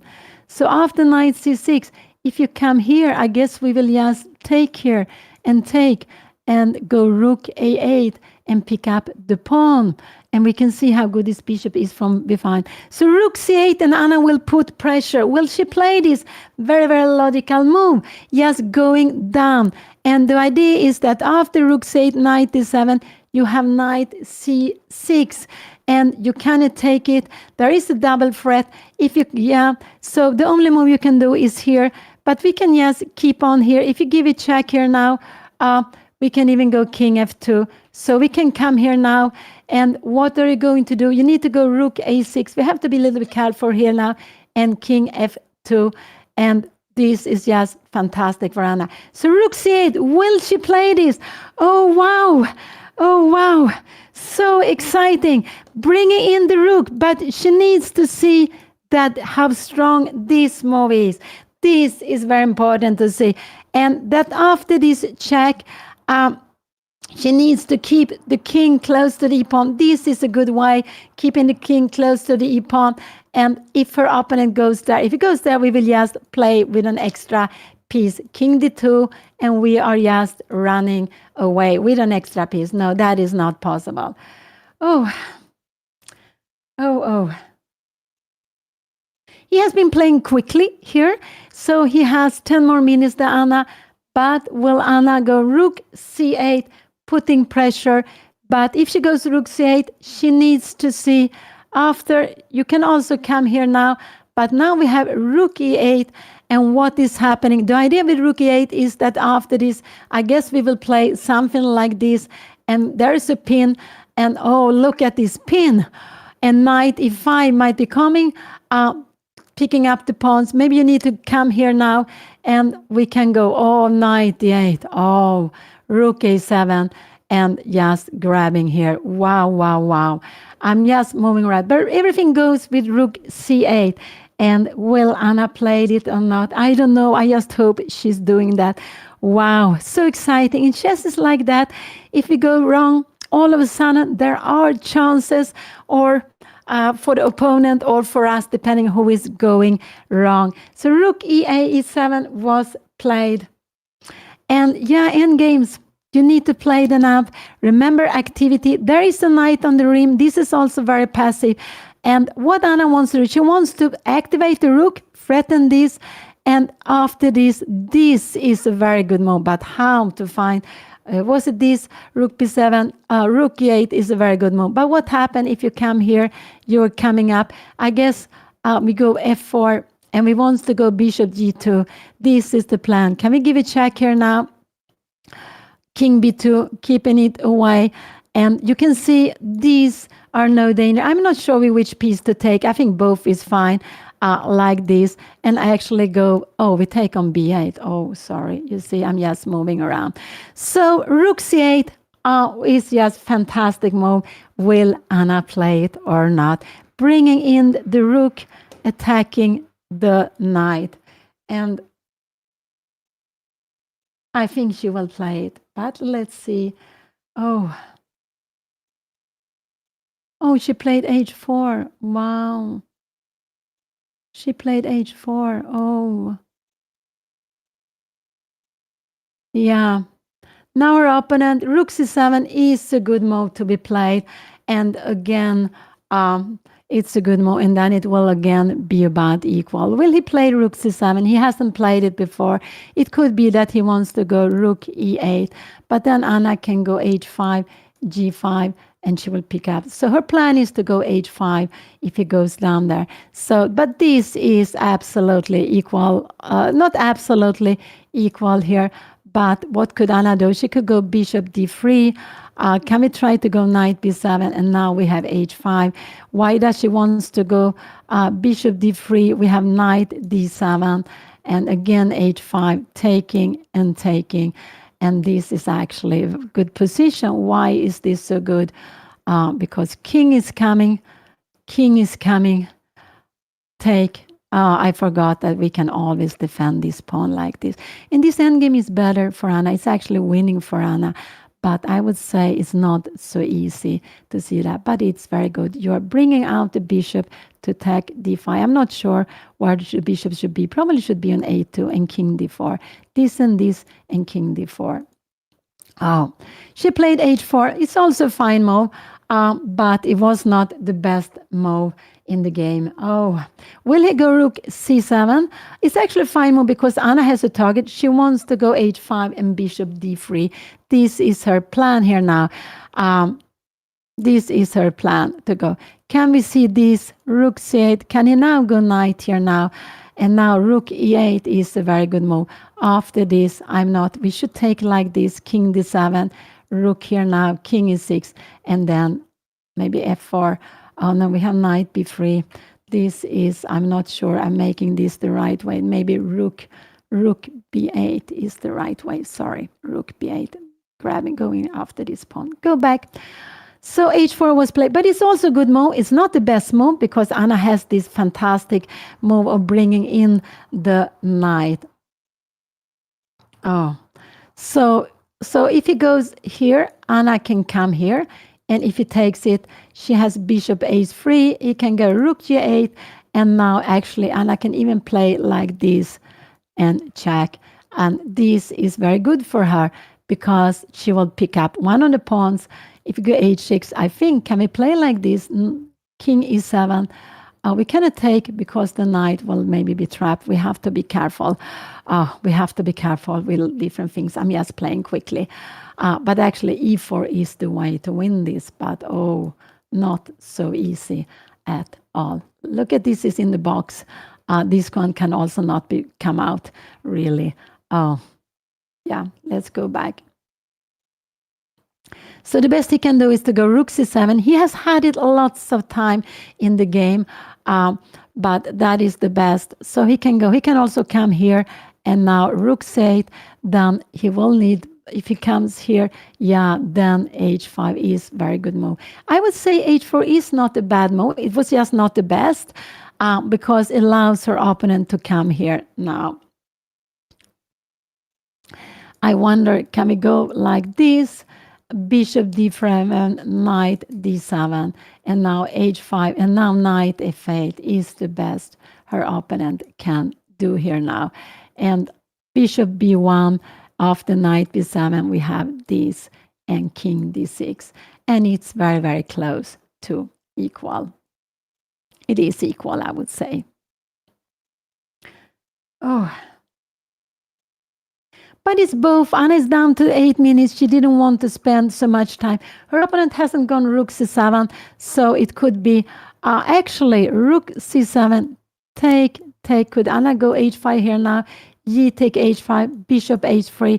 This is actually what we could see. But knight b7, this is actually not enough. King e3, knight d6, f5. Can you go after this? f6. A little bit scary. No, it's a little bit scary. You need to stop it with the king. And but this is, it's just about equal. Now it's very good to have the bishop because black has passed pawns a little here and there. Maybe you need to go knight d6 and bishop d3. Oh no, then you become better.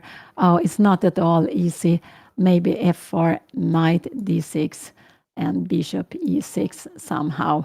Oh, going Oh, very, very scary, everything. But it's less scary, I would say, for white. So h4 was played. The best her opponent can do is to change the rook before Anna play rook c8. She had a chance in the last move, but she wanted to improve her position. h4, she is attacking. This is a hook. She's going to attack it with h5. This is her plan. And if the pawn moves further, she has bishop d3 attacking it. So she has found a target. What will he do? Does he dare to go for the rook exchange? He hasn't done it before. It's still the best, but it is not so easy. Can he go for something like this? We're coming up here, and now actually king d3 is a good move to be played. Again, can she go somewhere else? King b4 is actually worse to be played because she needs to defend this. Now knight d7 and f4, and we have knight f6, and it's just absolutely fine for black. It's about equal here. So her king needs to remain here very close to. So if knight b3 comes, king d3 is the good move to be played, not king c3, king d3, because this knight is very badly placed here now. If you go knight d7, we have this mate in one. So knight b3, king d3 is a good move, and you need to come back, and maybe now we can go in here to play this, and now knight c6. And what are you playing? We have played this before, yes, and rook a8. We give a little bit check, forcing the king somewhere, and now grabbing it. Oh, go back, go back.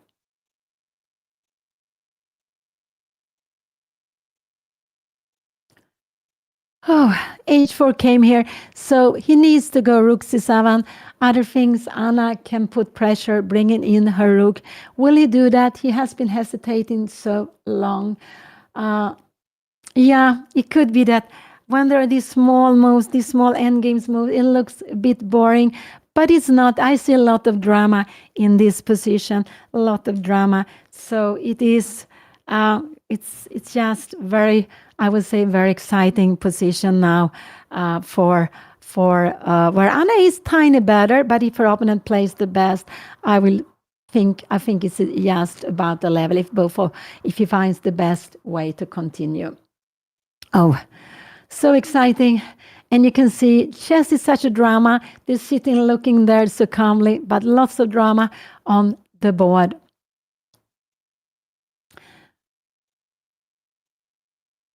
But I'm not sure he wants to go, because after this, I'm quite sure we will see this h5 here and bishop h3, or bishop d3 actually, f4 and take.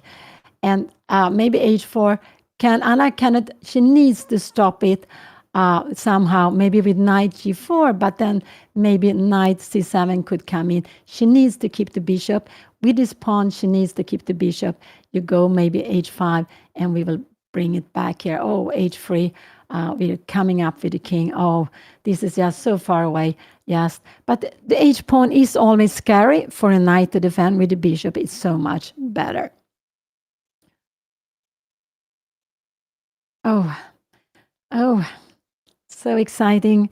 An endgame. The endgames are not boring at all, but we've seen small moves coming. Now there are more action. It could be Anna wants to attack this. This one is out of the game. This one is out of the game. And knight b7 would allow Anna to go knight c6. After the check here now, she has king d3, and the rook has to be moved somewhere here. And Anna would just go maybe rook c3, forcing this to go back, and then we can just grab the rook with check here and rook a6. What did he play? He played rook e8, and now h5 is a very good move. Will Anna go h5 now? H5 is a very good move. Anna can also give this check. This check is also a good move to play king d7, and then to go h5.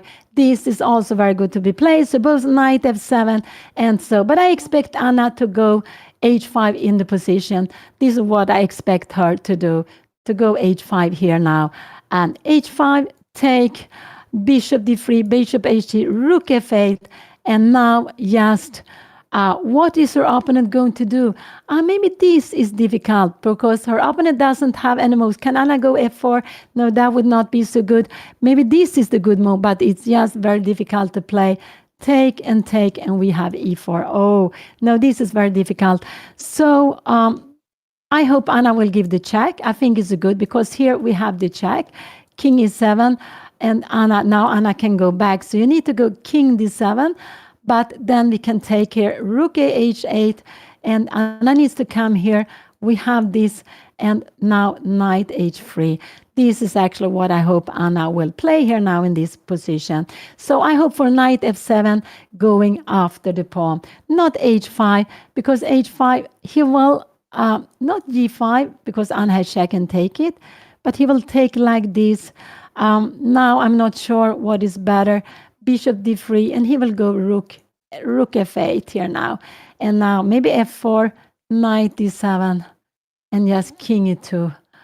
Knight f6 is not possible to play. And just to play this position. Yeah, this is also absolutely good. And if he takes, both of them is good to take. King d7 and just coming up. Maybe bringing in the rook. Oh, so we see this is very far from the game. She can go rook c like this. Oh, everything is good. Oh, so exciting. So I like knight f7. I like h5. These are the moves she can do. She can also go bishop d3 if she wants to. Oh, Anna is down to 6 minutes. It's 6 minutes for the rest of the game. There will not be any more extra time. But the moves I like is h5, knight f7, or bishop d3. All a little bit attacking. There's no way to play rook c8 any longer. Her opponent stopped that with the last move.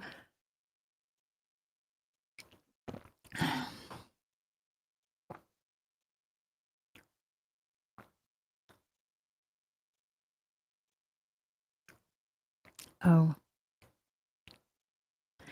So much excitement. Now also the clock. So what will Anna do?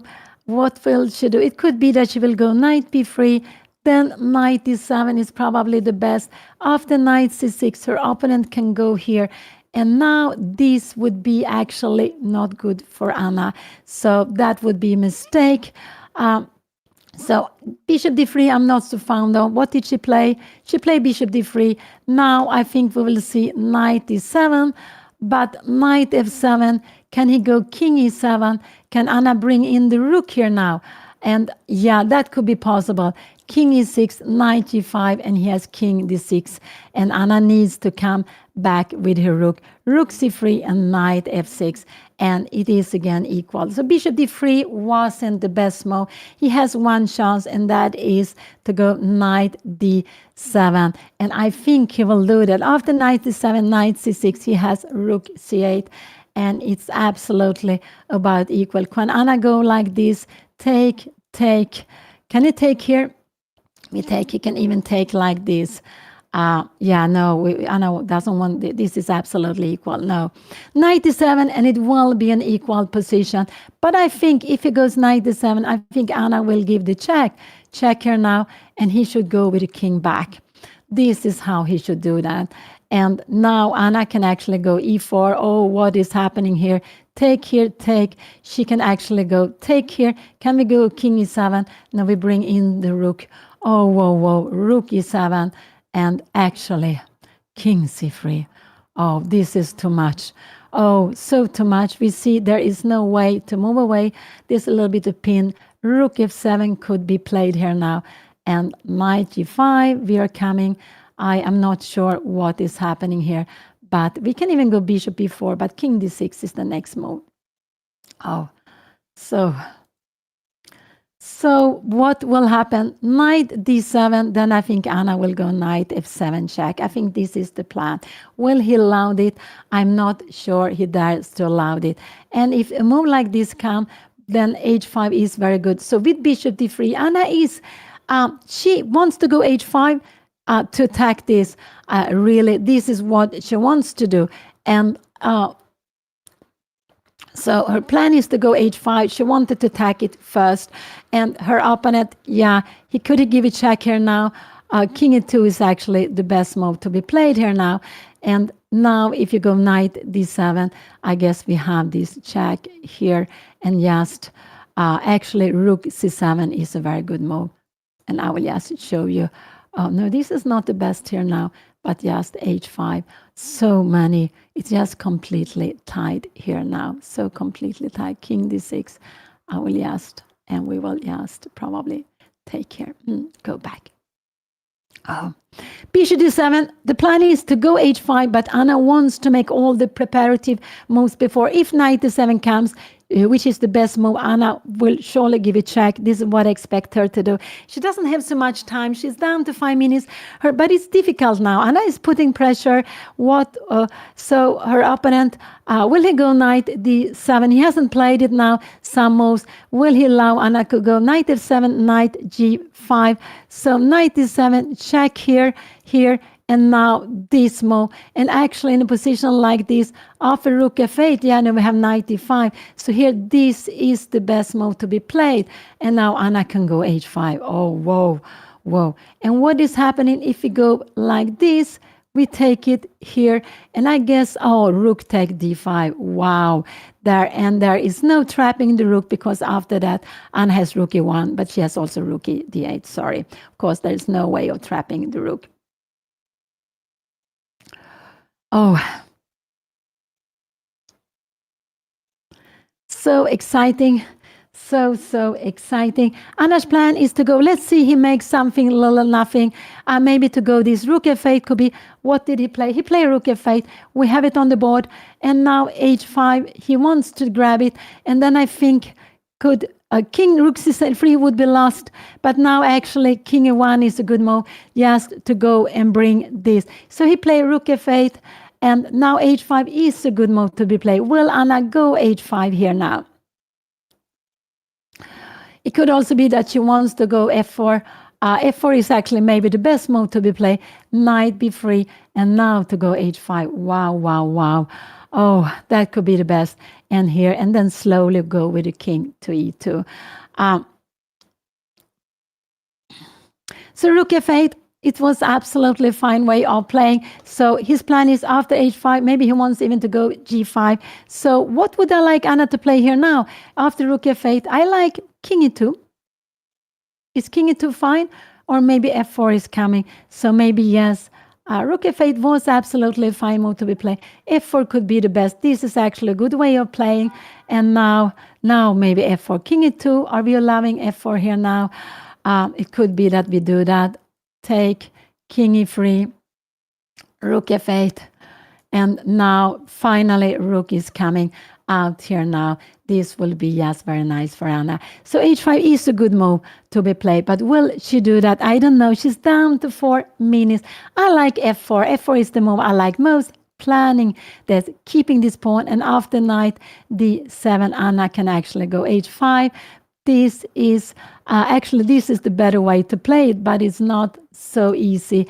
And now king e2, bringing in the king, because all of a sudden, see, this knight has no way to enter. This now you have to go a very long. So what will it do? And I can also go king e2, but I prefer f4 first. King e2 is also possible, but I like f4 or h5. But that's difficult. It could be she will go king e2. We can't go this because knight b3. This is the problem. It's very important. This is the only trick she has. She played f4. That was a very good move. So Anna plays against her opponent move. She doesn't want to allow her opponent to go f4. So she go f4. And now after knight d7, h5 is a very good move. And take here now. And then maybe king e2, even king e1. But king e2 is the best way to go. h4, king f3, maybe we have rook g3. We take bishop f5. No. Can we go king f3? King e6. I'm just wondering. Rook here now. We go back to the game. So she play f4. That was a good move. What will he play now? If he goes knight d7, h5 is a good move to be played. It's very good move to be played. Knight d7 and h5. And he doesn't have time for this because Anna will take the pawn. Take here and take rook g8. And oh, there is a bishop also coming there. Oh, go back. Oh, so exciting. Anna is down to 4 minutes. They will get a half minute for each move they're making, but nothing more. So they don't have so much time, not so much time at all. Anna has less time. Her opponent has 7 minutes. And this is the chess festival. The Swedish Chess Championship is a big huge chess festival with 800-900 players playing 20 different tournaments. Anna plays in the group of the Masters. And it's the first time she plays there. She has played the Swedish Championship before, but the first time she played it. So what will he do? Anna keeps on putting pressure, and she has been playing nicely. I would say so. Her opponent didn't want to change rook. We could see he had so many chances to do that, but he didn't want to do it. He preferred to be passive. And now Anna only needs to go h5 and bring the rook here. This is her plan, to go h5 and bring the rook there. She only has to be a little careful. Maybe her king needs to hide away on f3. So king e2, king f3 could be a plan also. But if knight d7 comes, and if she goes here, her time for this, and now her opponent will absolutely be fine. Not this, maybe even with this. So if knight d7 comes, his idea is to go knight f6. Anna's last chance to go h5. She needs to go h5 down to try knight d7. She needs to go h5, and after this to go maybe king e2. I'm not sure. King e6. Can we go king f3? We have knight f6. Yeah, maybe this is okay for opponent. Can her opponent start? Can we go rook g1 here now? Yeah, this is actually a little bit scary. Maybe to go h4 here now. And this is actually counterplay. So this is a little bit scary. So what will he play? He's down to 5 minutes. So knight d7, h4 take, maybe king e1 is a better way to play. King e6. Can we go rook g7, knight f6, and rook g7? No, this is not so good because you have this move. Oh, not easy to see. And all of a sudden, her opponent will be better. Oh, so scary. Will he play passively, or will he finally go for knight d7? If he goes for knight d7, can Anna take this, play this position? Yeah, she can do that. But this is absolutely an equal position. She can go h5, but her opponent can even go knight b7. No, not b7, but rook c6. And this is absolutely an equal position. We will grab it. There is no time, no way to get in with the king. It's absolutely equal. So what will he do? He's on his way. No, he played his best move, knight d7. Will Anna go h5 or not? I'm not sure. But h5 is the right way to play here to play advantage. But it could be. And after this, king e2, king e6, actually go knight f3, threatening check, h6, and go knight h4. This is the way to play this. I would say it's extremely difficult. So h5 is the right way to play. Will Anna find this? Absolutely. I would say only move to keep advantage here. Will she do that? I'm not sure. But it's the last moment, I would say. Knight d7 was a very good move to be played. Here was absolutely a very good move to be played in the position. It could be knight c6. The problem with knight c6, her opponent can go here now. And now Anna needs to go knight b4, and it will absolutely be an equal position here now. Knight d7 was played. So this is one move, but this is also 2 moves and 3 moves to consider. These are the only moves I can consider. One, which is a very good move. You give a pawn to make this weak, and now actually king e2, king e6, and now knight h2. Planning this. If you go, yes. Will Anna go this? I'm not sure.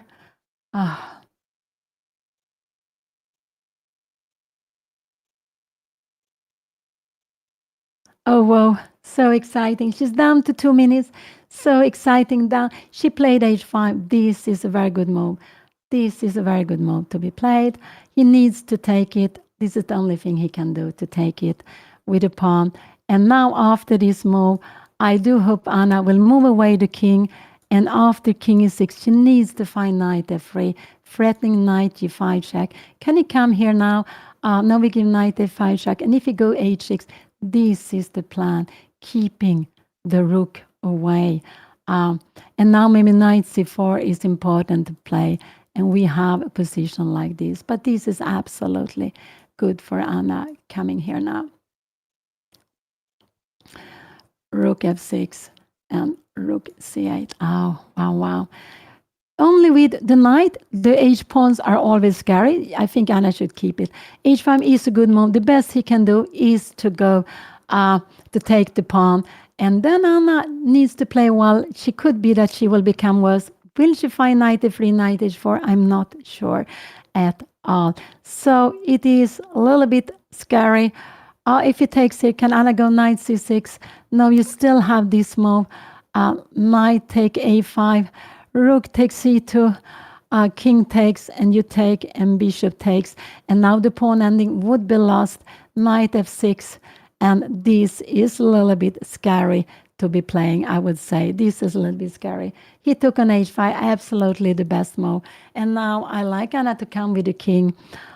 Come with the king, maybe king e1, king e2. One of those I would like Anna to do to open up. Remember, rook c1 is not possible because knight b3. So moving the king is what king e2, king e1 is what I would like Anna to play here now.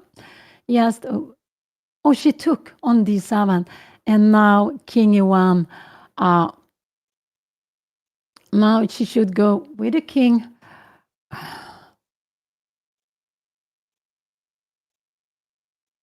Oh.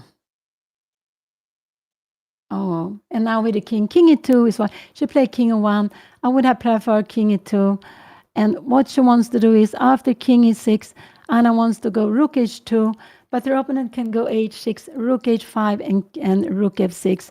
And he is having, this is absolutely equal.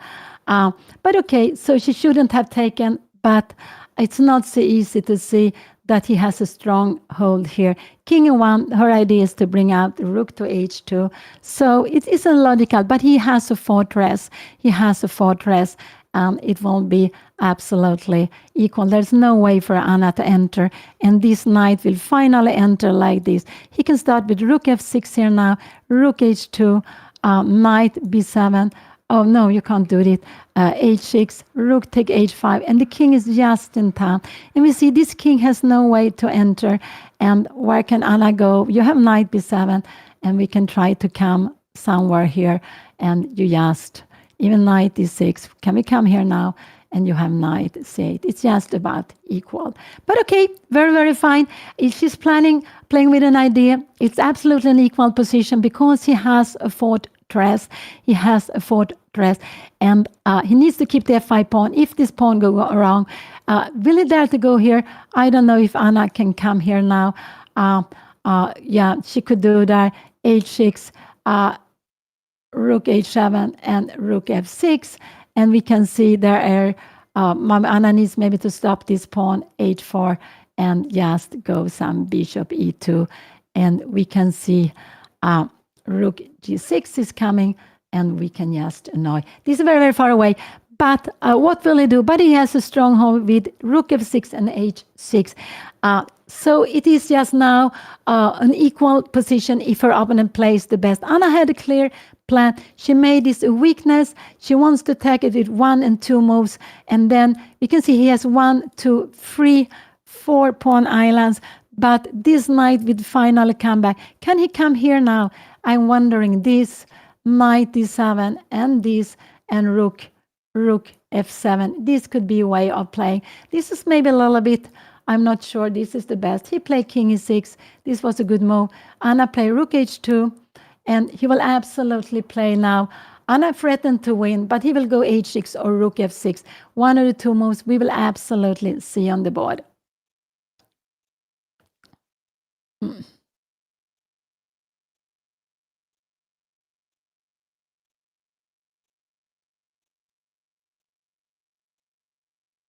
So it has been lots of drama, and they have both 2-3 minutes.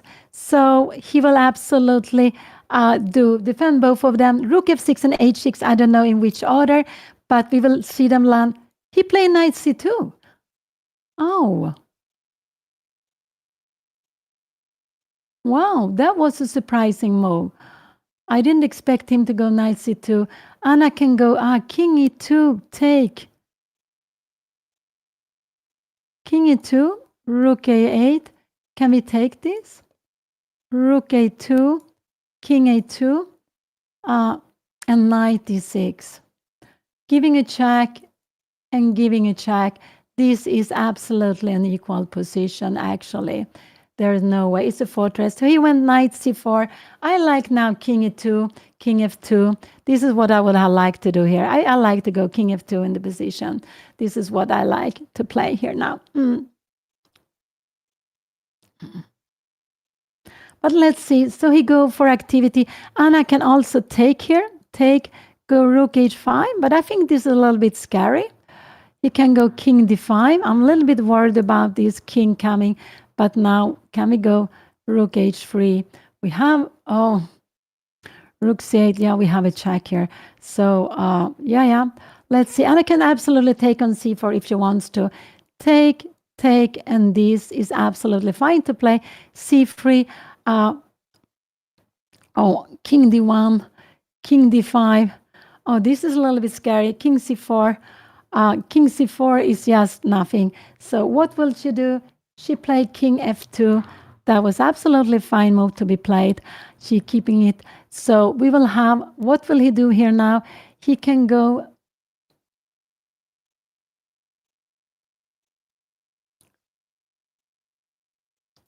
So he has to play actively with rook a8. He can also go knight d6, and Anna takes, and rook f7. And Anna has this little check to avoid king e7, and then just go up with the king, and she's a little bit more active. He can just make pass moves here. I don't know if Anna has any way of getting further. I don't think so, because as soon as he... So it looks like it's a fortress in different ways for her opponent. But this was also possible. Both of them are having 2 minutes. So he brought it in by threatening the pawn on e3. Anna defends it. He can go for activity on the A line. He can go for knight d6. He can go for rook f6 here and h6. And then Anna needs to bring this back. Knight d6. Can she go now? Rook c1. Can we play this move here now? This would actually be a losing endgame, because take... Oh, this is a draw. Because, I was so wrong. Because of rook h1. And we are going up here this way. But this is also... I thought we could go for the endgame, but it's not enough. The pass pawn was too close. Rook h1, he was playing. He goes for activity. Anna will...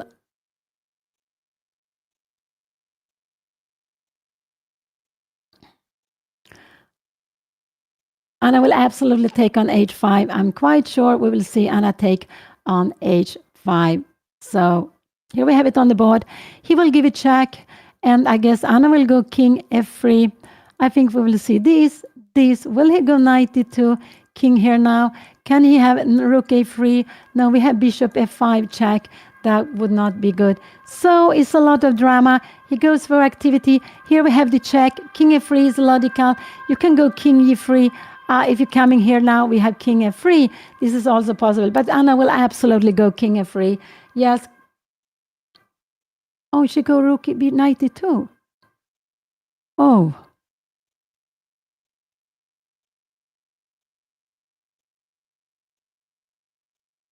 Yeah. So can he go knight d2 also? Yeah, this is also a draw. Lots of things. She went bishop e2. I would have gone king f3. Bishop e2 was played. So a little bit scared. Oh, knight d2.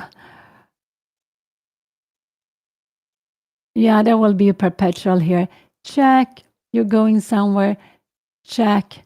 Coming here. You can, and I can give also this is just check. We have a perpetual check immediately. There is no way to escape. This would actually be, maybe even Anna could play this, but not necessary. He played rook b2. Anna will give a check, and she will take the pawn with check. I'm quite sure this is what we will see on the board.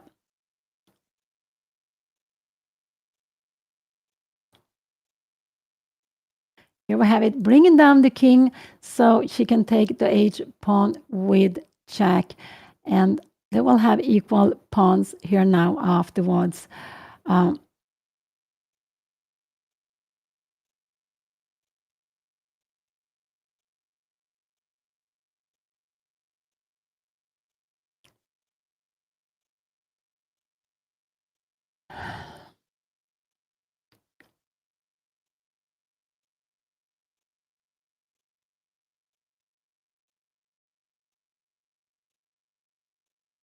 So now I like Anna to give this check and maybe to go rook c7. So after a move like this, she could actually play this. Let's see what will happen. King f7 was played. So I think Anna has to take on h7. We have it on the board. And now the next move I would like, let's see what he will do. Where will he go with the king? King e6, I think, would be a little bit knight e7 would be, because now we have some idea. So let's see what he will do here now.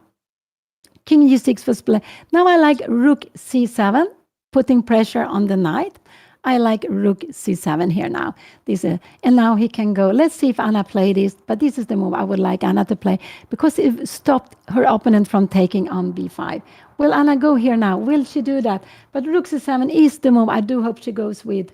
And she played rook c7, very good. And it's an absolutely draw. Her opponent is dominating the pieces. He can go, not rook b3, but he needs to have the pin. And so he can go, yes, king f6 back. Absolutely. This is what he can do. And Anna can just be waiting here. Check and king e7. And we can just give checks and going back and just keeping it like this. If king f3 comes, you always have this check, king e4 check, and here. So it's absolutely an equal position. So rook c7 was played. Now Anna has 3 minutes. She has more time. He took on b5. She took on b5. Anna will be better. The best is actually to give a check first. Will Anna give the check first and then take the pawn? Why is this better? Yes, keeping it. No, I don't think it does matter. Yes, take on c4. It could be a little bit better to give the check first. But I think she took here, took back, and now this is a little bit better for Anna. Absolutely, a little bit better for Anna. What will he do? He needs to take it. Anna will absolutely grab the on c4. She has a pawn more in the rook endgame. She is absolutely better with an extra pawn. And here we see the changing. They have made 60 moves, and Anna took the pawn here now, and they need to keep on writing down the moves. What is very what could be very annoying. And this position, it's just after rook b2. I'm not sure where should Anna go. King f3, b5, rook c6, here rook b6, and b4, d5, b3. This is absolutely a draw. You can come here. We have king f5, but even with this, you have a draw. Because only after that we have it, because we threaten mate. But even here, even this is a draw. So the rook endgame, if he gives a check, I believe he will give a check, then the best Anna could do is to go king e1. I would say that is difficult to play. That is absolutely difficult to play. But king e1 is the best move to be played. So rook b2 is a good move. Because Anna needs to go king e1. King f3 is what? But he went king f6. He went king f6.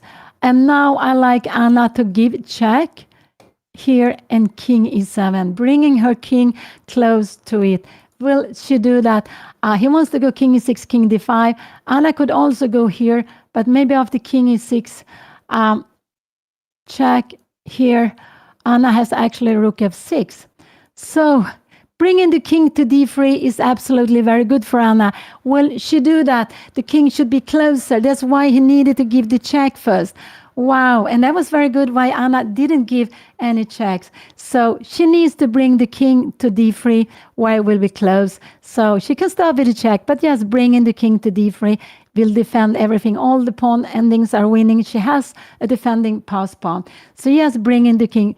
Will she go? This will be a draw. This is the winning plan. Oh, So exciting. Remember, the king has to be active. After king f3, you don't have an idea. After here, you're coming up. You will stop the b pawn. If you start something like this, you go b5. We are coming up here now. And now I think, can we go even d5? Look at this. We go g4. We are coming here now. We can even, rook e6, but also to come here. And after a move like this, we have king e5. So this is the way for the king to enter. Will Anna find king e2 or give a check first? But this is the idea, to enter with the king. And when the king is on d3, we can start giving checks and moving the pawn forward.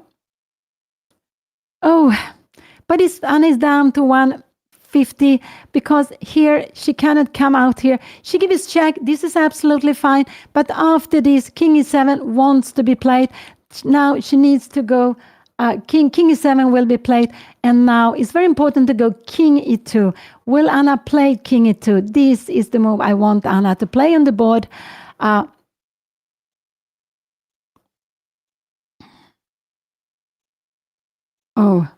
She needs to bring the king to d3. Remember, yes, to king. If you're coming here, we go king. If you come here, we go here. And so king e2 is the last chance now. If she doesn't play this really, she can give another check if she wants to. But king, come with the king. Come with the king. And here we have it, king e2. So nice to see. I'm so happy to see that. Denise come to support the d pawn, also be closer to the b pawn. And all of a sudden, her opponent can go here. I like Anna to cut. You can come here, but we just keep this. Can we keep this?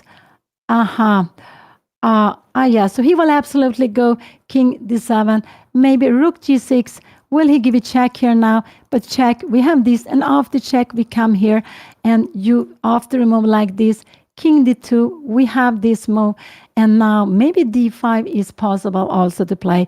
We are opening a path, and we can see how the king is cut on the sixth rank. So this is a very normal theme.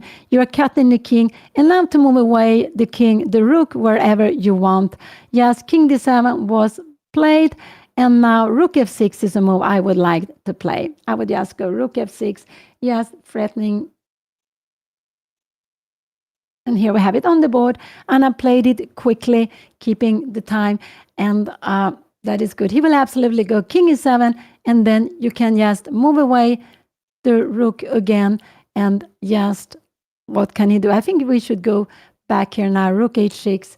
He went king e7, we have it on the board, and now just to move away the rook, yes, coming here, rook b1, king d3, b5, can we go d5 maybe? No, now it's a draw because we need to go king c2.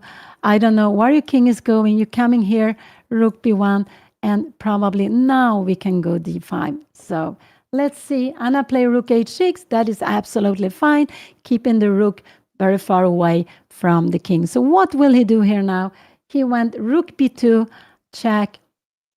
Anna will absolutely need to go with the king to d3. Here we have it. And we see that the king, he can give another check, but there's no problem. Anna needs, this would be a draw, because this is absolutely a draw. We will just go here and give it back. This is a well-known position. Yeah, now it's also, this is also a well-known position. So with the check here now, king d2 is necessary. So king d3 was played. It was played. What will he do here now? He will start going with the b pawn. And now I like Anna to play d5. I like Anna to just walk up with the d pawn. This is the move I like her to play. And the idea with d5 is you get the path in with the king. After b4, so let's see. So I do hope Anna will go here. She can also go rook b6 if she wants to. But then, yeah, no, not rook b6. Just play d5. This could be just, here we have it on the board, b5, but d5 is just such a good move. And the idea is to bring it, but also to have a path in here for Anna. After a move like this, we can come here after this. I think we go rook b6, and if you come here now, we are bringing in the king. So this is rook d2. You can come here. Maybe this is a little bit, but also this is just winning. King e6 probably. And after rook d3, we will just give a check here and we will just grab it. This is absolutely a winning position. We have 2 pawns extra. So d5, will Anna go d5? She's down to 143, but d5 is important to get a path for the king to enter. Only d5 and then go with the king, not to go d6. Only d5, no longer, but this is very important to play. She can play this move also if she wants to win time. And rook e2, you can come back here now. Absolutely, she can do that if you want to win time. Rook b6, I'm not, rook b3 here, check. King f7, and now Anna needs to go d5. It makes it a little more complicated, so I prefer her not to play this. So d5, just go d5 now here to have a path in with the king. No, she hasn't played, it was me playing. Here we have the position, b5 was played, the last move. Will Anna find d5? There is no danger with this b pawn. She can repeat also one time if she wants to. She can repeat to get some time. That is actually nothing wrong to do when you play with this half-minute extra time. Or we can see all the games around, they're finished, but Anna is still playing this. Don't go... oh, I'm getting worried now. She's down to 22 seconds. She's down to 22 seconds. Wow. What will she do here now? I think king c3 is also a good move, just to repeat. Rook b6, she played king c3. Yes, to gain some time on the clock. We will absolutely see rook e2 on the board and Anna will come back. So there will be a little bit, they will repeat the position, but like this, Anna wins a little bit of time and then she has time to think what she's going to do here now. And of course, if he does something like, he can come here also, rook b6. He can come here now also. But now again, d5 is a good move.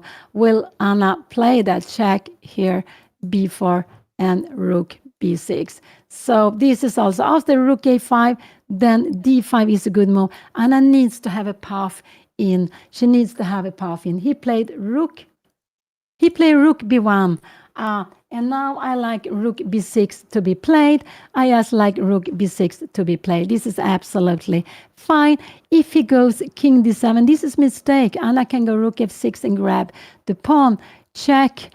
I'm not sure what is king c1. We have this and this. We are coming here now, but Anna will just be in time to take this and after, to take this. So what did he play? Anna played rook b6. It's his move to play here now. He cannot go b4. What is he going to do? I'm not sure what he's going to go. It could be he will go rook e1, king here, rook b1, and now rook b1. Maybe this is actually a winning position. King d2. Because here we have the check. Wow. Here we have the check. So if rook e1, this is a winning position. Wow. Because of the check, rook d2, you can threaten them both, but we have rook e5. The king is very badly placed there.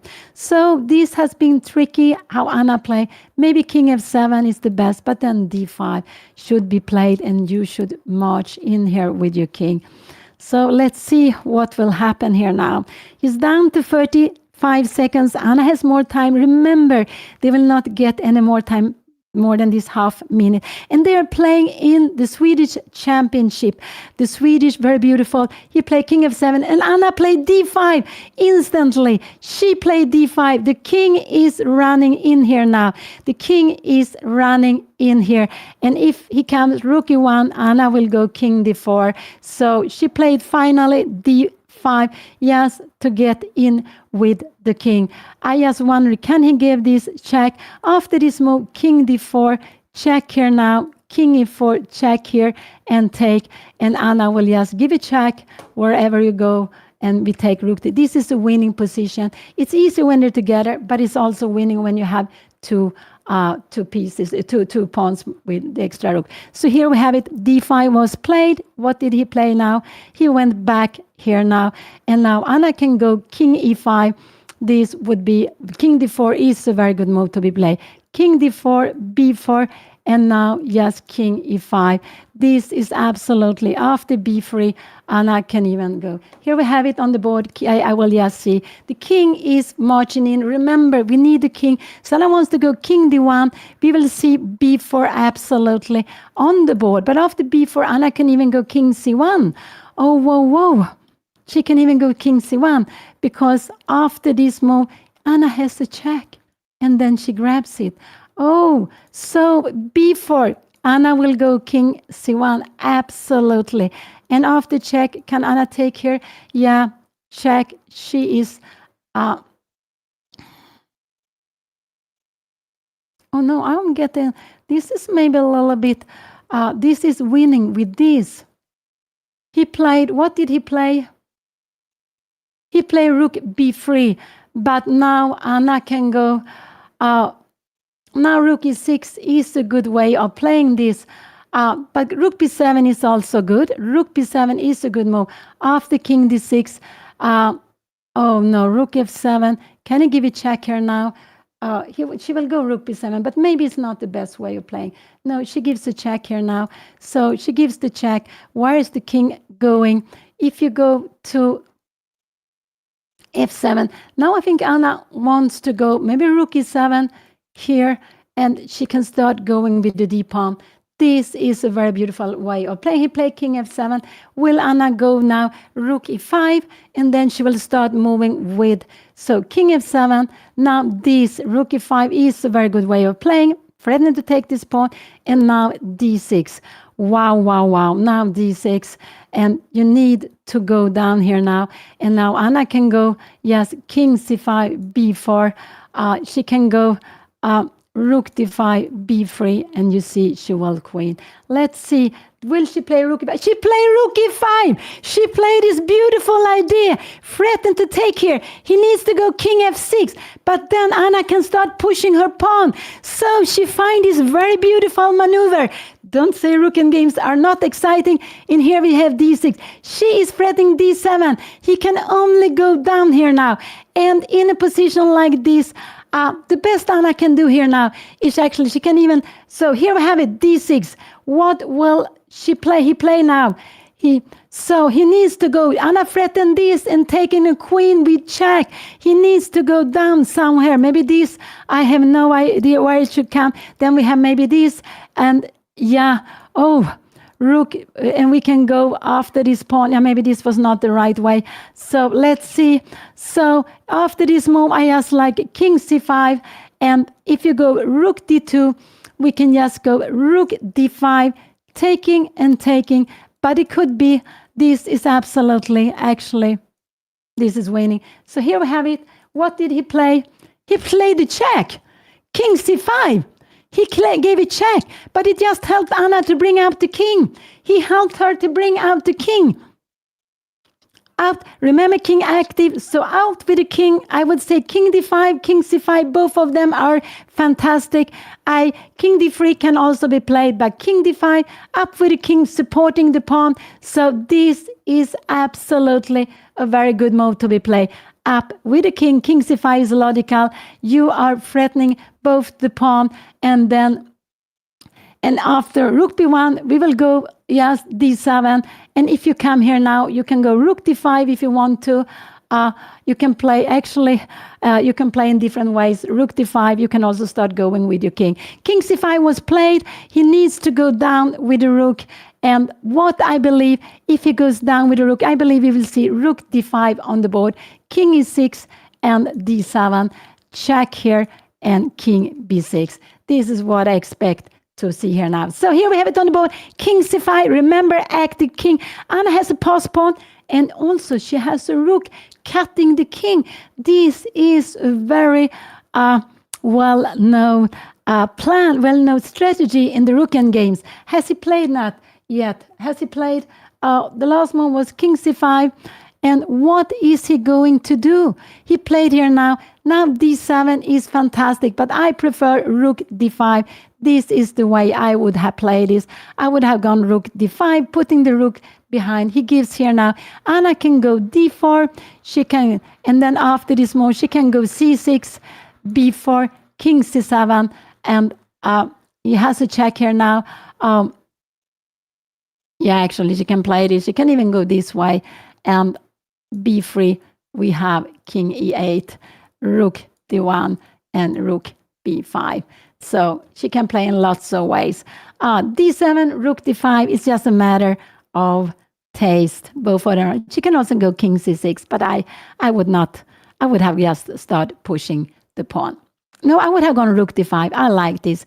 The only move is king e6 and then d7. So what will Anna play? She played king c6. Absolutely fine to play. Now we will see probably b7. Anna will go rook. Anna will go, I think Anna will go d7, and her opponent needs to stop the pawn. So he played b4. We have it on the board, b4. Anna will absolutely go now. I think she will go d7 here now. She can also go rook c5 and d7 if she wants to. So, but d7 is just such a natural move to be played. And now, if we check here now, she can also just play this pawn and game. This is absolutely no problem to play. You will go up and pick up the f5 pawn, nowhere. So let's see, just don't. So she goes d7. We have it on the board.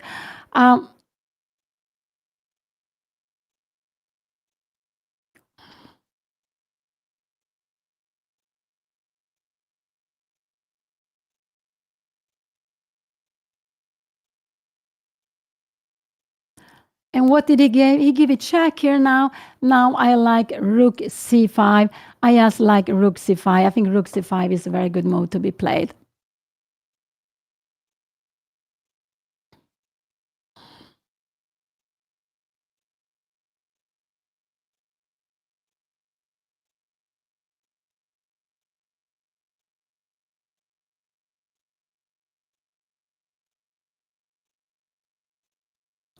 Oh, so exciting. Rook c5 is what I like to play. The pawn and game is so easy. After rook c5, if her opponent comes here now, no, she goes with the king. This I don't like so much. She goes with the king. But okay, she goes with the king, king d6. This is what she does. There needs to be a check here now. She wants to go king e7, but he will give a check here again. And now the pawn again is, this is also... Yeah, this is absolutely fine also. Anna is going there. There will be rook c1 check here now. Anna will go king d8. There will be free, and she will go come here now. So he gives a check, and now I think king d8 is what Anna will do. She will escape with the king to e8. This is her plan, to escape with the king to e8. So king d8 is a good move to be played. I think this is what Anna will do also here. Here we have it on the board. And now after king d8, her opponent can try to trick her with this move. But now rook b5 is just very, very good move to be played. Rook b5. And the idea was, of course, and I have to be careful, king a8, Anna, that would be a mate. So that is the only trick to look out for here now. Rook a1, but then, yes, rook b1, keeping track of it. And now Anna is planning a check and then to go out with the king. She's stopping the pawn also. And this is also the way of playing when you have an extra pawn, to take control of the square, which the pawn is promoting. And then, so king 8 followed by the b3. We will have this with check here, and Anna will just be in time to take this. I will just show it. And after b2, there is one move to save and win the game. So rook h1 could be a tricky move, but then just rook b5. And this, so, and if b3, Anna go king e8. And if king f5, Anna can actually just give a check here, and she will just check here, and she will just go rook b5. And again, she is going to go, we have this is position. King d8, she find the way to escape. Here we have it, rook h1. A little bit confusing, Anna. So now rook b5 is a very good move to be played. I just hope Anna will go rook b5, going after the pawn, also planning to go rook b6 check. So that's a tricky move, and so playing it against Anna's plan. But rook b5 is a very good move. Just putting, this pawn wants to pass, so just putting the rook behind it. She wants to give it check and then start going out. Or she just wants to take the pawn on b4.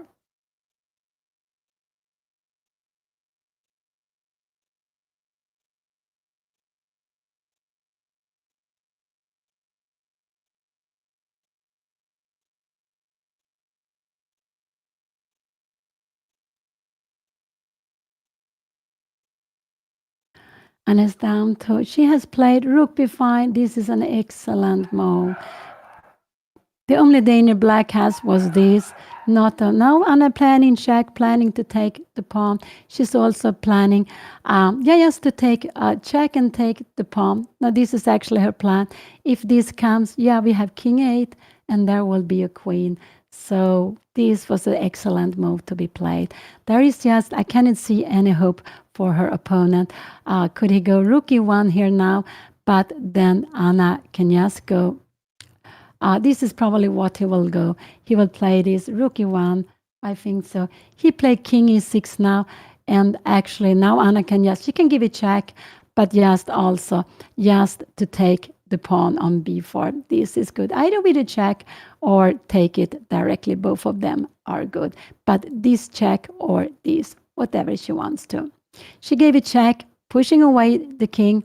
And now when king d5 comes, Anna should pick up, Anna should absolutely pick up the pawn. Here we have it on the board. We have it on the board. And now rook take b4 is a very good move to be played here now. Anna can also go king e7 if she wanted to. But it just felt so unnecessary to play.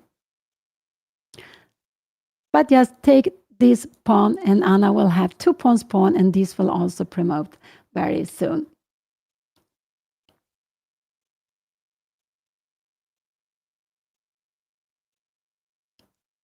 So I like Anna to go, she can also go king c7 if she wants to, but then there will be a check. I just, king c7 is absolutely also fine to be played. After check, Anna had king b7. So it could be that she will also play that. But I like rook take b4. What did she play? What did she play? She played king c8.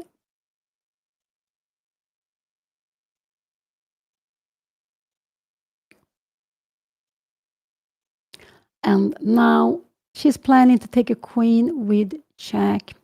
So, and if these checks comes, Anna will escape with the king to b7, and there's no way to stop Anna from queening. Queen c8 was a very, very good move to be played, yes, also.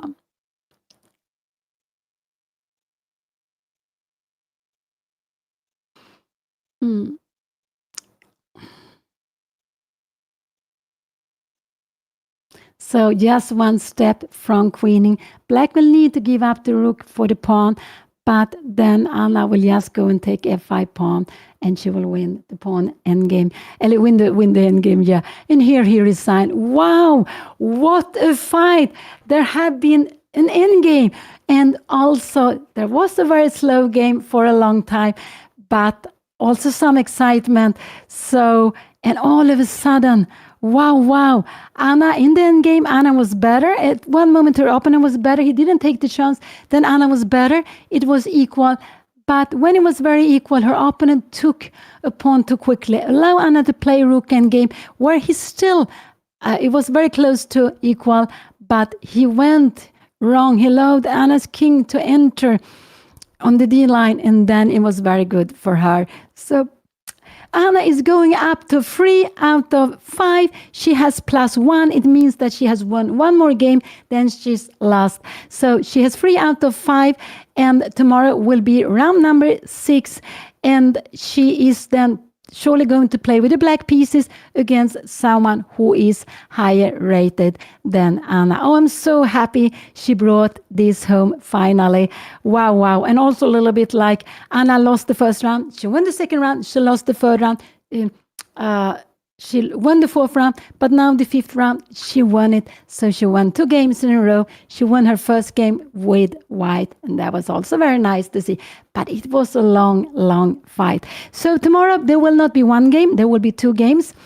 They play at, first of all, 10 o'clock a.m. in the morning, and then this is round number 6. Round number 7 will be held at 4 o'clock p.m. So 2 rounds tomorrow, 2 very tough rounds, but so happy for Anna to go up with 3 out of 5. Anna will not be here with you afterwards, so very soon I will say goodbye. But I'm so happy you have been here with us and see Anna's game, and also seeing her fighting.